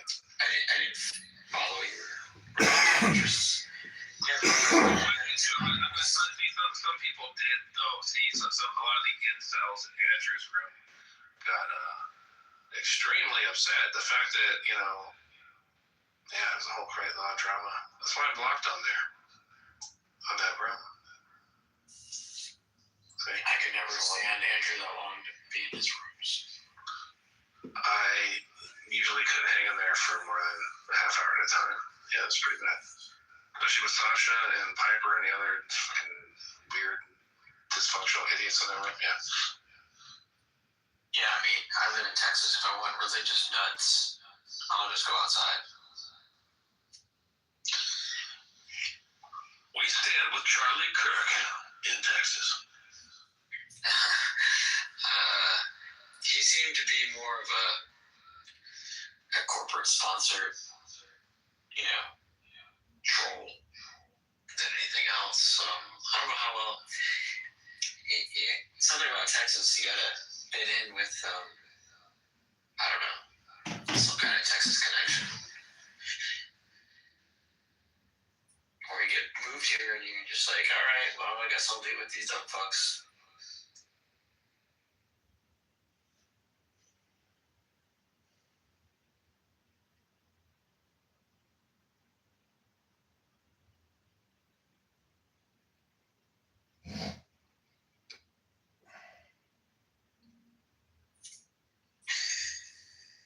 Like Marshall, would you think that he's a normal? I mean, to create a Marshall, you need to live in a pretty sparsely populated place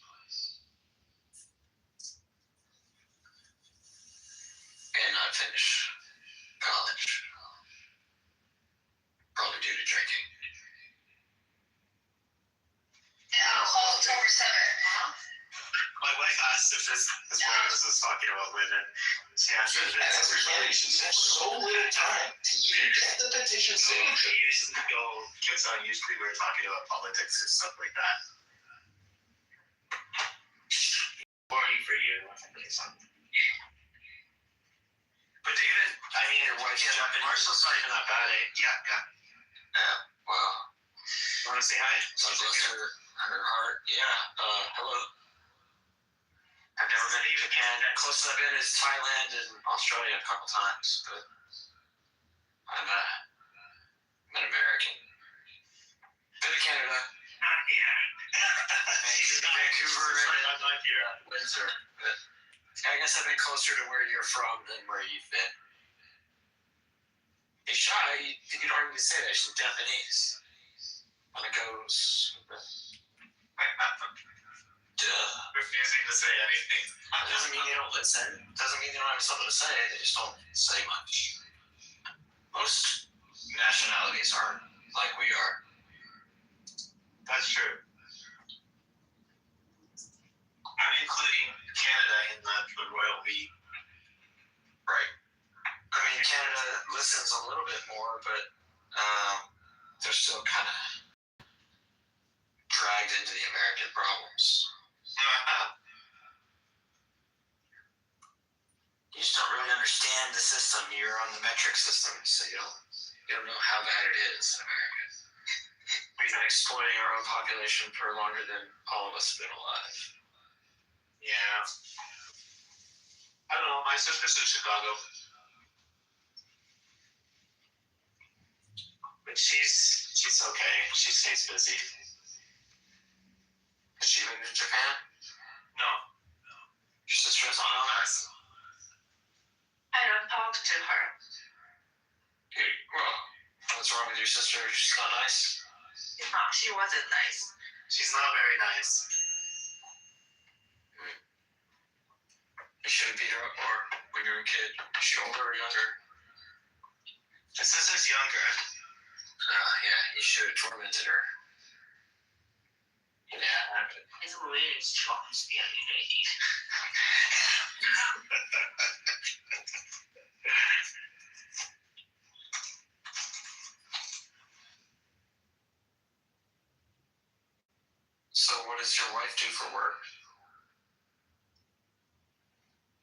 Or is the perfume? What do you do in order to support I'm a bookkeeper. Bookkeeper? How many clients do you have? How many clients? Yeah, is it a certain types of business, or do you bookkeep for anybody that needs a bookkeeper?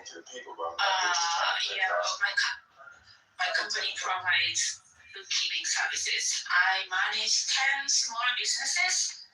Hairdressers, barbers, Mostly Japanese. so you do it remotely. Yeah. And he's too. Oh, you do Matthew's books?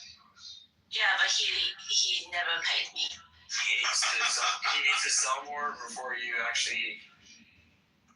Yeah, that makes sense. She's the organized one. And she organizes it to say you need to work more. That's right. That's right. I mean, I can tell that much, and I don't even have to sleep with you. Okay?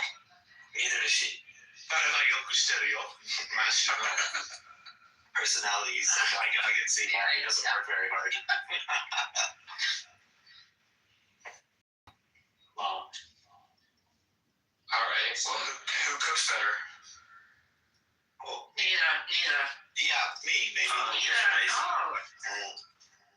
you do for a living? Tech, cybersecurity, consulting, engineering, Oh. yeah, all sorts of stupid shit, and finance. Kind of like you think of it as a jack of all trades. I don't think that translates well, or a business athlete, someone that's agile and a lot of different things. He does many different things. Computer stuff. Business athlete is a really good way to put it, to be honest. Thanks. Yeah, I mean, other people can talk. I didn't mean to clean up the browser while not looking at my mute button. I think lots of people in Clubhouse say working from home. Must be the case. There's a bunch of people who probably need to work more and might live up their parents. I mean, there's lots of different ways. So I spent 10 years as a retirement financial planner. So you never know till you look at someone like your wife, till you look at the books and you see every transaction. You don't know where the subsidies lie.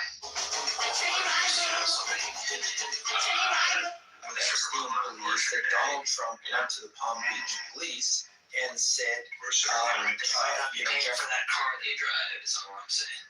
Yeah, like for instance, I'm Royvis's pimp. So you're Royvis's pimp? So yeah. Okay, so he makes money for you? Yeah, he makes money for me. In fact, people that you tell him to. No, he makes money for me. He started this room, but then I messaged him to get his ass on the corner. So he's working the corners right now. That's why he's on mute. Yeah. I like his voice. I would figure Royvis could at least work the penthouse, not the corners. But well, he got your job as a pimp, dude. You got raise prices. Well, he got demoted after he nibbled it a little too much. He was working the penthouses, but then he started nibbling, so had to put him in his plate. Yeah, if you let him nibble, they eat into the profits. Oh, I'm not talking about money. I'm not talking about profits. Well, you was nibbling and you trashed my dress. Crossing the pimping membrane there with nibbling and profits. Never mind. Is it fair to say that Royvis lives in a very expensive there's a big gap between. Yeah, I mean, the LA area is probably expensive. There's ways that you could. Yeah, LA is expensive, but I doubt he lives in a shithole. And then, David, you live in a more affordable area. I heard really good. It's comparable. Oh no, not Austin. Not Austin. I heard Austin. Yeah, Austin is not cheap for Texas. Austin's a government psyop. Yeah, I guess all the podcasters moved here to create content or something. Yeah, Joe Rogan comedy mothership. You know, I was visited the mothership twice.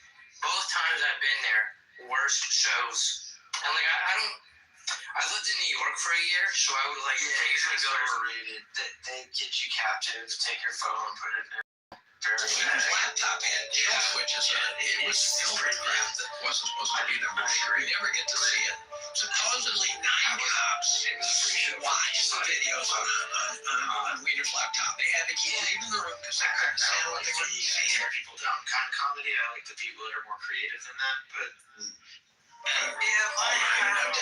There's names and faces and death. I shared this story, but I saw Adam Sandler doing a tour where it was like half stand-up, half like his music that he does. And Rob Schneider was there. And he did about a 15-minute set. God, it was bad. Like 5 minutes in, I just left. I told my buddy, I was like, text me when his set is over and the next comedian starts. I don't know.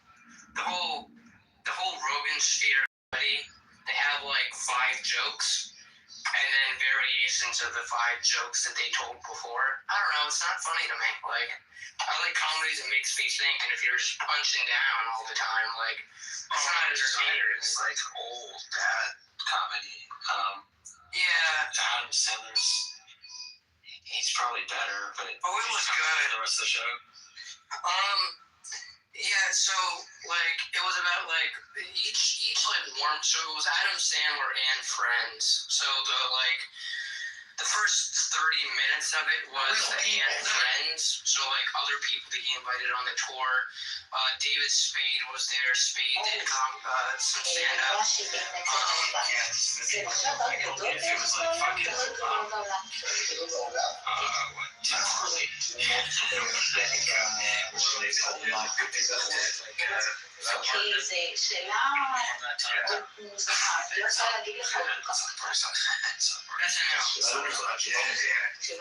Colorado, so I default to where the comedy is per capita, right? And the other thing is, Austin is Mike Judge, the guy that wrote A better world also means Office Space, a healthier world. Silicon Valley. So, in fact, 2 girls ago, relationships ago, And vaccination is our best chance to do this. a girl that Vaccines have saved millions of lives in the past 50 years. That's interesting. But right now, millions of children are still at risk. They need vaccines. So we must continue to support. Degree away from people. Are you guys familiar with the 1980s? There was an amazing comedy happening between New York and Toronto. And it was for the SCTV. Around the world. And today. Dude, there was like Isn't that where Second City got its start? Or no, Second City was different. Yeah, here's the guys that were on it, right? Like John Candy, Eugene Levy, John Martin Short, Dan Aykroyd. I heard you, Dan Aykroyd. So Rick Moranis, like so I am many. pleased. So many like heavy hitters. To pledge. No, they were all so many, and they were all from this. It was SNL of Canada before they all moved to New York and became SNL. Yeah, actually, SNL got its start. Saturday Night basically got its start from this SCTV. You know, without them, they wouldn't have it. It was the minor league for the whole SATV also. Yeah, well, yeah, I mean, it's all good. It's like just an amazing creative year, and I don't know what it was, like maybe the purity of the cocaine at that time and the sex of it at the time, but you know, it's yeah. Yeah, so remember that sketch comedy thing, Kids in the Hall? Kids in the Hall? That was really good too. you. Squishing your head. I'm squishing. No, crush your head. I crush your head. Yeah, my dad used to do that, and I was like, "What the fuck are you doing?" And he was like, "Oh, it's from this show." And he showed me the clip. I was like, "Oh, I crush your head." Norm Macdonald, his jokes are so long, but then when you get it, you're like, oh my gosh. Oh, Norm. They're like meta. They're like jokes within inside of a joke inside of a joke. If you're young, you're not gonna like them, but Norm, when he did Update, and he was just the OJ trial, like called up somebody and said, "Bro, tell me to like stop talking about OJ, or we'll sue your ass." Like, cause he would just go in on OJ. oh yeah. I mean, he's a newfie. If you guys know what newfies are, Newfoundlanders that have their own unique culture out on the East Coast. They're known as by far the friendliest Canadians, like really nice people. So this friendly Canadian is crazy work. To be honest, You know why? Why? Why they're happiest? Why? Because they all live pretty close to dildo. That's right. There's a festival in it. Newfoundland. Well, Russell Peters, like he's pretty fun. He's an idiot there. So they have an interesting festival. Yeah, they have an interesting Howie Mandel, right? Tom Green. But You're from there? What's up, hero? Oh, Mandel's from Toronto. Mandel actually is kind of a friend of my father's. We're making fun of Newfoundlanders and their dildo proximity. But Newfoundlanders have a really interesting festival. It's called the Mummers. So you get this, right? So in the small towns, everybody gets like start raving drunk, right? You meet at the local high school gym. This is the adults, and you put on masks, and then you go like mumbling down the street. You're not allowed to like say anything where people can actually recognize who you are, what your voice is, and then you come to a house, and there's maybe a group of 20. You knock on the door, and you come in and you mumble, and you play music and you dance around. And then if the person inside that house can guess who someone is, they switch places with them. So someone from the group of the mumblers, they watch over that stranger's house and they stay in that person's house, and then the group goes on down the road and another group comes, and the new host who's serving alcohol from someone's house that they don't know does the same thing, and then by the end of the day, everybody's in everybody else's like in different houses, and they're drunk, completely drunk, and they have no idea where they are. Yeah, so and they're wearing masks. Yeah. I feel like is that how they're newly found? In Philadelphia, I wonder if that's the same mummers. In Philadelphia, there's some kind of racist history to the mummers. She's older in Newfoundland, so is that how everyone's like newly found themselves? Yeah, it comes from Ireland. Yeah, I don't know. It's an old. I think the finding yourself has to do with dildo. I'm pretty sure. No? Nobody like that joke? I was how old when I found my mom's first dildo? Boo, cow. New topic. No. Bro's joke flopped so hard that he wants to pivot to another topic. Insane work. That's right. Thank you. And if we have a story to get into. I'm not gonna pretend to be James or anything, but yeah. Hey T, I'm not a mod, but if anybody can give Hero an invite, I don't know if he wants to be part of this shit show or not. Elevate him above the anons. He's been invited. Alright. Cool. Johnny, bro. Consent. Make it so, number one. Oh, so I've been trying to like design this whole application for learning and all this other stuff. And my grand design, I finally got to saying to you, might appreciate this, to saying that I'm really just trying to design an educational holodeck. And it's like, okay, got it. I understand how adversity went out. Fuck, I could have said that all along. That's where you should have started, right? Yeah, well, I was trying to be parasocial and it wanted that claw in my life.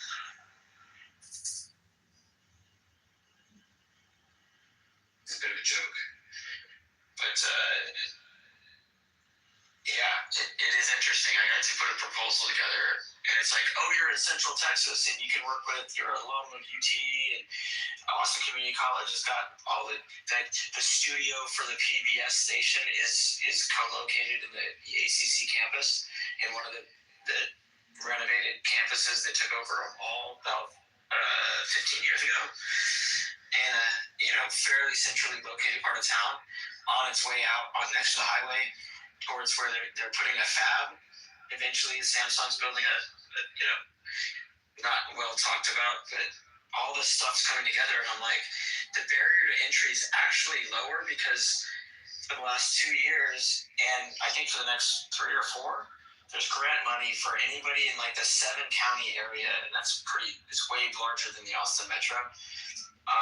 It's graduating from high school gets like 4 years of free ACC, and they're putting in a fab. What community college is going to have a fab department? That's just nuts. So, yeah, Austin might be where it would be good to put people back on the brain track from all the maybe the viewers that Joe Rogan's turned off of Trump. Maybe. I heard Virginia has like got so many data centers, like good to work there. Right? What does a data center do for work? They don't employ very many people. I don't know too much to about build them and like install some shit. So like there's some high incomes that are generated for a short period of time, but in general, it's like once you've got the Roomba, you don't vacuum anymore. Right. Yeah, that's true. Yeah, if you go into Business Insider, they have it's the only site with like a map of all the data centers across the United States, and apparently it was a hell of a map to put together because like Google does not want you to know how many data centers there are, but there's like between 1,200 and 1,600. And then there's like fucking 50 of them in one small county in Virginia, closer the corner, I think northeast corner of Virginia, closest to Washington. Run all the government shit, right? So by specification, the government says you have to, they put things out to bid for so many years. And you think Amazon, they're big in Seattle where they're from. And then they're huge in DC because they lobby the shit out of, and there's AWS, right? So like, the return on investment to pay for lobbying to get, and it's been that way for a long time. So the other reason there's data centers there is you're kind of on the eastern seaboard between New York and Chicago. Right. The rest of it's just pretty centrally located. As ports go, the Chesapeake is a pretty big deal. Good river systems too. Coal mining, oil and gas. Coal's dying. It should die faster, but Trump keeps trying to pump life into it because he's got some, rich old friends that won't die. But like, I haven't even watched the video, but I've seen it available on, what it would be like if we didn't have renewable energy. We're rolling. And it's just ridiculous. It's just so stupid. To go back to 2009 and undo the entire framework was to say that climate change is real. So let's treat it like a quote government emergency, which is okay, special powers to do something about it. Because our Congress has been broken. Matthew, you gotta be younger than me our entire life. Right? And Roy and us were probably about the same age. Hero's a little older. So I have no idea. I'm probably a guess. Jody, I have no idea. Caleb, when did you graduate high school? In the 90s. Okay, me too. In the late 90s. All right, so I'm a little older than you, but not much. 96. Yeah, so like, there's this exennial thing where we straddle the most between the analog world and the digital world. Oh, yeah. I feel this a lot. I feel this a lot. Yeah, me too. Yeah. Yeah. Sorry to interrupt you. No, I mean, that was all I really want to say is that it's a whole other language when you've done both and you're not captive to one. You understand the benefits of analog and like body language and talking to people, but like I've got kids, I got twins, they're 6th graders, but whatever, they're not dumb, but they're in Texas schools, even the good ones. But like I can see the difference in 30 years of schooling, and I grew up in Denver, as I've already mentioned, and then moved to Texas the very last year of high school. So I got to see it, but as on my way out, where everybody has senioritis and they don't care. So I joined athletics, and then pushed myself to make varsity, because I'm still a dude, right? So anyway, but I didn't pick up volleyball. But so I was too short. I played volleyball too, dude. I was too short, and in Denver there wasn't even a sport dudes played. Right, so there wasn't like anything about volleyball, and when I was in college, I was on the floor. Joe Biden is going to be exposed as a major pedophile before he does, and we are going to see some major celebrities. We're going to see some. Can you teach me what? Because I don't want to end up in the net. I know you have to do things differently, and like major judges, including one Supreme Court justice. Because Personally, I'm not trying to touch those like experimental in basketball, like mRNA. I was like 5'2" at the end of my sophomore year in high school, and I'm 5'8", but I still can jump high. And The gene therapy experiments, which I think, as you know, there's a war. So The technology thing, I was just insane. That like, I see technology with a little bit of an accent. Immigrants. Oh, my parents are now in dementia regression. That they, my mom. Anyway, it's a whole different sad story. But like, Let's watch this thing. when people are like, "Oh, you're long-winded," I'm like, "No, I explain things to both the immigrants and Oh God, what does that mean? This is from 6/2011 from Tom Pritzker of the billionaire Pritzker family, one of the richest families in the world, to Jeffrey Epstein. I am in a remote valley of Afghanistan, and then in parentheses, it's my birthday wish. With boys with toys. I don't want to believe that means what I think it means. Second semester of junior year, and you take technical writing because it's only available in the spring. And anyway, I wrote a paper on biological terrorism the same semester I was being recruited by the Navy nuclear officer program. So, because I looked at like Ruby Ridge and the British Davidian crazy Waco shit, and like the Oklahoma City bombing happened the year before '95, and 94, sorry. And I was like, what is America need to do? We need to documented in this studio by our friends who are Tier 1 operators in Afghanistan, what goes on in Afghanistan. And of course, as it relates to into like terrorism and asymmetric hatred. Sucks. These people are just saying it on email. Oh God, what does that mean? This is from multicultural societies, right? The ones that we inhabit. June 6th. Like a really base reality. Not much. I mean, it might be television, it might be pop culture, movies, Hollywood. That's our base reality. But so many other places, man, have like a very deep sense of there is a right way to do everything. There is a wrong way to do everything.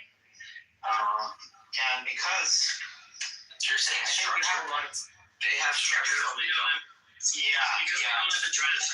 It's because we don't have civics and we don't have a draft. We don't have binding structures. Take back to the structures. They're loose. They are diffuse. They are.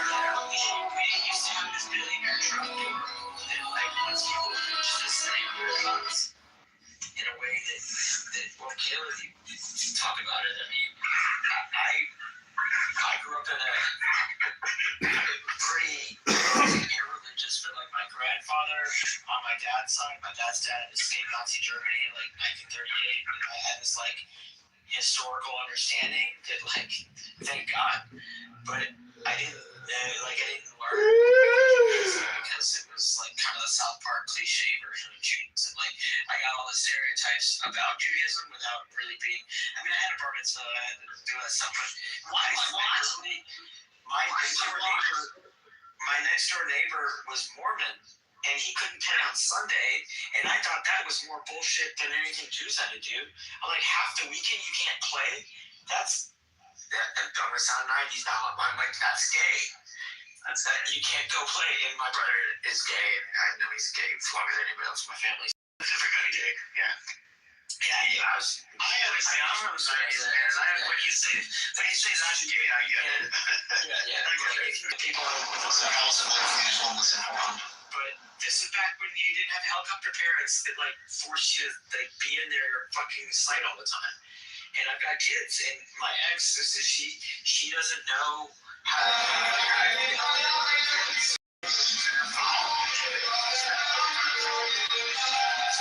Long story short, shit's weird now because people are so isolated that they kids don't even learn how to fucking ride bikes anymore. That's crazy. My son wants to play sports, but in Texas, if you want to play sports, you're like in 7th grade. You're either a jock or a nerd. You know, we're playing a nerd because.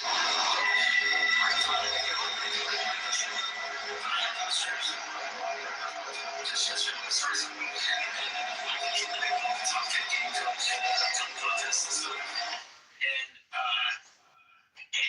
I was like, I had that poster on my fucking top bunk, where I grew up, and just explained to my kid, like, get some Legos and jersey that, like, he's got shit that I don't even have as an adult, because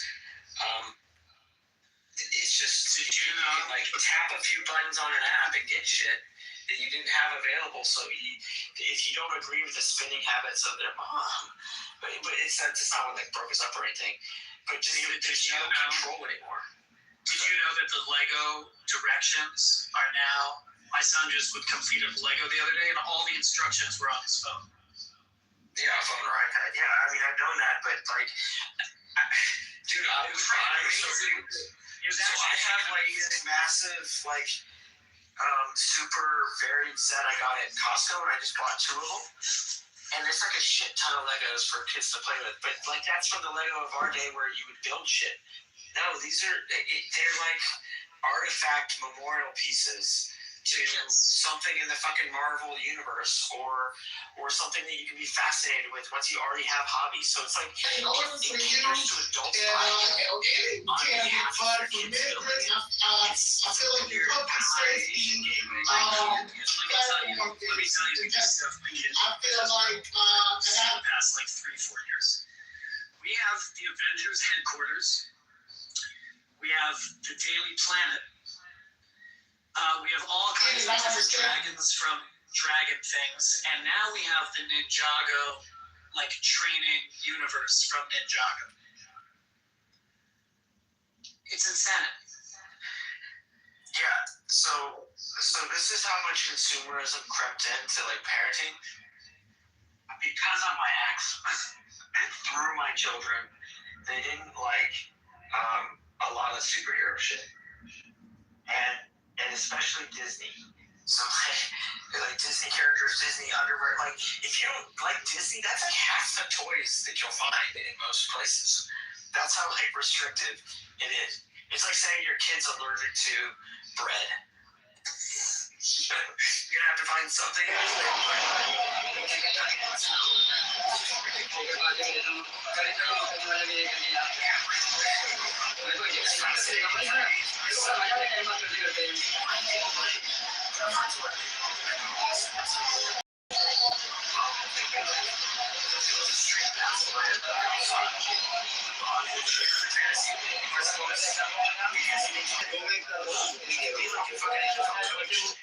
Like I want to make him a bookie at his middle school because I think there's entrepreneur parents.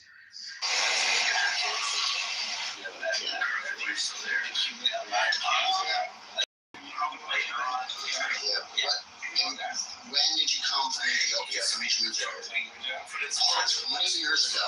And you've been homeless ever since. You've been homeless for 5 years.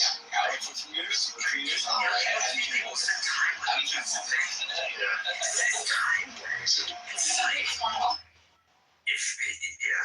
Because we don't even have shared experiences. When they sit on the couch, they're on their phone. They're not on the couch watching. Shit with their parents. Like, we grew up in a household that had one TV, one screen. Yeah. Before the remote control.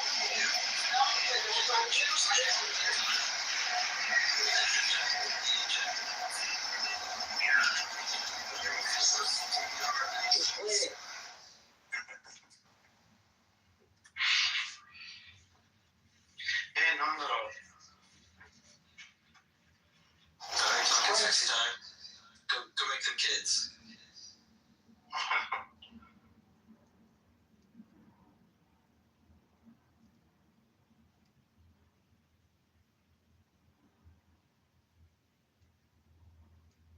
He knew everybody. Yeah. In every country. And he's weighing in on every event of the moment.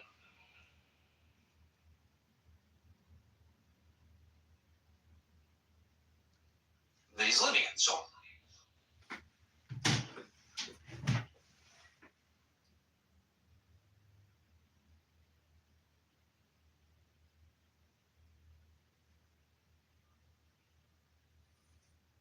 Black people, it sounds like you're doing the same thing. Because you're also talking about a part of the country that, yes, of course, you were free. Like Juneteenth literally was an entire movement that started in Galveston, Texas. That's a bad.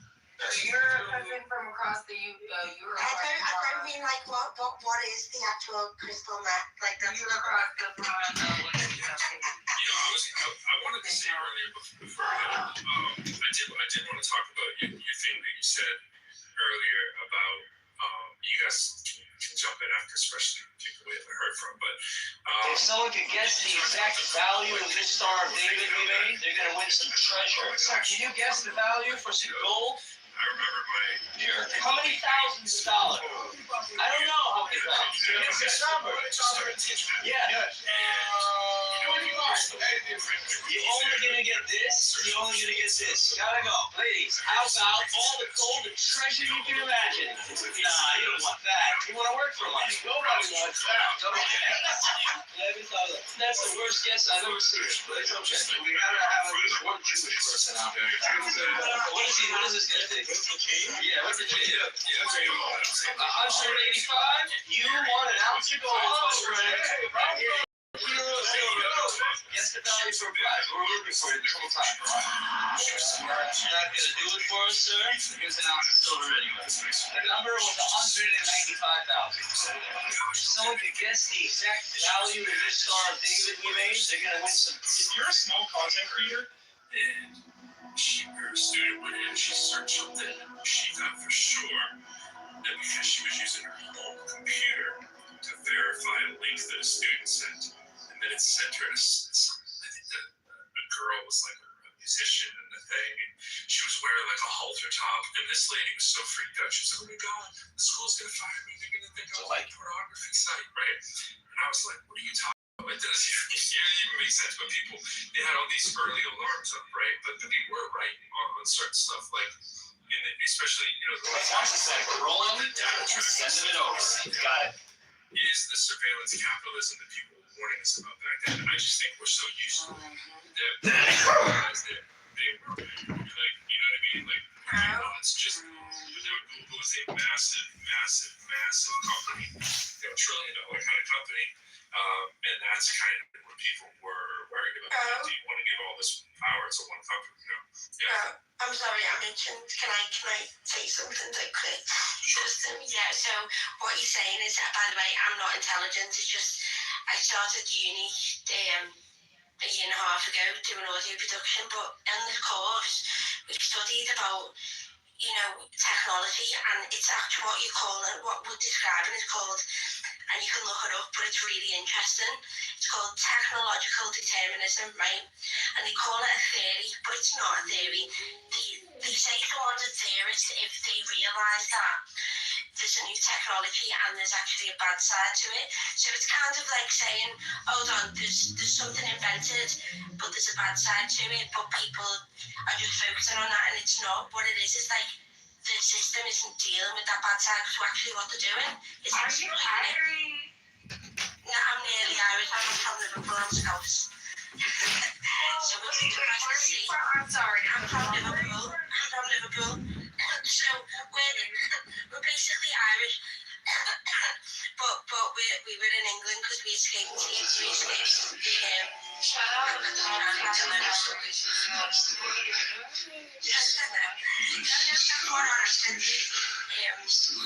understand. No, I'm sorry to cut you off. You're right. No, thank you. I'm glad you said that too, so people know you and Jaylee, and I'm like, technological determinism, and if you look it up as to it is exactly what you're saying. Every technology, every creation in tech, anything like science, music, art, AI, whatever kind of transition it is. So when it went from like analog to digital in music, there was the same fear. But what happens is they don't comfort people's fears. They say, oh no, you're just a theorist. You are a conspiracy theorist. You are this, you are that, and they label you and they market you as something that is just like, you know, you're pulling away from the benefits, and it's like, yeah, you can have benefits, but you need to do things. It's like people are afraid of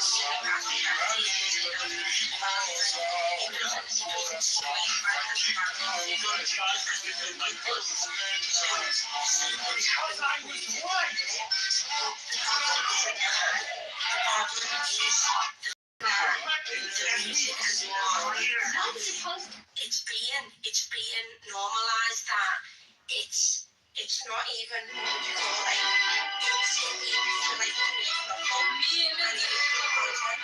and it's just about what's needed and what is inspired by the industry.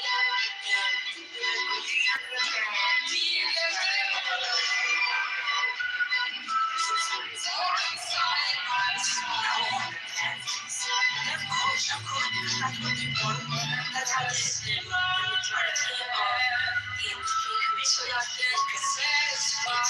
how it's going to leverage its capital. I really look at this from, this is just propaganda.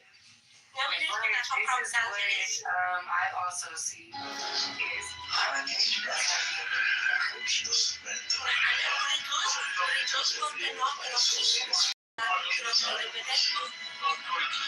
What is somebody done to buy this event?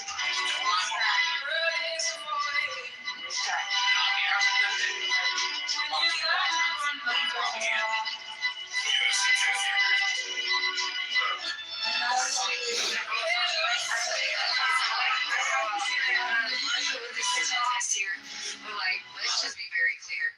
Propaganda is when this is why houses in Germany built 200 years ago are still perfectly useful I today. don't understand. You asked the question. Construction sites are only soft, neatly arranged straws pressed tightly against the wall. One hand holding the straws makes layers of plant mud mixture with the other. These straws and placed between them, each new layer overlaps the previous one by about a third, all laid in the same direction. The entire wall is organized and consistent, but the straw alone isn't what makes the house last. Its role is simply to act as a breathable transition layer. The real secret is the stone layer on the outside. These stone slabs are never wasted. Old slabs are reused as templates to cut new ones, and once cut, they aren't hung casually. Each stone is fixed in a strict sequence, overlapping vertically and staggered horizontally, arranged like fish skids. This serves one purpose. The coverage is continuous, but there's never a straight path for water to travel through. At first glance, it may not look airtight, but that's the counterintuitive part. Walls don't fail because water gets in. They fail when water can't get out, when water is guided away layer by layer along the stone. Even if moisture enters, it completely dissipates through the straw layer. The wall stays dry. That's why these houses don't look modern yet. Still doesn't mean it's not propaganda, and if you need a definition of propaganda, there's a lot of dictionaries out there. Yeah, I'm pretty sure you didn't need the definition. Plus, so like, yeah, it's kind of really weird, Marshall. Really. No, but so like, here to ask your scooter to find. Okay, It's not weird to ask. No, we can move forward. No, like. I mean, I could answer with clarifying. I think you're really asking Marshall what propaganda was. I don't think he wasn't asking for the definition of propaganda. He was saying, what is the propaganda that the music industry is producing, and who is producing it? I don't think it's that fucking difficult to understand. Did I not answer that? Like, what's the message? You did, Kathy, but Breezy just keeps fucking going like, oh, well, I bet. it's propaganda. Watch this. We're gonna look at this room in the makeup, and yeah, watch your mouth. No, I don't. That's literally. I think I'm trying to that and I hope I didn't Breezy.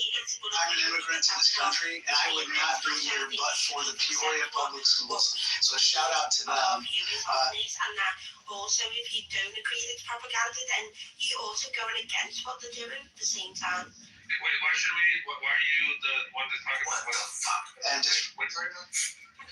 So, an example. Holy shit. No, what's the message of the propaganda? What did you ask me then? Well, number one, what did you just say about why would you take your word for it? You to what? Yeah, that was it. Who are you to be the voice of the artist or something? That's what. I never said I was the voice of the artist. So what? Okay, so I misunderstood. So what's the message of the propaganda exactly? There's no message Like, of propaganda. Marshall asked us, so when you define propaganda, who do you mean and what is the propaganda? And I answered that. Oh, what is it? Well, you should have listened. Maybe listen back on the replay. No, I mean, her answer was a little vague. She said, well, the industry leaders are, It's not the industry are producing propaganda that they're disseminating, but they're not calling it That's propaganda. not what I said. And I was about to give an example, right? P. Diddy is a perfect example of someone who used propaganda to create an environment that was friendly to his abuse. You can't use propaganda. Propaganda is something you create. There's a song called propaganda that I always like. I'll take that. Is propaganda not a tool? Is it not something you generally? Propaganda is something that you create. Well, no fucking shit. So are cars, so are tires, so are towels. But you use them, yes. Because if you use propaganda, it's propaganda and you've created more propaganda. So propaganda. Okay, I'm fine. What's the definition of propaganda? It's basically like spreading the word of something. You're spreading a message. That's all propaganda really is. No, propaganda is something that you have created in whatever platform, in whatever way of communication that you've tried to deliver some sort of perspective or agenda or view or bias. Is that kind of what I just said? Just no. It's also something like, you know, when someone says, oh, What are they putting in the water in Liverpool? Like, we don't need water. Do you know what they're putting in? It's called truth and genuinity. What are they putting in yours? Is it brainwash? You know what we need to do, Kathy? When you started, right, you were talking about how you weren't all that educated, you weren't that smart. So you don't want to tell someone then, right, what the definition is of something and to accept your thing. If you're leading with, I'm not that smart, I don't know much. Right? She's also trying to educate someone who's actually in the music industry, which is really funny. But yeah, it's, you know, I was directly hired by major labels to do tons of work. I don't know how much Kathy can say for that, but probably zero take on what I was saying. What I was saying had nothing to do with music whatsoever. I was just saying that it isn't all that crazy back in the day that people said, watch out using Google. And now we just kind of, my point is, now we just kind of accept what Google is, multi-billion, trillion-dollar company now. That is like taking over the world. You know, teenagers, the fear that people had has come true. You want a company having that much power just by dumping misinformation into it. So here we are. You know, we just kind of normalize it. That was my point, not the propaganda in the music industry and all that stuff. But that's a whole other issue. But, yeah, we're getting a little off there. But anyways, what's up, Dave? I was a subject expert in the exception to dude. propaganda filters. Oh my gosh. I got some backpacks, boxes, full of goodies, treasures. I would like to discuss some facts.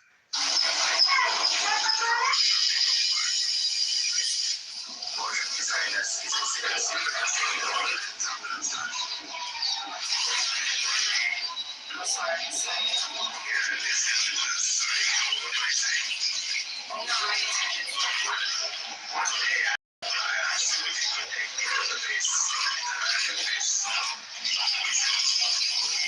of the royal family are allowed with permission, but I will try. After a few days, he got the permissions done and we went inside.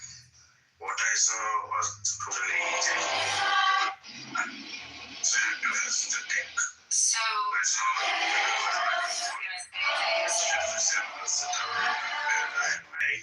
was I am being very cordial, but we can get there. You understand? And I respect your room, and I respect you.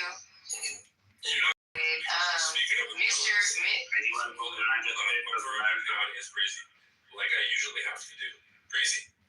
You have to recognize when there's like 15 people in a room and you've been the one doing all the talking since you've come up, right? Just because someone floats a question out there doesn't mean it's for you to immediately feedback on when you know that other people haven't spoken. You have to play nicer in the sandbox with you can't be talking in the middle of the guy saying this thing because you don't have impulse control. All right, so quiet the dogs, and when you come back up, try it again, and don't have to answer every question. If you do, well, it gets a little old. I don't know where you're going, you didn't finish your thing, but whatever you say. Pro, can you please pull back Breezy? I apologize on our behalf. It's okay. I wanted you to finish what you were saying because it didn't make any sense. I was surprised and I was shocked to see Terminator-like stuff ready to deploy. Ready to deploy. I'm not kidding. I swear. Okay.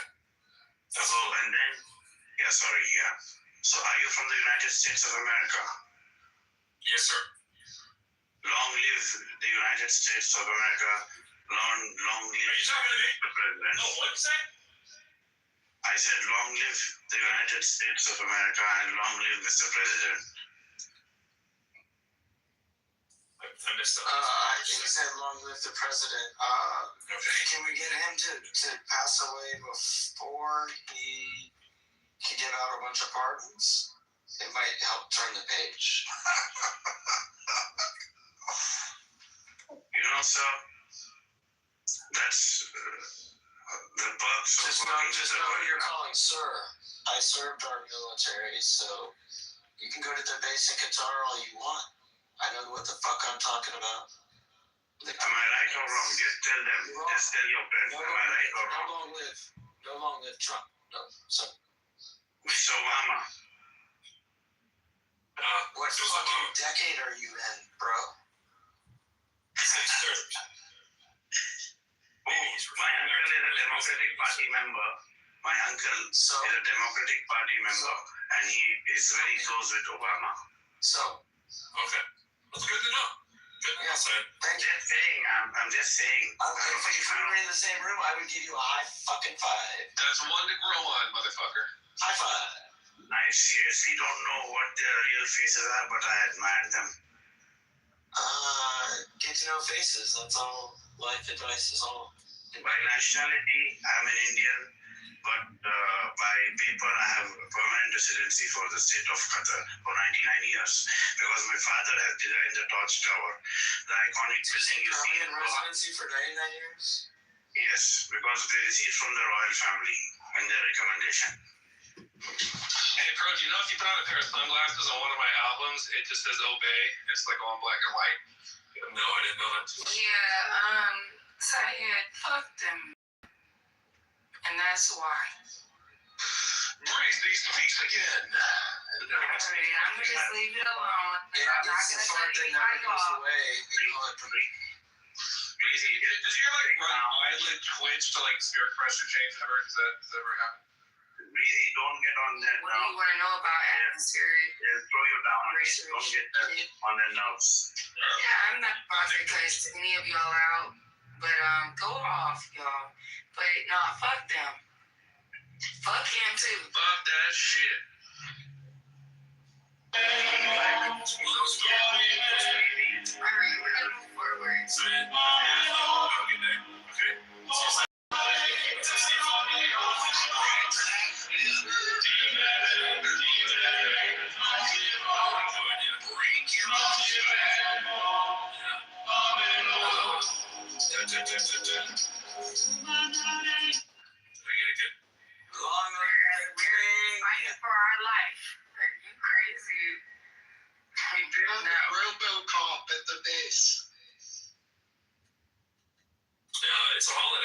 United States today.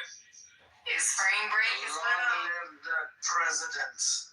Illuminati Day, my favorite. The all-seeing eyes, the all-mocking tongue. Hey, I got a fun little clip here I wanted to play. It goes to the 5 mega themes shaping the next decade. I sound a little like you, Steve, when I said the 5 mega theme. I didn't even try. I had a little Steve in my voice there. Check this out. This is something to do with the economy, LeBron James, Josh Doss saying this. I like him. Check it out. The weirdest thing about the narrative that So we can talk about propaganda now, right, bro? Since I was playing the clip, that would be your cue to not talk. The weirdest thing about the narrative that LeBron James is not clutch is not just that the narrative is wrong, but it's that he's statistically the clutchest player of all time, and that it's not particularly close. The weirdest thing about the myth that Republicans are better at handling the economy than Democrats is not just that the Republicans are worse, but it's that they're worse by every single macro and microeconomic. Here are 4 of the craziest things that were ever found in 4 closed homes. That's the most in NBA history. Jordan only has 3. 10 of our last 11 recessions have been under Republican presidents. In the playoffs, in the final minute, with the game tied, or the other team leading, LeBron James is 23 for 50. He's shooting at 46%. Kobe is like 12 for 44 at 27%.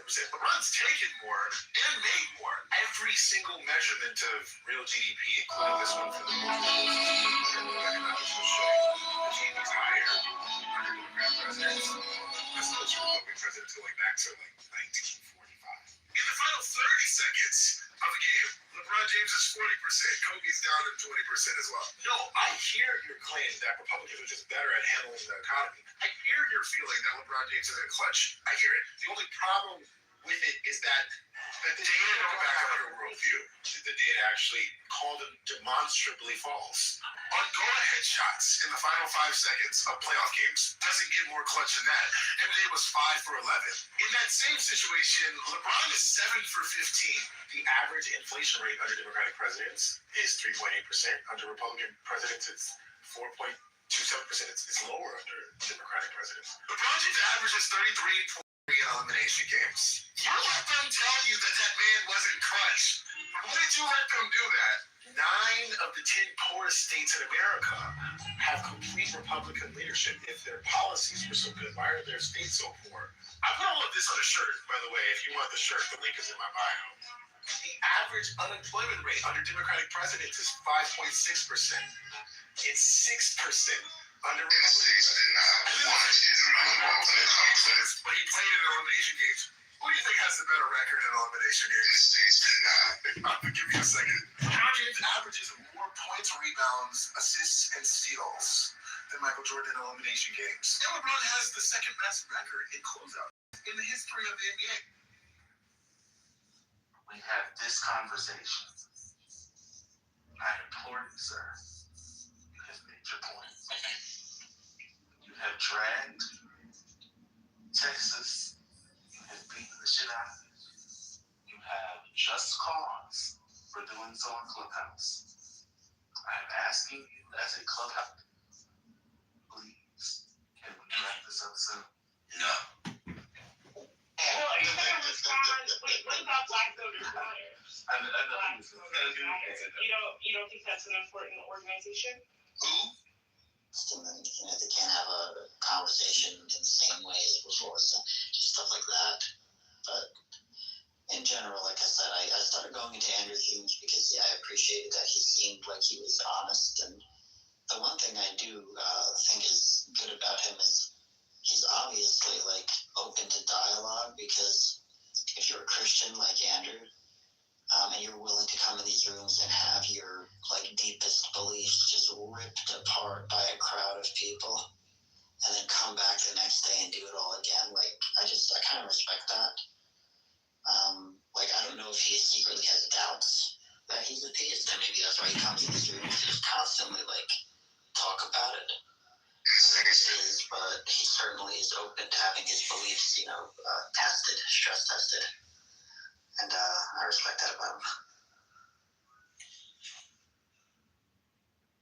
guy's doing better than what I would. Well, I've seen you in these rooms. You're not shy to have your beliefs stress tested, I think.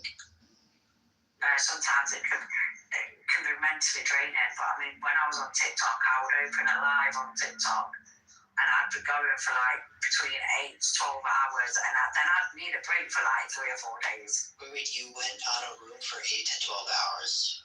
Yeah, when I used to do my own lives on there a lot. Oh my god, of course that's way too much. That's crazy. But I had quite a big following on TikTok though, so. How many people? I used to have my rooms used to be really, really quite a lot of traffic coming in, viewers. Wait, how many subscribers did you have? 320k. 320k, that's a lot. That took years though. Good what? When was the pandemic? Testing.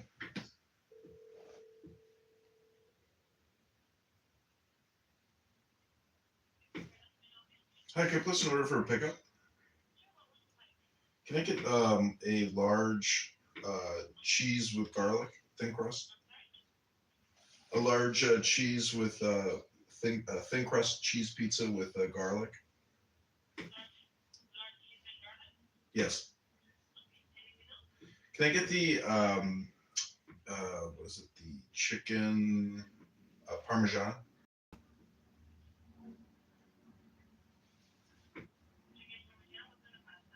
I'll do the penne pasta. Masticholo, yeah. Ranch. Nope, that's it. John? 312-498-0517.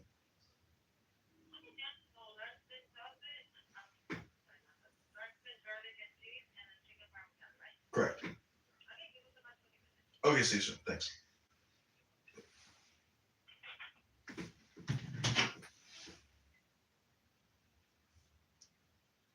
It's pretty good. It's not bad. I mean, it's a lot of work, but it's not bad. Well, that's the problem. You would have to literally. This is the issue I had. Is I had to find myself to be like that and to have a good income on there. You'd have to be on there every day, a live stream every day for hours. You're in Michigan? Yeah, that's not always great. Yeah, that's a dark secret. It's not fucking free. No. And it's not healthy. So wait, what did you do with your channel? I closed it down. That was it. This is one of the key issues that we're facing right now. What's happening with our economy, and we're seeing the destruction coming out. It was a trigger on TikTok, so that I'd get banned for a week, then I'd get banned again for another week. And it's all half of the time it's because of what other people say on my lives. But in the end, they ended up taking my account permanently. So you didn't shut it down, they shut you off? Washington, D.C. One of the things I think, first and foremost, myself, but my main one with the big following, they shut that off. And I thought, I'm never going to be able to get all them followers back so quick again. So I just decided to say, fuck it, that's it, I'm done. It's pretty reasonable. I mean, it's kind of sad that you lost the account, but it's also probably good. It was probably a good thing because it caused a lot of arguments with me and my husband as well. Oh, like you wanted me to shut it off? My husband wanted me to close it down, but I wouldn't. So the fact that they took it was kind of like, in a way, it was a good thing because it was so addictive that it was like a drug. It was like a physical heroin addiction. I was addicted to it. I was on it all day and probably most of the night, every fucking day. Wow. Yeah, that makes a lot of sense. And like, at $500 a month or whatever, a couple thousand a year, it's not worth your mental health. Destroying your mental health like that. No, it's not worth it. I think that there's been a lot of talk about social media lately on the news and everything, and about long-term studies. And while I recognize I've seen people on there I was on there for that long. I seen 3 people that I've came close to try and take their own life. On TikTok? Suicide. Just because they was bullied on there. Do you know what I mean? It was disgusting. It's an app first. It's a suicidal app. How the hell the app is still going, I do not know. Brings in a lot of money. That's why. A lot of money. But yeah, I mean, the point is that social media is a tool in the same way that like fire is a tool. So fire is, the power is always neutral. You can choose to like cook your food by the fire, which is good. Or you can choose to like burn down your house, which is bad. But the fire itself is just a tool. It doesn't know what it's doing. It's just energy. So I feel like social media is also the same. Like, I'm not saying ban all social media and never let kids on social media. I'm not saying that. But I'm saying you have to know how to use the social media in the same way you have to know how to use a fire. And this is the thing though, like there's so much on TikTok, like I said, normal people. Sorry, I've got something through the tooth. I'm just using the toothpick to get out. Normal people, they go on there, and I sit there and think, when you see how they behave on there, and you hear the things they say, you start to think, do these people really act like this in real life? Probably not. But the fact is, in the time that I was on there, I saw 3 people, I knew 3 people literally taking an overdose because of bullying. And I'm just sat there thinking, that's not what social media should be there to be a positive. Social media is good if it's got a positive, but there's no positive of TikTok at all. It's a disgusting app. I'm glad they took my account. yeah, that's true. That's very true.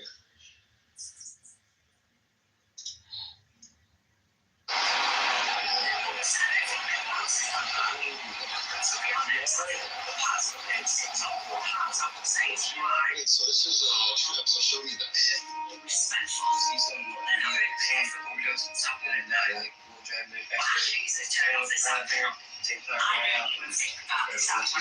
So you as like the block leaders and mayors have been putting Narcan in all the trees because of so much active use. That's really interesting. Okay. Yeah. Maybe, I was gonna say, I mean, you could try it if you wanted to. Why don't they just use Narcan? Does that mean people are over? And I want to turn my notifications off now, so. Yeah, that's smart.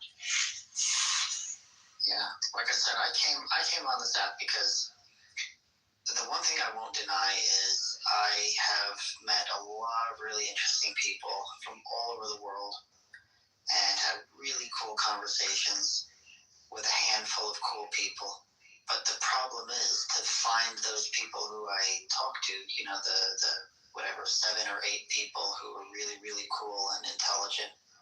I went through, you know, hundreds of rooms of crazy people. So, yeah, I'm glad that I talked and I'm glad that I met the people. But, you know, overall, it was tough. And although I would say that being on Clubhouse, I enjoyed like learning about human behavior, watching the way people talk and kind of watching the way they crash out and get mad. Like, I find that all fascinating as someone who's interested in psychology. I find it really interesting to see. And also for someone who likes debate, you know, being in rooms where you have to kind of be fast on your feet and, you know, be able to follow the line of reasoning and respond, like all of that. That was a great experience that I'll always be like thankful for that I got from the app. Now that I did it for a while, like I said, I think I'm scraping the bottom of the barrel now, so I'm considering leaving.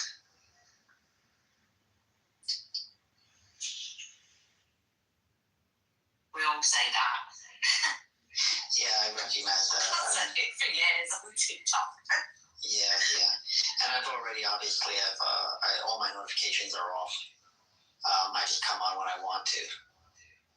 But yeah, there will be a final time when I delete it. I just haven't done it yet. And maybe it's, I don't know exactly what it is. I think it's just the macabreness of watching people in real time, like you said, just kind of talk. It's just fascinating and weird. I think that's what keeps me here for now. Yeah, I'm lucky though, because I know on TikTok I've said that's nice, I suppose. I did meet some nice people on there. Yeah, that's cool. Yeah, I usually stay in touch with people who on here. I give them a signal, or if they have signals like WhatsApp, it's just a texting app. And yeah, I'll stay in touch with them on there if we want to usually talk deeper.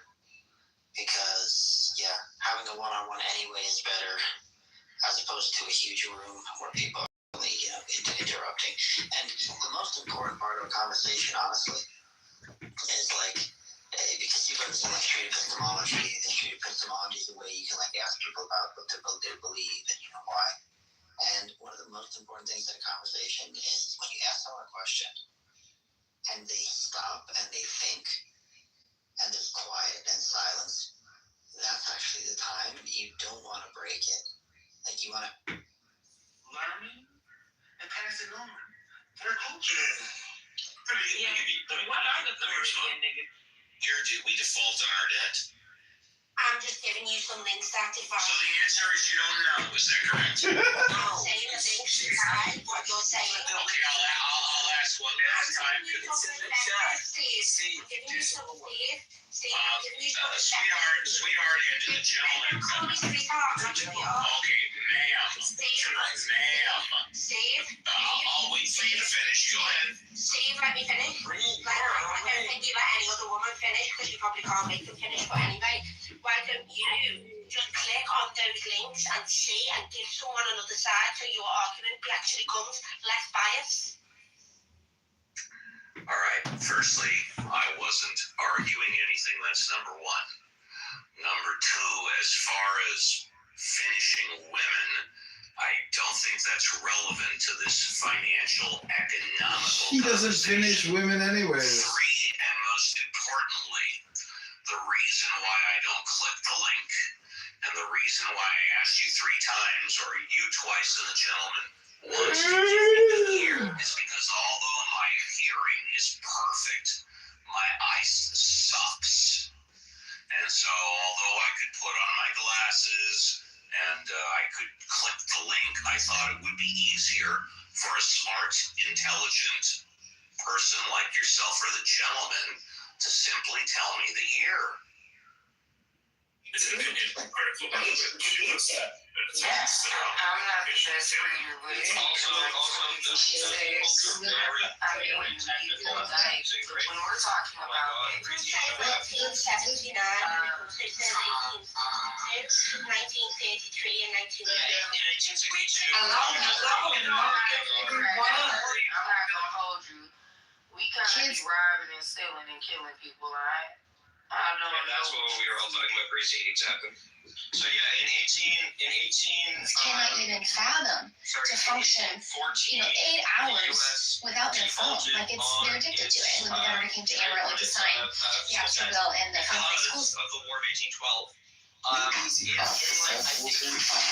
Changed everything for me. I've only shown you that you have tremendous influence. They do it to themselves, so I don't have to stress all the guilty people. Just having them around makes my little films, and they have also pepperoni witches. Hello, Mayor. It's very nice to meet you today.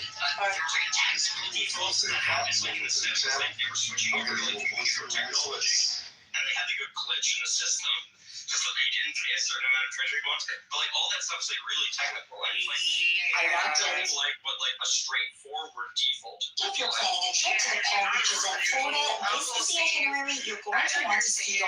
First, fly into Palm Beach International Airport or road Internet right now, so this is what Google says. Take it for what it's worth. If you want to get out of the water, you're really spoiled for choice in the Palm Beaches, and some of my favorites include visiting Juno Beach. The water here is absolutely absolutely spectacular and it's most good. I also recommend snorkeling at the Blue Heron Bridge. This is a snorkel trail that is one of the best in the United States. My tip is to go here during high tide. And finally, I also recommend visiting DeBois Park. Like the Blue Heron Bridge, you want to go here during high tide. Walking on there is absolutely beautiful. While you're in the northern Palm Beaches, I recommend visiting the Loggerhead Marine Life Center. If you're looking for something to eat, I recommend Caretta, located in Sarasota. The food here is so good. For shopping, head to Lake Avenue, which is lined with luxury stores and boutique shops, and then head to the nearby Royal. Doesn't mean they don't mean the thing they say on the page. So please, for the love of God, stop. Yeah. And by the way, we're gonna, if I may,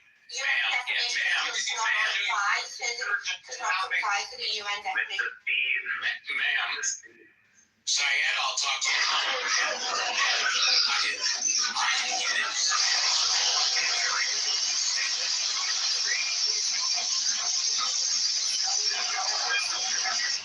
I'm just saying, okay, it's water under the bridge that I didn't get into semantics. Whatever. Okay, whatever. You're right. Whatever. There you go.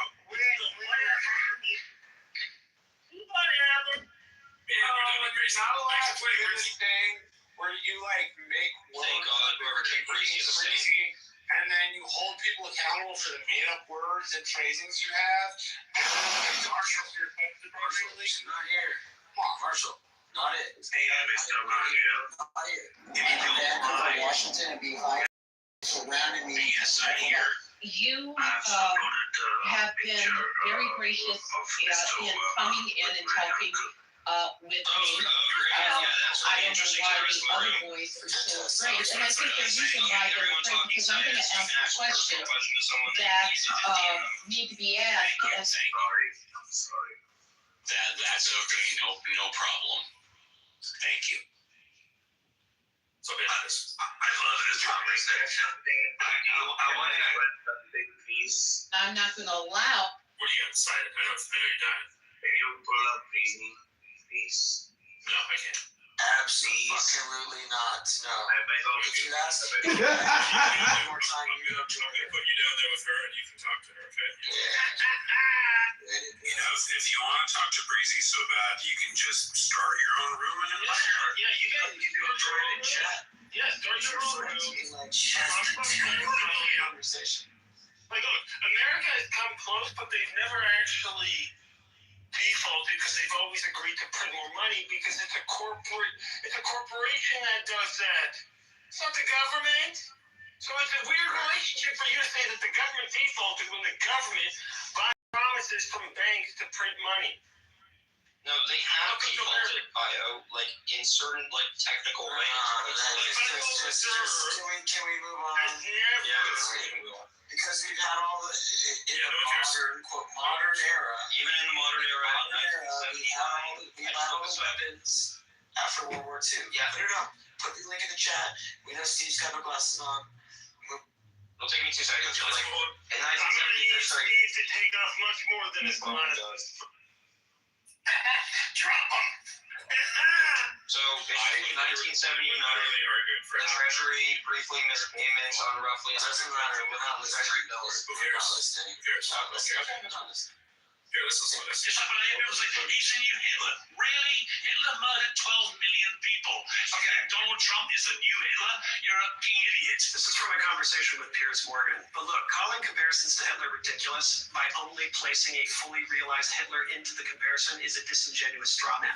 Because what's the point of that? That would be like if the United States, after 9/11, trying to prevent it from happening again, only took actions to be on the lookout for collapsing buildings. See, if you see that, it's already happened again. So if we want to stop history from repeating itself, one of the main reasons that we study history, we've got to be on the lookout for early warning signs, not endpoints. So let's take a look at the actual pattern between the rise of these two men. It starts with a failed violent coup. It was the beer hall push for Hitler. It was January 6th for Trump. They're both prosecuted for it, and then they both use the trials and the charges as propaganda, claiming it's persecution, it's a political witch hunt. They both write or inspire a manifesto laying out their vision for the return to power, Project 2025 for Trump, a very famous book for Hitler. And then they both come to power. You need a scapegoat. To gain support, you're going to have to stoke hate in an ethnic group that you can blame all of the country's problems on. And And in doing that, they both use language like calling them vermin.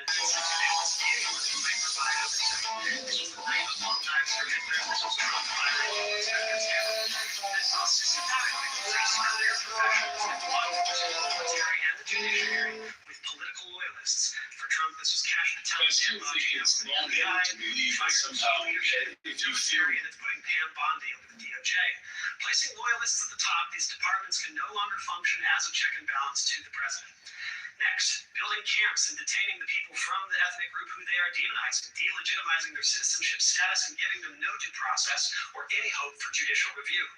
And the final step, seizing control of elections by getting rid of the state's authority over voting. This is the law of Reconstruction of the Things I hear every day as an ENT patient. My friend is like, laying the groundwork for nationalizing elections. We were As we talking see the DOJ currently suing half the states for their voter rolls as they are attempting to build Illinois a growth national and voter people are database. lazy. It's all The because point of is bad that public Trump is going policy. to do We exactly aren't what he addressing did. the The point kitchen is table we're watching issues the that same Illinois playbook that citizens is are used interested in in. the rise of authoritarianism. Promise to return a country to greatness, attempt a coup, propagandize the prosecution, use martyrdom to win an election, stoke hate of an ethnic group, purge all checks and balances, seize elections. The pattern is We aren't identical. talking. And if we wait to see how it ends before drawing the comparisons, well, then we've already lost. Bro, I'd like to comment if that's okay. Sure, give me 1 second. Yes. Yes. So the original thing that I never actually talked about, the 5 sort of mega themes shaped in the next decade. One of them I just put in the chat. So you built this house by hand. Well, Pretty good setup. it's very cool. So you got the living room, you got the bedroom, you got your beautiful dog, This is and things like that. You got fireworks. I used to have 3 pounds of that in the floors, every time. And that's that.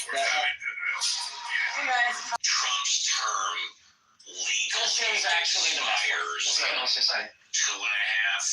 years. Hitler had an unlimited amount of terms. And arguably, most importantly, are 400 million guns in circulation in the United States. America will never, ever become Hitler's Germany. It totally could. Yeah, I totally could. Yeah, I mean, the people with the guns are Trump is not Hitler. Because he's not Hitler. Well, But Trump is not a vegan, and he hates dogs, so he's not like Hitler. And he was never a good artist. Yeah, you can go down a list like that, but it's I love that buildings thing. Like it's like you're looking for buildings that are collapsing. Well, Hitler wasn't a good artist either. That's why he took over the world. No one liked the show. That's true.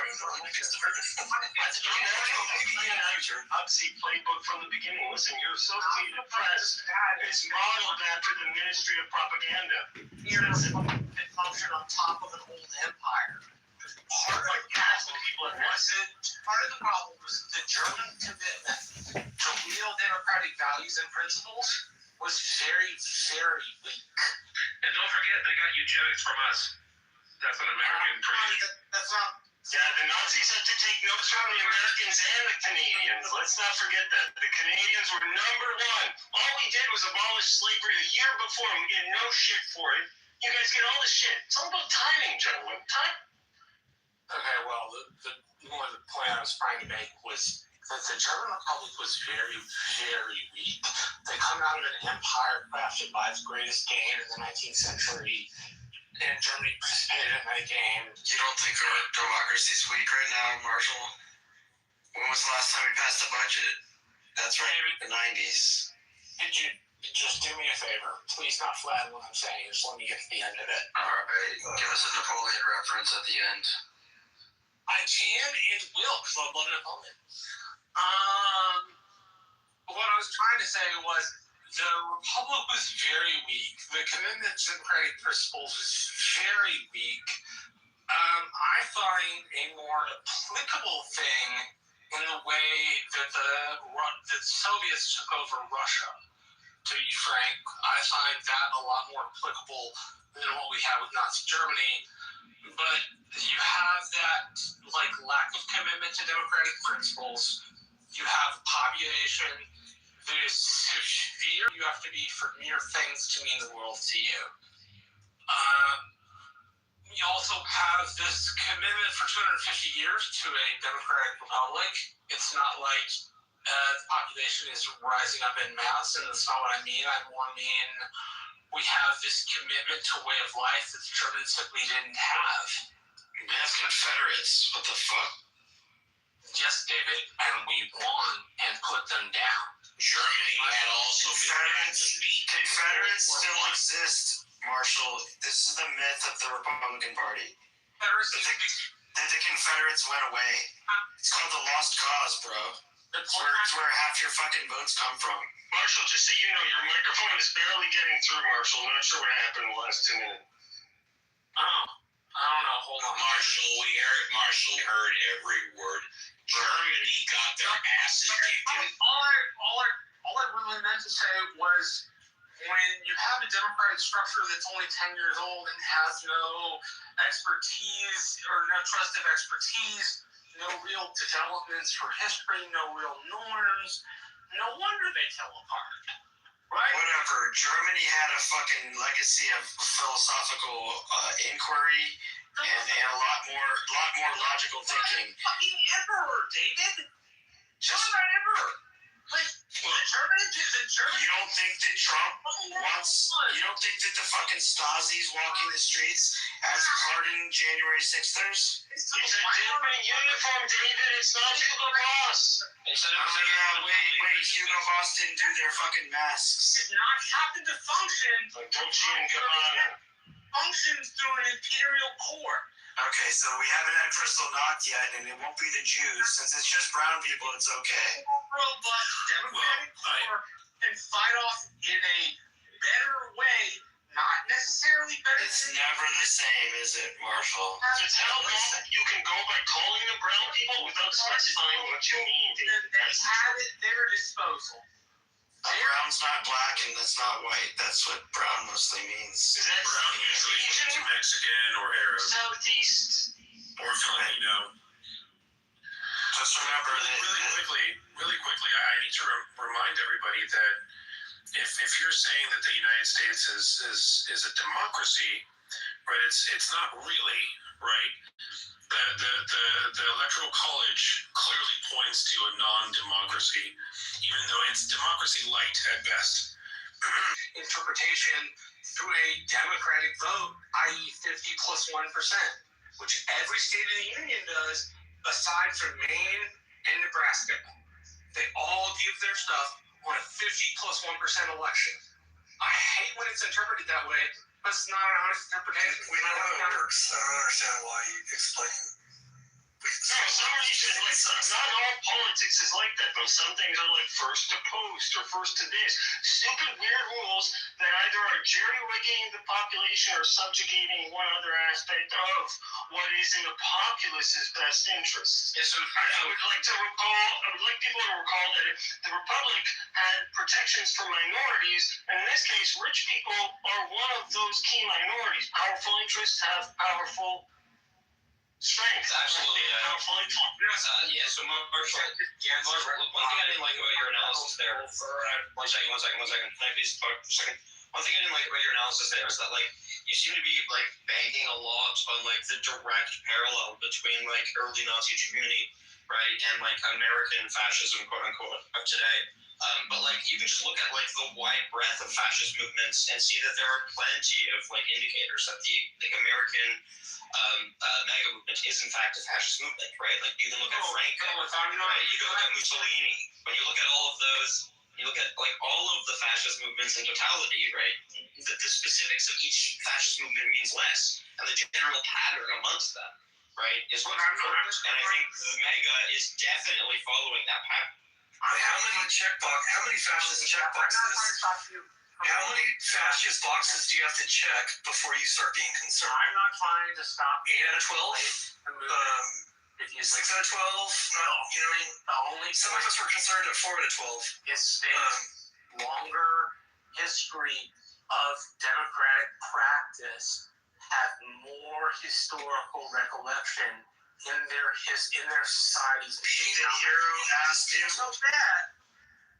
Bro, Marshall, if you give me the mod button, bro, I can clean up the stage for you if you want. Yeah, exactly.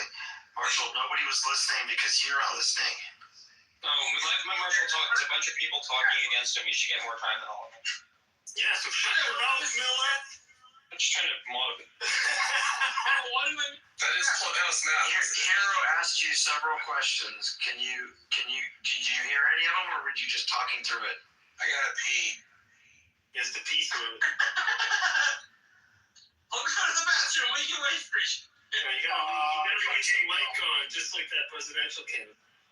Hey, I want to land up. What's going on, man? For you, what's going on? There's a lot of yapping going on. I was like, There's a bunch of people that don't know how to shut the fuck up and need to hear themselves speak the whole time.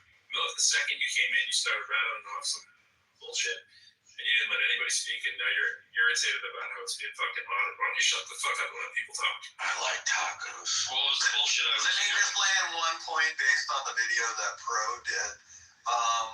Interesting, the parallels. I was just in Munich. I had brought this up, and I think some of you guys were in the room. I was just in Munich a few months ago and kind of went back through the history. I had been in Germany early on in my life, but it kind of rained different based on what's going on in the United States and then reading back through it. And some of my concern is when I got home, I looked at our Declaration of Independence compared to theirs, and I don't think it's incredibly accurate to say that they weren't fully functioning to a decent degree. I'm not sure at what percent prior to the slide and to Nazi Germany. And some of the markers for that, just let me land this point real quick. Some of the markers for that is there's a lot of high-level intellects that were deeply concerned that myths were being used to alter reality. And that's where you get the Venice Council, the positive philosophy. A lot of guys were coming together from England, Germany, France, Austria, Italy, to see if they could weigh against like invisible metaphysics to stabilize. And that never happened. And it didn't just switch overnight. Their declaration was incredibly powerful in the way it's worded, stacked up against our declaration. And it was attacked over 60 years to where their arguments were based on policies. And that's what the populace was arguing over, not the Declaration of Independence itself. And so you have this huge slide into power that way. I just want to bring that up. I had landed that point in a room earlier about the Declaration of Independence, but they got to where they're arguing about policies and emergency overrides as opposed to what their rights actually were. Wasn't the massive economic lead up to World War II the one could argue overly punitive financial repercussions of losing World War I, which led to just the absolute demise of the German economy, which all of a sudden caused them, like, we needed that scapegoat, right? Which one could argue the Jewish people, because of their, maybe protection from the economic insanity with their involvement with banking. I'm not trying to, play racial tropes or anything like that. I think, is that not kind of what led to maybe what you're talking about, Zach? Yeah, I think there's a lot of people that hold that point of view. And it's interesting because in Dachau, for example, one of the most powerful letters I've ever written is there. And it's where the populace was like, okay, this is the scapegoat, and they might have been good with it. But then the scapegoat obviously kept increasing in size. And so it was a significant population of the population. And the letter I'm referencing is a historian. It's a really famous letter. And then not intervening when they came for, it was like two more ethnic groups. And then Catholics ended up getting caught in the back end of it. And there's like a whole list, and it's so beautifully said that then they came for me and there was nobody left. I think most of us in this room have probably heard reference this letter, but it all our differences really like political at this point, or should we be anchoring in the Declaration of Independence And it's kind of what I do or what I think about a lot, because I think we might not all share the same value. I correct to those principles, but they're not mine. They're in the Declaration of Independence. But yeah, I think you did that beautifully. I'll shut up, man. Choosing to be. I 100% agree with you. I was in the military, and the rationale is not uncomfortable trusting their judgment or not. It's uncomfortable that there has to be a law that applies, and they have to be accountable to justice, and there has to be an oversight on that. And what I mean is, this is a human condition thing, regardless of what our opinions are. To be able to stabilize a force, and for it to be disciplined, and for it to be professional, is those laws all have to apply down to the trigger pullers, and need to understand clearly what those left and rights are. And if they don't, and there's not enforcement at that level, I don't mean to be an alarmist, but that's dangerous to all of us. And that is a concern of mine. My concern is also dudes are trained. And that's not a shot at law enforcement or federal agents, but the amount of money that's been spent on some of us to make these decisions would make you guys all uncomfortable how much money's been spent on us. And it also allows me to be accountable to having authority to take another human being's life. Because if I mess up, I go to prison, right? And those are real not based on whether the dude's good or bad. It's based on being able to function under stress and do the right thing. Because even people that can do that well make mistakes. And so I'm kind of concerned about it myself. Yeah, people are dying because of the horrible training these guys, the lack of training these guys have. People have been dying. Well, it's both training and care, right? So I'm gonna say one other thing, and that's really fucking personal, is some of my buddies now, and we're retired out, and we share our stories at a different level, and it's external, thank God. The issue is I see that as a profession. I don't see Americans talk about what I do. If they know me close, and I usually don't share what I do or who I am, is they think that what I do or my peers do is mixed with ideology, and that's not true at all. It's very professional. God, and I hope that lands okay. No, it's been an embarrassment to the agencies that do run themselves with respect and with good training and care. It's an absolute offense to every other agency that acts with a. Well said.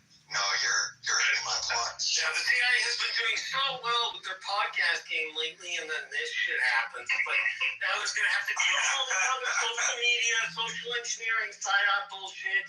Like, how much resources do we want to waste on bad game? Yeah. I can point to that, a proper serviceman or even police officers, these are professionals that are career professionals. They literally, in the same way there's a professional or a lawyer is a professional, right? And if there's a massive gap between the training, that has led to a few deaths. But I think you have to look at the macro as well, right? If you have a very professional military that are super well trained, but they're being wielded by billionaires for reasons that aren't in the best interest of Americans, right? Then that leads to massive unbalanced budgets. It leads to wars that result in millions of unnecessary deaths. Like, it's absolutely. How dare you accuse America of being Israel? How dare you? So I agree with your points completely, Matt, especially when it's being privatized external. Here's my questions for you guys. I do not have a read on this. But based on what I've watched on TV, I'm concerned. Who are these agents? that would be my concern to you. If you guys say they're federal, i.e. the military, I don't think that's the case. If you guys say they're federal, as in border police, I'm concerned about their training. And like that's what deeply concerns me of what's going on right now. And I hope I'm not alone. But I'm not sure who these dudes are. Yeah, I don't think we have actually. A bunch of them are January Sixers. I can tell you that much. Yeah, I'm not sure we actually have access to we do. I mean, the people that end up on the radar do crazy things. We end up finding out their histories. Like the one guy who shot Renee Good did have military service, did have border patrol. So there's gonna be a few of those guys. From the attitudes and the behaviors that you see, I don't think the vast majority of them have that kind of experience. You just do how you treat your own people. This is Homeland, though. This is Homeland Security. No, go, man. I didn't mean to interrupt. I think you got muted. What by me? No, it's okay. Like, look, I'm just saying that, like, if you look at Homeland Security, it was rushed, and they had crazy extradition programs, and they might have huge rotation. They're like, it might be a job where you burn out because it can be so defeating. So I think it's interesting to note, like, something that's quite obvious now is like more people have cameras and agencies have a harder time controlling that kind of information. So how does training have to work in that situation? It's unfortunate to see that the communities, this should have just been done much more in a coordinated fashion, although those were in any sort of significant way. Yeah, I'm sure there was. I know the problem was the Patriot Act was passed within like a blink of an eye after 9/11, and then a year later, the agency that created Homeland Security was this like partial cover their ass, not quite mea culpa for an intelligence failure. So it put everything under a centralized control, which has now been hijacked. See, I think if we backed up, and I don't mean to date this too much for you guys, but when I was like 18 or 19, the games used to be played differently for deputies.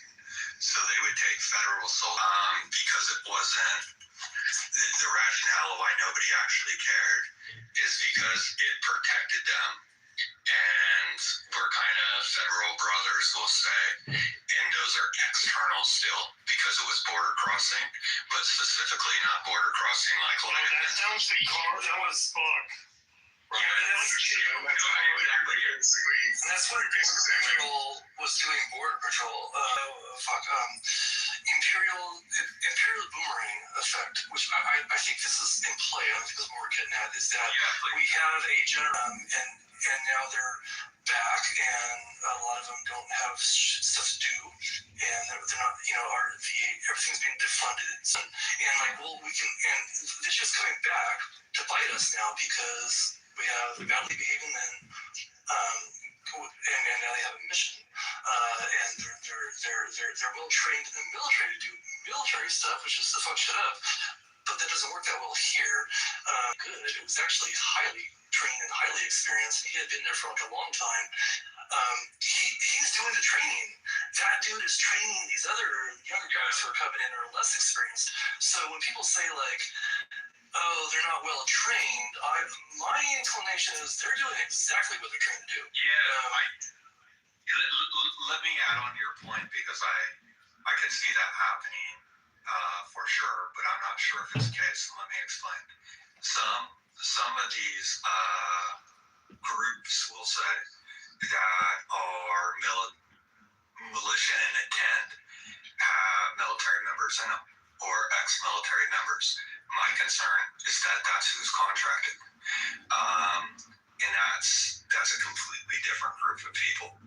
And so we're not, like the military